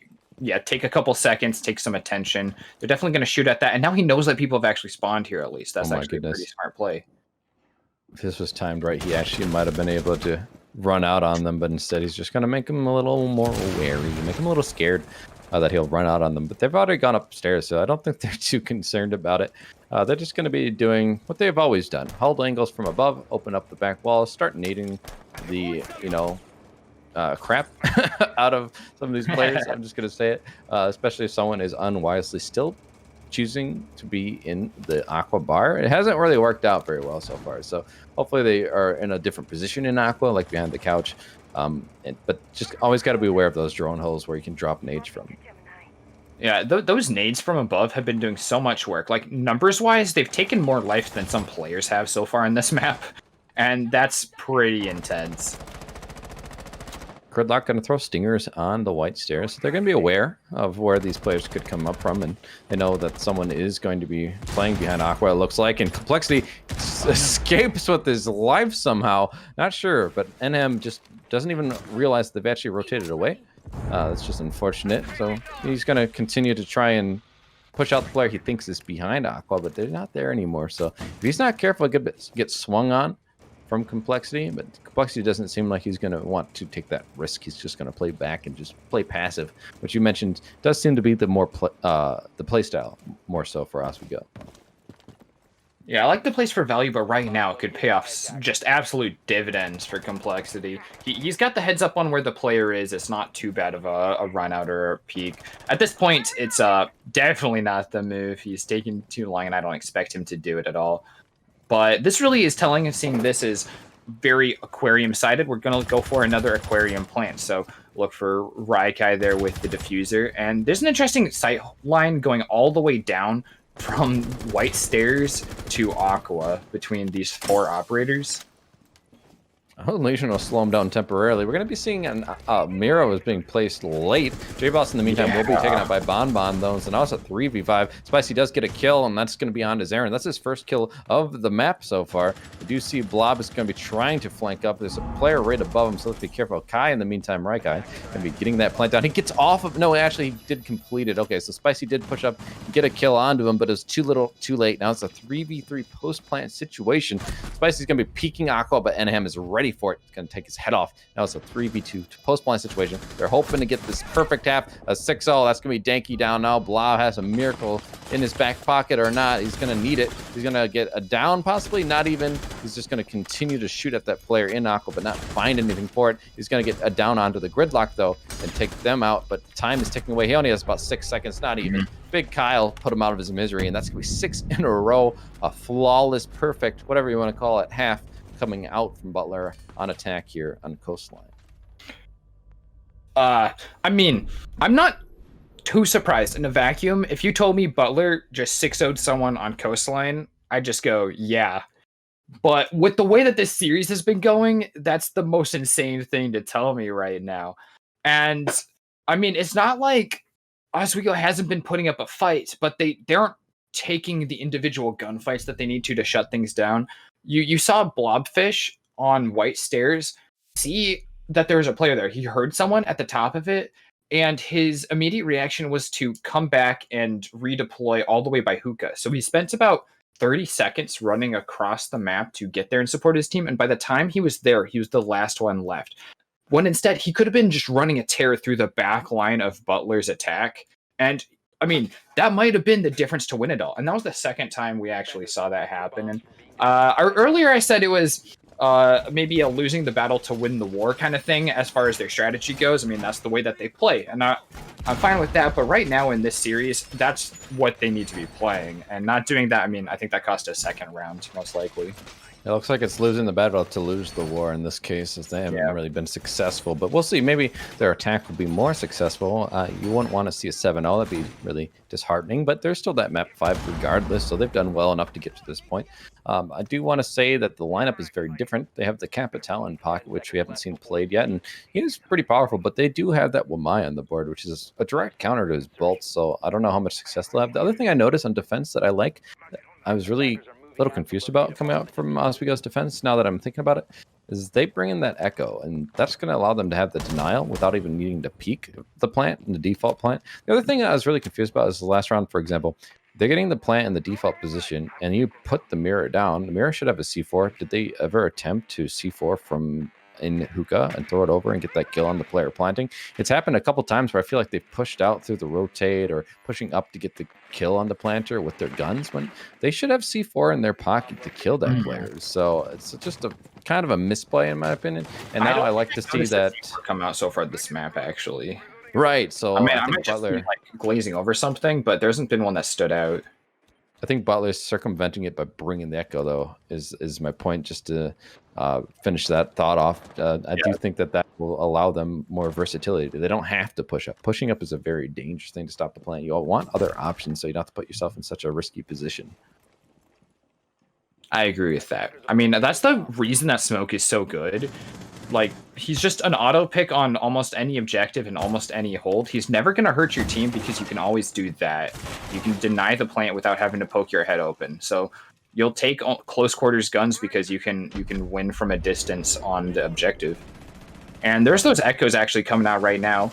Maybe not stopping a plant, but definitely disorienting some players that are attacking.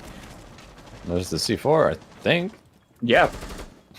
Well, a miss, unfortunately, but at least they gave it a go, more so, I think, than what we had really seen throughout this map so far. So at least they give it the good old college try, but they're still just burning time. So a lot of time going away, but Blobfish finally will get that opening kill onto Raikai, so he's going to be trying to bring this round first in. They need one here to start getting momentum back in their favor, but they would have to have a flawless round, or half, themselves. So this is only the first of many if they can manage to catch it.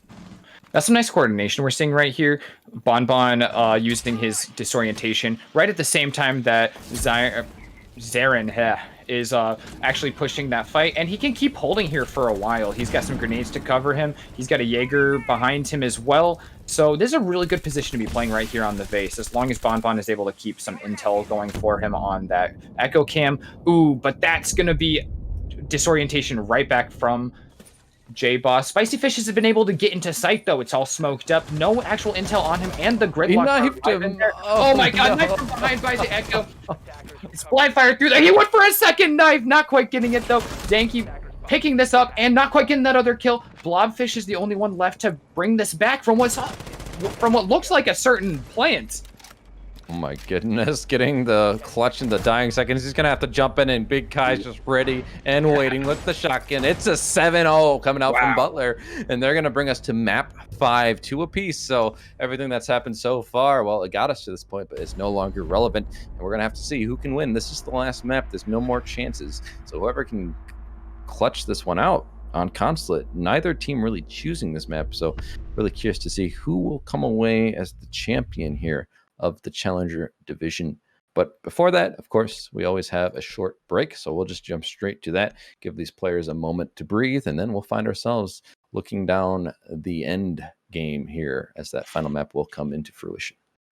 Hi, welcome back, everybody. We're back with the last map in our series for Oswego versus Butler for the Challenger Division Finals. This has been a pitched battle. This is the final one. This is the 5th map in this series. We're going to Consulate. Each team has taken 2 maps already, and it has been just such a slugfest between these two. It has been back and forth. Now, the last 2 rounds have been a little more decided, but in each side's favor. So it was 7-3 coming out as we go, but now we had 7-0 coming out on the other side for Butler. Now, Butler did have that round differential then, since it was 8-7, 8-7 before that. So the 7-0 would give them the advantage there. So they choose which side. They're choosing defense, I believe. And it's going to be on Consulate, as you said, which we've always said it's usually attacker-sided. Last time, well, it was a 7-0, but it was very attacker-sided then, 6 rounds in a row for the attack. So we'll see if it really plays out that way. But, you know, in a league like this, I really don't know how it's going to play out. That's Pro League strats and stats. So very different game. We'll see what they can do here. Neither team chose this map, though. This is just the one that they left open. So I don't know if one of them knew it was going to come down to this map. One of them was just okay going here. They didn't think they'd get to this point. Like, you never know. So I guess we'll see by their play. But again, I think this is where the stamina part really going to show. Was Oswego having a hard time because they were tired?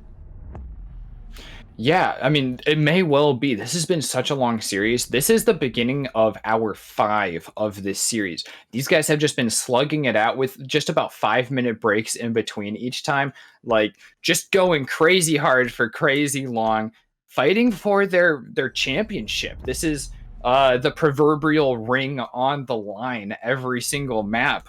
So this one is really where it all comes down to. Once again, all the marbles are on this map. Butler has the advantage.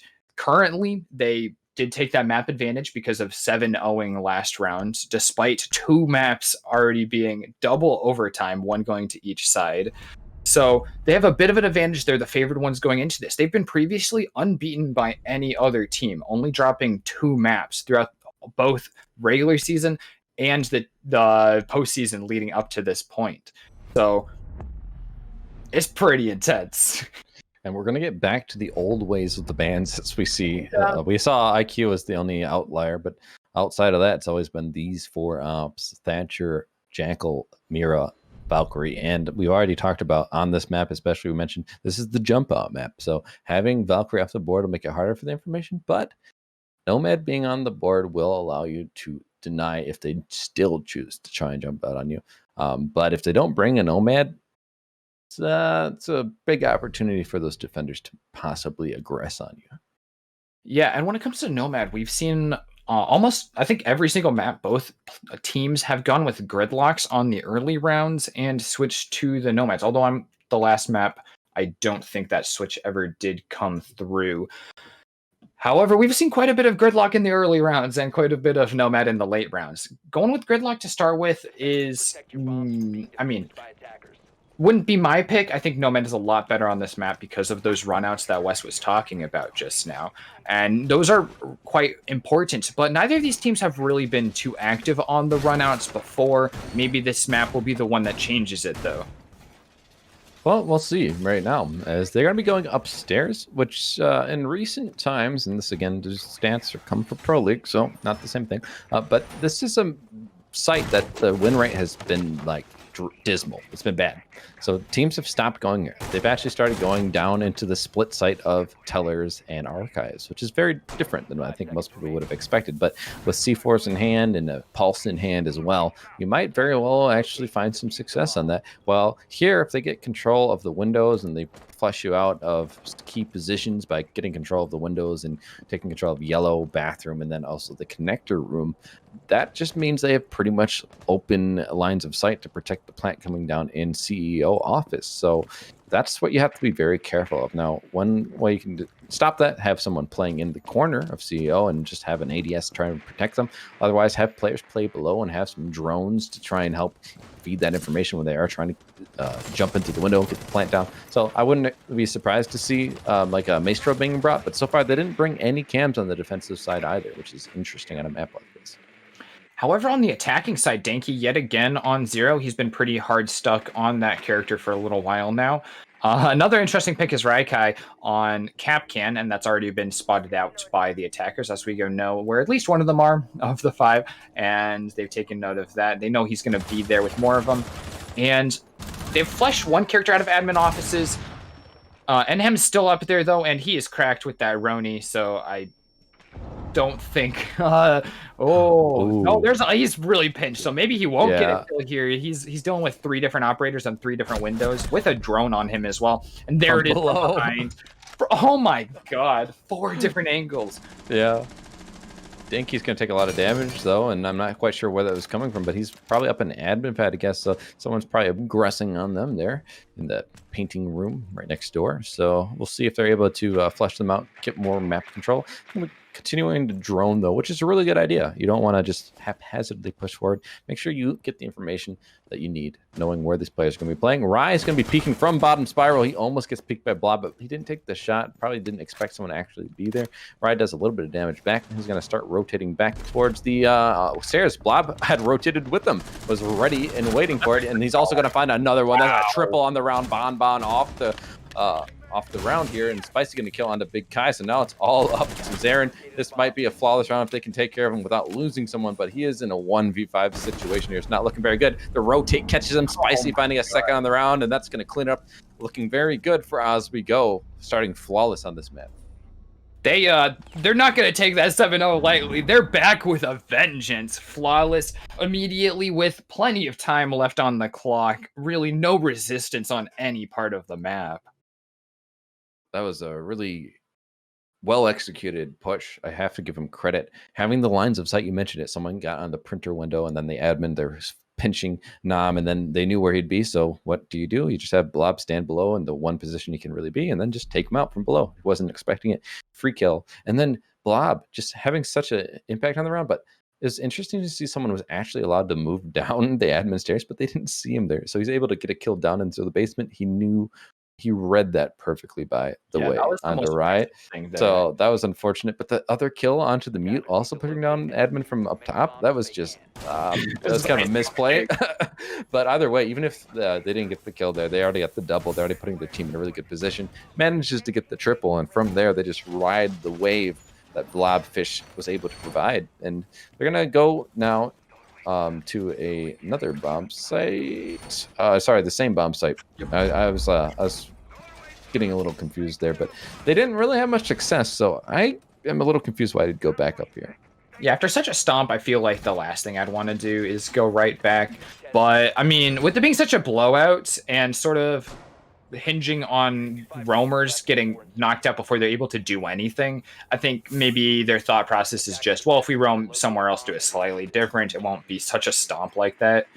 And there's a sort of a late Capcan placement. It's pretty foretold here now, so that's not going to create much of an issue for anyone coming up through that office. But Raikai is lurking here. He's made his position known. He's made himself known as a threat. You're right, but I was gonna point out with Rye, does he just like the gun? Because like you keep bringing it, Capcan hasn't really netted you anything. It just has to be the comfort. That has to be it. I can't really think of another justification here. Now I hope they drone this instead of just rushing up here.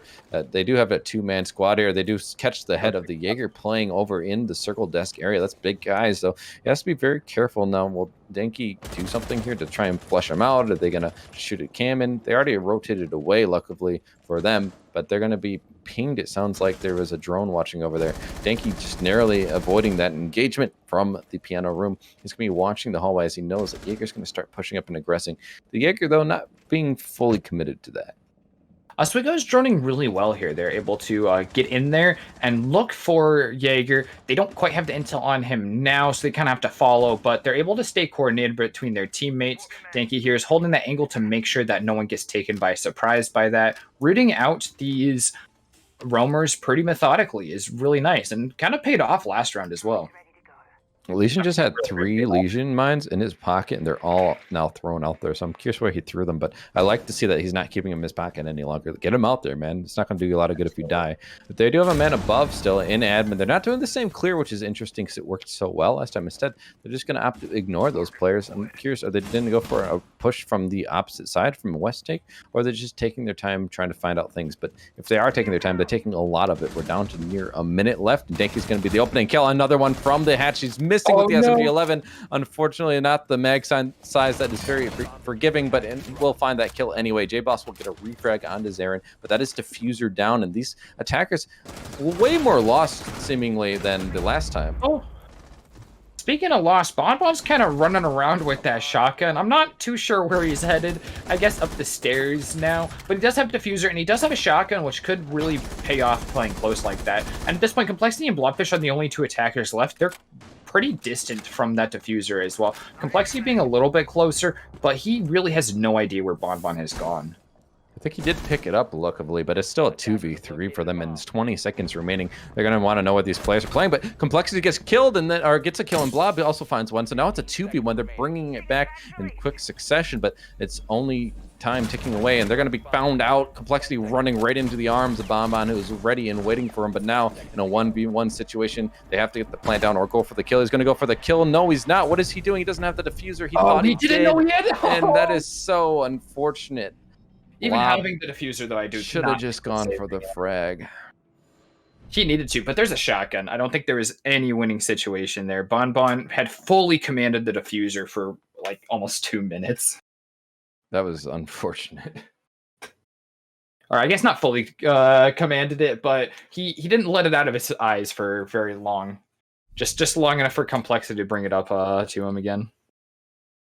Well, that's the first round of Defense 1, so they're keeping it close. We're going 1-1, and I'm going to guess they're going to go basement, which they are looking at the screen now. So that's going to put them in a good position. I think this is a better defense. It's harder to win up top.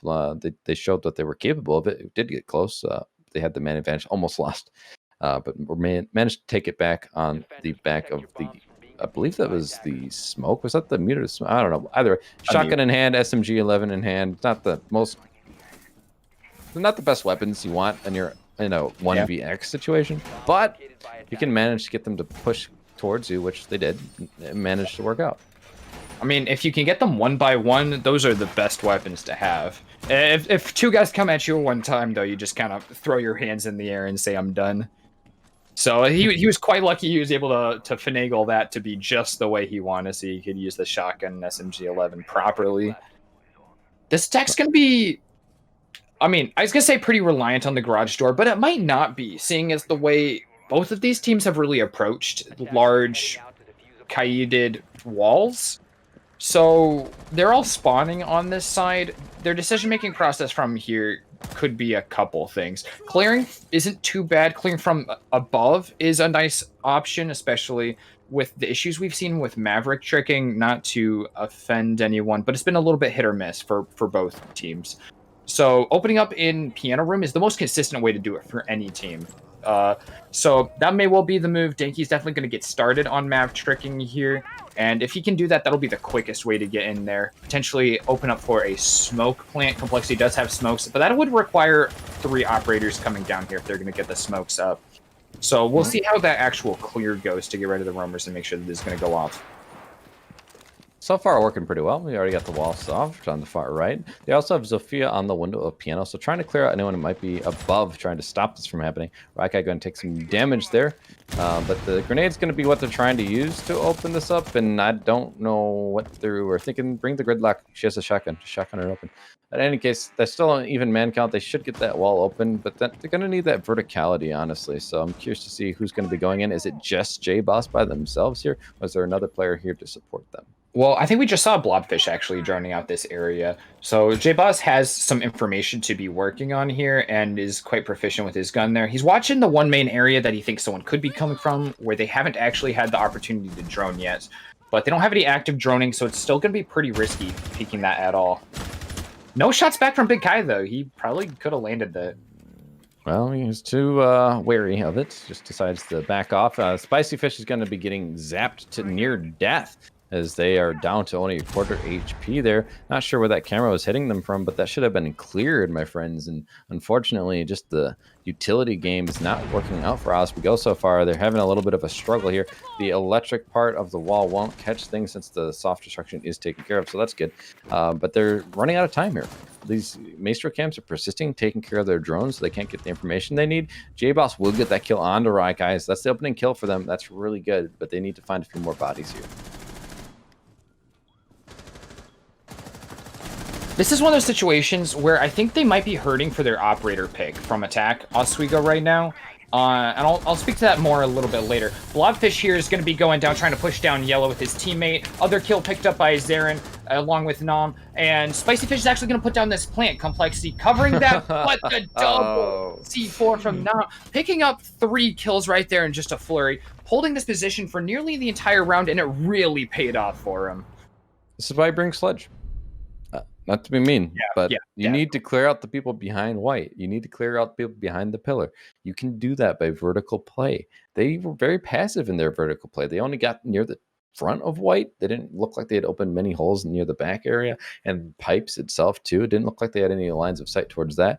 You can get so much control from the verticality on this map especially, and yet we're not seeing them take advantage of that, and they're not even bringing the standard ops. And those standard ops, I mean, I know you have your own strategy, you have your own way of doing things, but sometimes there's a rhyme and a reason why there's standard play, standard meta, and it usually is that they has benefits to it. And that time I see they're not reaping the benefits they could have. Yeah, I think I love a gridlock smoke plant, and I like it there even. But in that situation, I think they're really suffering for not having the smokes on the hard breacher along with the Maverick to open up the wall. And with 2 operators, you could have gotten all the benefits you had with 3 of them there, and you didn't have explosives. I mean, if you're going to put 3 operators outside the breach, that's all good and dandy, but one of them is going to have to be your Sophia or Ash or, I mean, Sledge even works. Just anyone with a frag grenade even, because you won't be almost losing your hard breacher trying to plant underneath a Maestro cam. And that's just, I mean, a terrible situation to be in with no explosives in hand. I think they're going to go for the smoke plant with the glass in play. Usually you'd go to the front door. He can throw some smokes, and then when they're trying to peek, you're the only one who has lines of sight because you can see through those smokes as the glass, of course. But I don't feel like this is a strat that's really been favored in recent times. People have been able to figure it out pretty well. There's a lot of angles you can get from the windows, especially near piano. And if you have the long sight of maybe a rook or a dock, you might be able to get the kill onto them. And then also, people have noticed you can play actually in the basement here, open up the circle desk hatch that leads to the basement. You can actually throw a C4 perfectly up to catch either side of the front doorway. So that's an easy kill, but NM getting an easy kill onto Denki. He's getting that opening kill yet again. And honestly, this is the theme. Denki has oftentimes been the opening death, and it's unfortunate for them. Yeah, it looks like that trend is continuing here. And like you mentioned with this glass plant, the smoke is already down. And Glaz is looking for something. He must be able to see some yellow through there, shooting at those feet. He scared off a player above, but no plane is going to go down yet. Maybe that was a feint to kind of draw out some resources, maybe some C4s. No C4s have come out, though. So it continues to be Oswego down 1 man, and they need this roam clear to come out. That way they can actually get this plane. And the missed shots. Rye's going to take that kill, but J-Boss will get a refrag onto NM, so that's going to get rid of that top fragger for them, but they still are down a man now. That's unfortunate, but they're going to have to start getting some more map control halfway through the round, and there's only one person inside the building up in admin office for them. The admin office roam is pretty interesting as a really wide roam for this objective. I mean, it paid off really well against Danky. I was just kind of curious to see that as an immediate place to be. But it's going to be really good to support this hold up here in the conference office. Oh, no. But the flashbangs are not going to hit their mark, and Big Kai gets an easy kill against a blinded opponent. J-Boss is up here as well. He's pinched between two players. He's going to get one in Zarin, but with his double kill under his belt, he still has Big Kai right beside him, and Complexity isn't able to get at him either. They can actually pinch this through this back door, but a player on circle stairs is going to have his say in that. And even after all this, they're not actually picking up Big Kai. Yeah, he already rotated. The hatch is being opened. That's the play. Buy time, and then the objective is below you. So now you have to actually start taking control there. Complexity is going to get taken out by Big Kai, so still persisting on the yellow. And now you're in a 1v3, and unfortunately, that's just not the best position to be in. With 15 seconds left, it's still a C4 in pocket, as you've just mentioned. And yeah, can't even get through that rotate. All this is all for naught, as it looks like he's just going to have to drop to his death here. Maybe find some consolation kills, but unfortunately not really going to be given one. That C4 doesn't actually hit, but Big Kai will from behind with the SMG that's in hands of Ella, and that's another round going in the favor of Butler now. Yeah, and Big Kai really was hitting different that round. 3 kills, really solidly commanding, especially since he got the diffuser down. He dictated the way that the second half of that round went entirely by playing up above and playing safe, making sure that he never exposed himself to that glass in the early round. As soon as his feet started getting shot, it was out of there, just to make sure that he could keep lasting there, and that really paid off. And they brought the Aruni. They had C4s in pocket. They knew what they were going to try, it seemed, and if they didn't, they at least played it well enough that they were ready for anything. And so that glass not able to be successful there, and honestly, just losing the gunfight to someone who was Rye on the Capcan, so he has only a 1.5 scope at best. You lost that gunfight, and that's just not. If you're going to bring Glaz, you got to win the gunfights like that. You have to. Yeah. It was a decent distance away, and yet you can't notice a player laying down and get the shot onto him. So I just don't feel like that was necessarily the op that should have been brought. I don't remember who exactly was playing that up, but either way, it wasn't successful. So I would certainly rethink the strategy there. In this case, we're going to see back to the upstairs hold. They lost this bomb site the first round, I believe, but since then, they've just been on a tear. They haven't really looked like they're going to lose. That second round was also close, but they were able to bring it back in a 1v2 situation. So as we go, just don't seem as comfortable on this map. Yeah, it seemed very convincing right off the bat. With a flawless round coming off of their loss on the last map, they would come back with a vengeance. And, I mean, I don't see that now after the last 3 rounds of Butler kind of sweeping the table. My main problem with that second round especially is like they didn't clear out admin, and they did such a good job clearing it the first time. Why would you change it? Why fix what isn't broken, right? And yet they did do that, and that's why that phrase exists. It's because you went away from something that was successful, hoping to throw them off, but you really just threw yourself off. So I think that was a missed play. I think realistically it could be 2-2 right now had they just played that a little different. But in any case, it's shoulda, coulda, woulda. Doesn't matter at this point. Butler is up 3-1. They're going to hope to find 2 more rounds here, try and bring it to an even split. And as we go, they're going to want to get those opening kills. They haven't been as successful in these last couple rounds. Danky also not really being impactful in this game yet, and yet he was pretty impactful in the last few maps, so they're certainly going to need more out of him to get the ball rolling. Yeah, once again, he's making the same push. His cameras are kind of getting shot out because they're pretty obvious. They're not a great way to get himself droned out into there. Bonbon is going to go down to J-Boss. I'm not sure where exactly that was, but Danky's having a little more support from his teammates this time, which is really good. As long as he can get in, he can get refragged, and that'll definitely do a lot more value. Just having that impact on the team, making sure that his team can keep moving forward even if he goes down, and potentially even get some kills himself now. He's making sure that this window is all clear into break room for his teammate, and Complexity is going to get a kill as well, taking out Enham. And there's only 3 defenders left, with the attackers going strong still. And Big Kai's one of them, and he's been doing pretty well. He was on the Ella last time. Now he's on the Jaeger. Certainly can do some damage here, but they are in that man disadvantage, like you had mentioned, and they have over a minute to mess around with. So I'm going to be shooting some cams, trying to get some more information, dealing some damage back and forth with each other. The long desk battle is going to come out. Big Kai doing some damage, but also taking some, so no one really coming out on top there. But his position is given away. You know, someone's trying to creep up on him on the long desk. He's going to have the lines of sight, but he takes a lot of damage instead. Denki dealing a bunch of damage onto him, and now it's still that 3v5, but it's not looking so great. Zarin trying to bring it back. He's going to get a 1 kill down onto Complexity now. He's going to try and find another. The ring around the rosy comes out. Spicy's going to win that game, but Big Kai does get a refrag now. There's going to be the plant coming down yet again by Spicy Fish. He's going to be successful in the defuse being placed. He's going to get in an engagement and win with Ryan. Big Kai gets a kill, but Blobfish refrags instantly. They do manage to take that round. So much back and forth. But Oswego does manage to take their second round. That's what they're really looking for. That was overall just really convincing, especially in the wake of those 3 rounds in a row going to Butler. This is feeling a little more like the bulk of this match has been just back and forth, maybe 3 in a row going towards a team. And as we get to the later rounds, it'll probably get closer to like a trading 2 and 2, and then trading 1 and 1, maybe even to overtime as they did for the first 2 maps. So I wouldn't be surprised one bit to see that, especially on this much more even map. So maybe this is Oswego's chance to sort of get ahead some more and get some momentum into the side switch.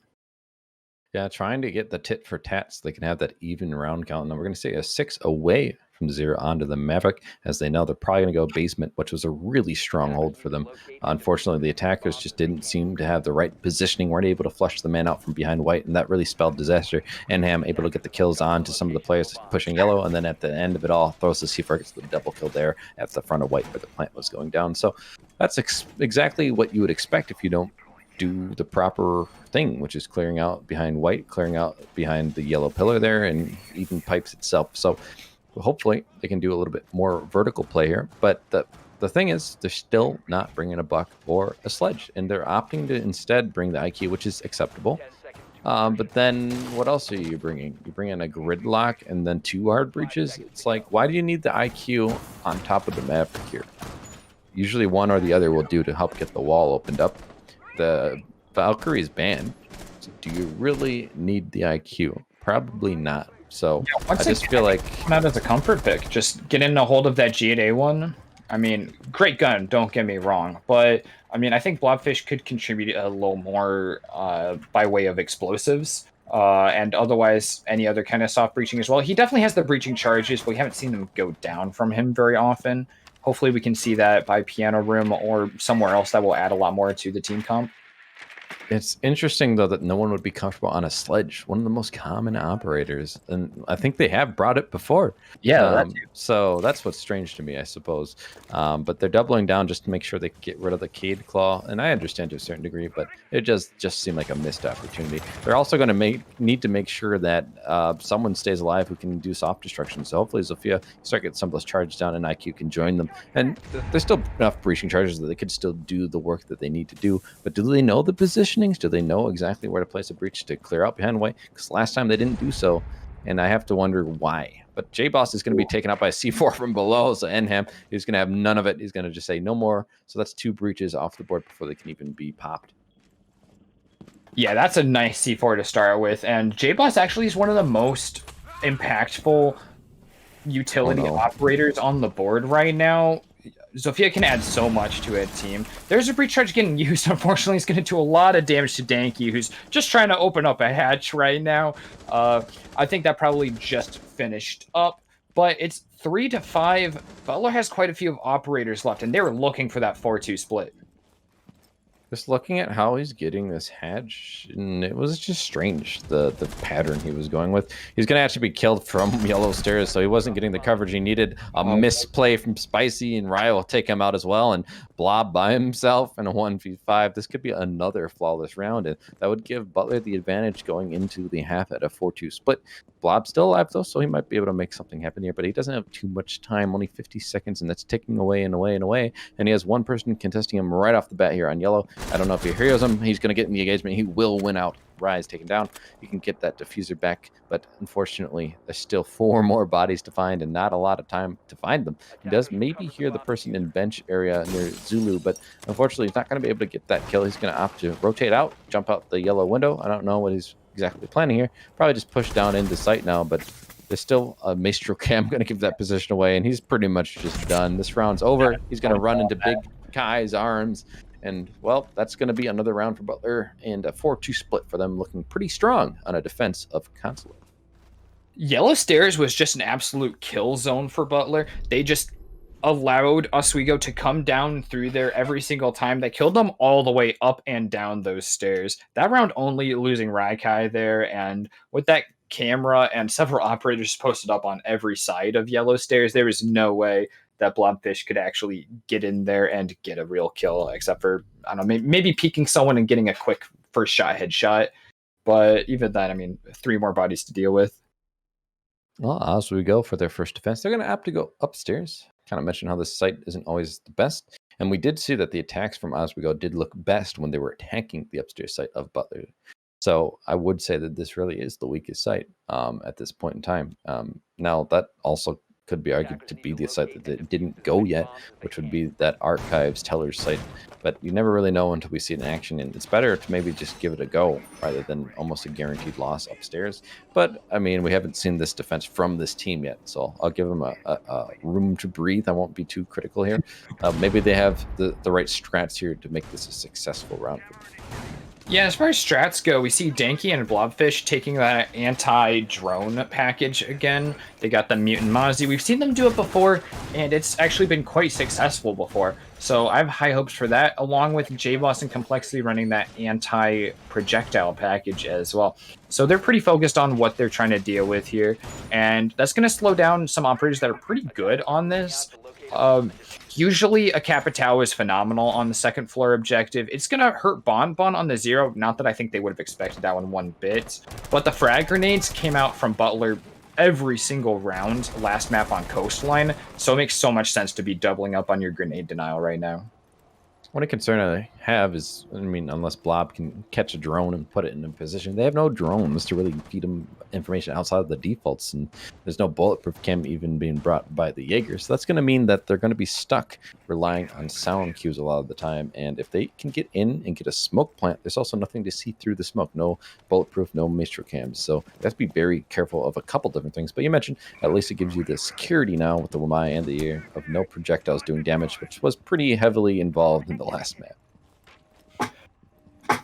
Looks like the drone economy is not doing phenomenal for Butler. They've got, what, 4? Oh, one down for almost every operator. 4 of them down now. And only a couple of them that are placed. So they're not getting a lot of mileage out of that right now. And we're going to see that from Blobfish coming out of nowhere and taking out Raikai. And he's kind of free to roam off wherever he wants now. No refrag in sight.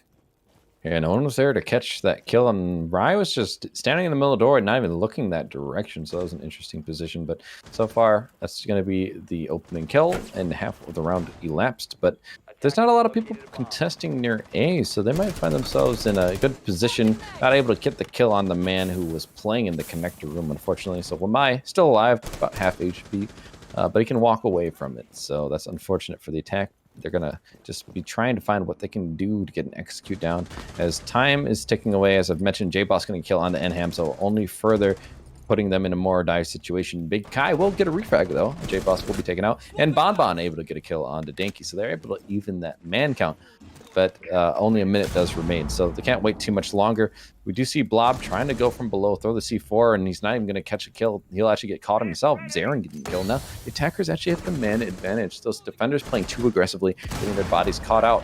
But now this is all for the attackers, but first, Spicy will get a kill onto Big Kai and bring it back to that even man count. We're going back and forth, back and forth. But the long desk push is going to come up. He doesn't see him. Unfortunate Bon with an easy kill on a man, not looking his direction. Now Complexity might get caught from behind. He's going to go out and just miss the shots. Zarin will quickly react, take him out. And Butler going to pull away a little bit further, going up to 5-2 on the round count.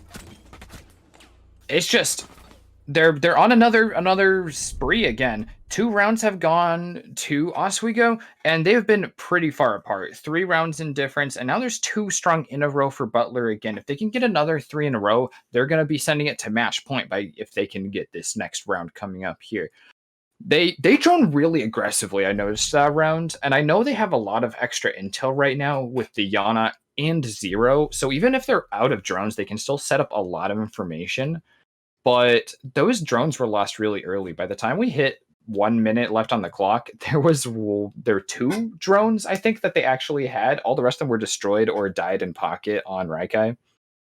Just the refrags, really. And knowing the position, yeah, they did sacrifice drones, but they were able to get that kill on the man near the printer window, so they're just waiting for him to try and flush out from that closet room.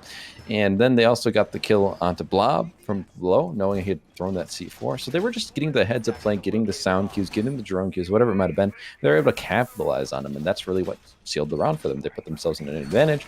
And then on top of it, 2v2, just the miss from the smoke, not being able to see the push-up from long desk, and put his partner, the Wamai of Complexity, in a 1v2 situation that was really, even if he got the kill there, it would have still been a hard-fought win if he had managed to do so. So it was just at that moment almost like it was over. Though. That's true. It was a good situation where they were both watching each other's backs. So if Spicy Fish had just stayed alive a little bit longer, he had another smoke to pop as well. They would have been very difficult to plant, even with only 2 operators left. Unfortunately, sometimes there's a little bit of a gap in your intel, especially when you're down man count that way. So that's always going to happen. But Oswego's really going to be hurting for that one since we're at a 5-2 record so far for this map on the final map of the series. They do get to go down below now. They switched bomb sites, and it's probably the wisest choice. This is the arguably best bomb site on this map for defense.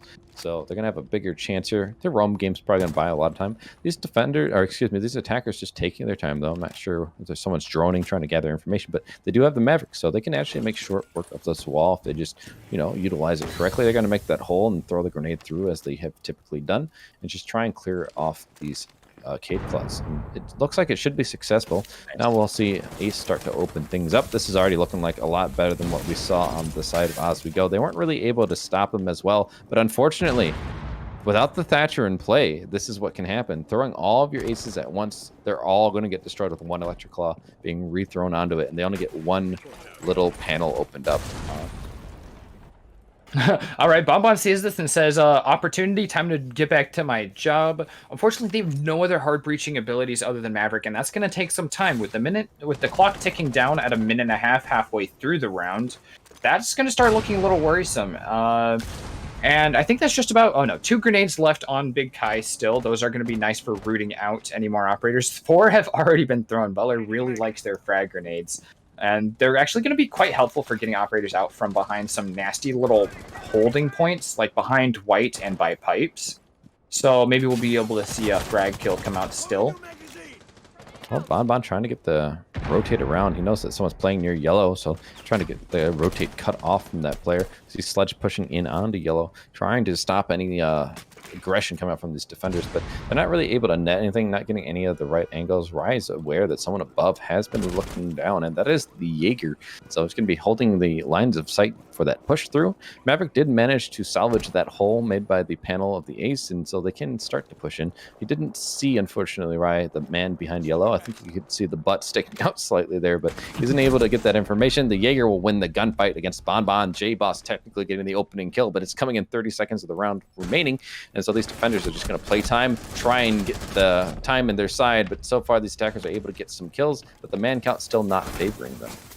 With 30 seconds left, having to pull 2 operators up to piano room is actually going to be devastating. J-Boss's roam doing quite a bit there, and with 2 more attackers down, Big Kai and Raikai have a lot to do right now in order to head on to match point. Complexity and Spicy Fish are still up to deal with Big Kai. He's got to pull out his pistol. This is his only chance, and with 1 second left, it's just not going to happen with 2 operators still out. Yeah, that was just not going to happen. Oswego played time perfectly, and really the Cade clock coming out. They didn't throw grenades to stop it. They just didn't have the utility to stop it. So they really should have just baited it out through one ace charge, and then from there through the other ones. But they threw them all at once, and unfortunately, that Cade claw just destroys them all. They get one panel. They're put in a really sticky situation. But the other thing is they didn't clear out above still, which is weird because Yeah, that's really common.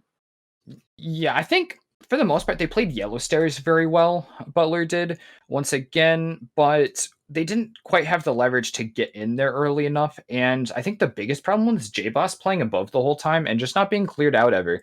Like you mentioned, they didn't clear upstairs. Sometimes it's possible to do that, but with J Boss holding that angle and having limited hard breaching come out, Butler only did a couple things that round, and they dealt with breach, eventually salvaging it, and they sent some operators to deal with J-Boss, and then the round was over. It just took too long to communicate what issues needed to be fixed. Well, they're going to go back upstairs, and this was the site that was pretty close to 2v2, but they're unfortunately unable to win it. Just a missed sight on the man in long desk, and then from there, 2v1 was not able to be clutched. So I think that they can certainly win it.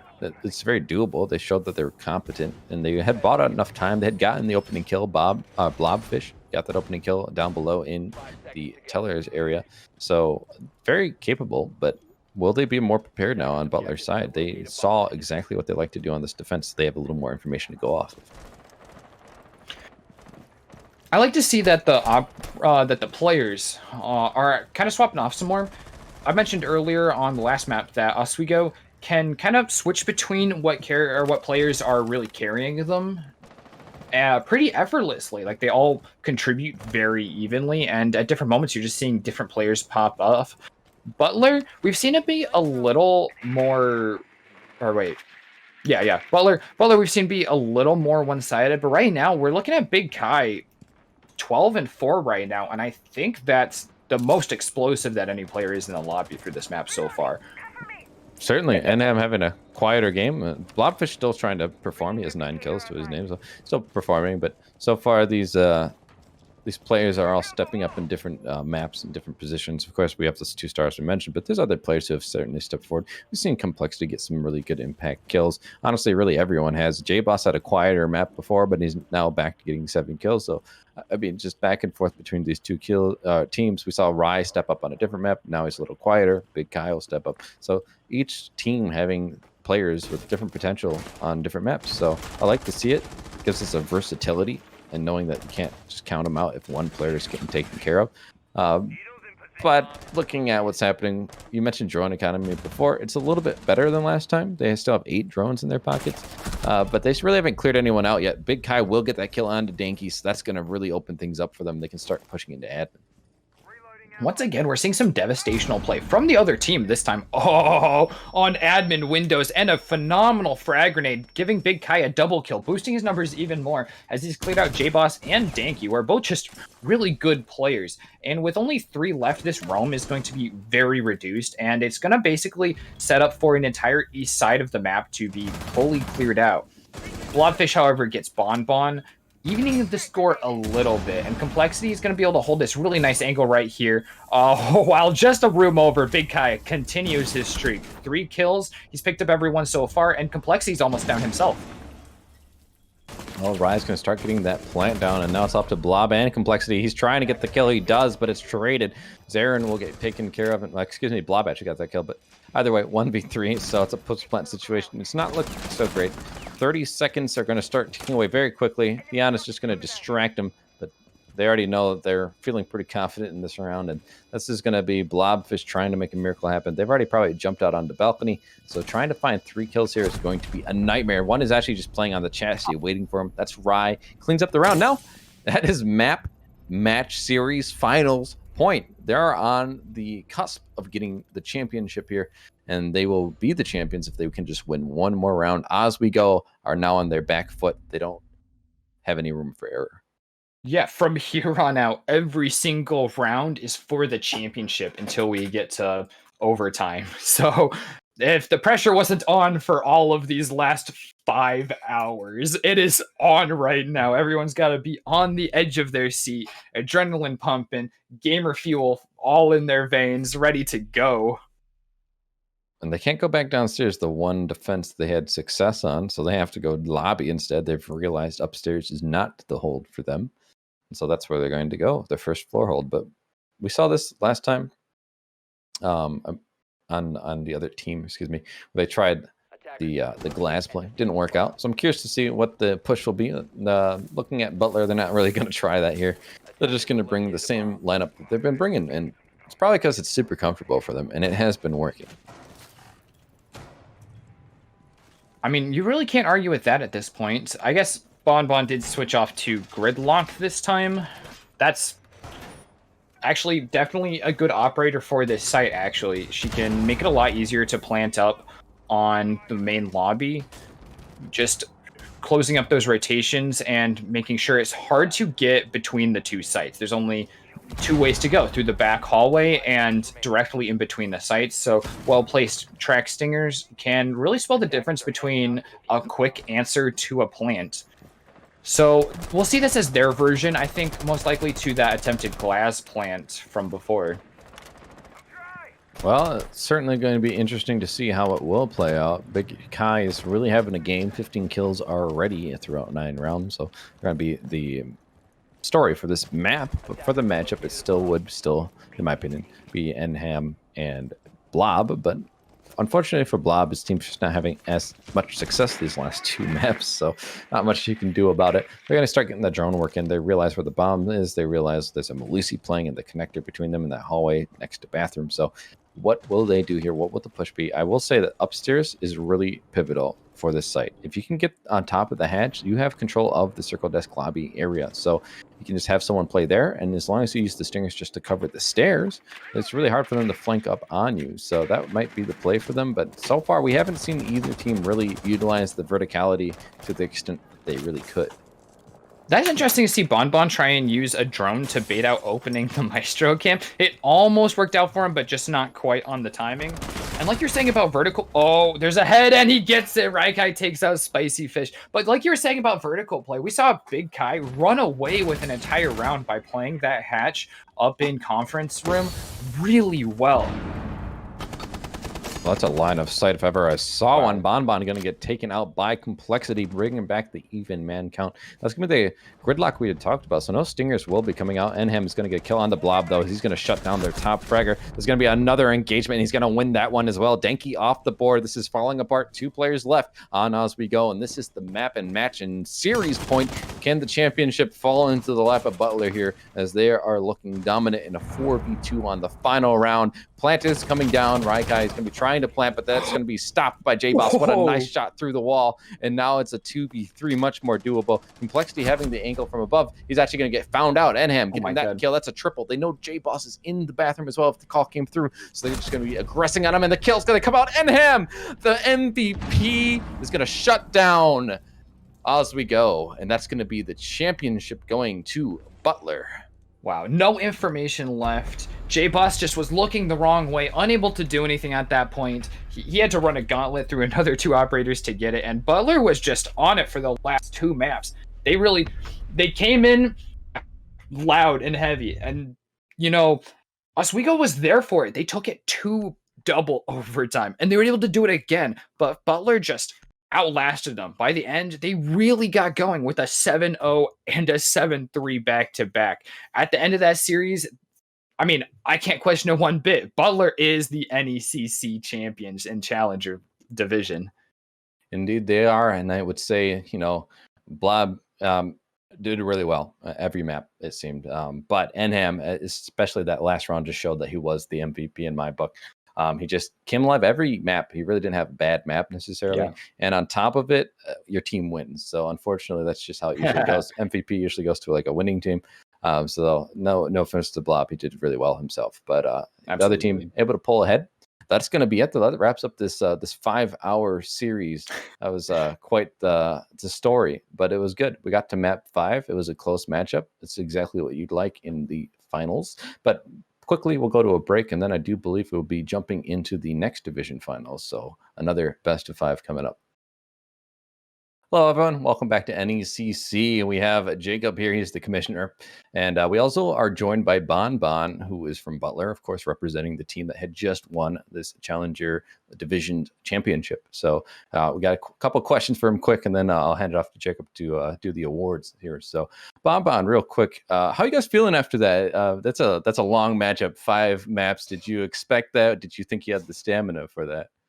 One of our things is just like that we say every round or every game is just like let's wrap this up in 2 because we need to go to bed. And luckily we had early start, and so we were happy to play. It was really great. So You'd mentioned before the early maps you felt they had done some research, and then it got a little bit more, each team winning the second map they chose a little bit more dominantly going into that last map. So just walk us through the process of how you were feeling those first few maps, and then also just the 7-0, and then lastly that last map. Was that a planned map? Were you ready for that? Yeah, so the early maps we felt very confident on some of our main maps, and so we have set strats. Didn't really go over it, but they came out strong, obviously ready for our shenanigans, and so even some stuff like we were like, no, we're not doing this anymore. Particularly like frost in closet, or frost mats in closet. We used to do, but they knew it. But later on, I think we did a lot better just because we prepared a little bit more. It wasn't necessarily a planned map. We didn't have set strats. We just went over it real quick for like 10 minutes last night. So, our players just turned out for it. Well, congratulations. That's really awesome. I'll hand it over to Jacob to do the official congratulations, though. Thank you very much. I appreciate it, Wes. This is our first championship of 19. We'll crown over the next 4.5 days here, and obviously it's going to be tough to top this one. Undoubtedly, a thriller, 5 sets. Bon Bon, it's a pleasure on behalf of everyone here at the NECC to present this to you virtually. We'll get it in the mail. We'll send it out to you guys out there in Indiana. Just a terrific season, capped off with a thrilling victory. Obviously, complete a perfect campaign. Congratulations to you and the team on winning our first ever, actually, Rainbow Six NECC title. So congratulations, my friend. Thank you so much. It was a pleasure playing. That's awesome. We appreciate it, my friend. Congratulations. Thank you. All right. Well, that will do it for the ceremony here. We're going to jump to a quick break, I'm assuming, before we do jump into that next finals for the Champions Division. So stay tuned for that. Be another banger, I'm sure. I've been Wheel Q. See you soon.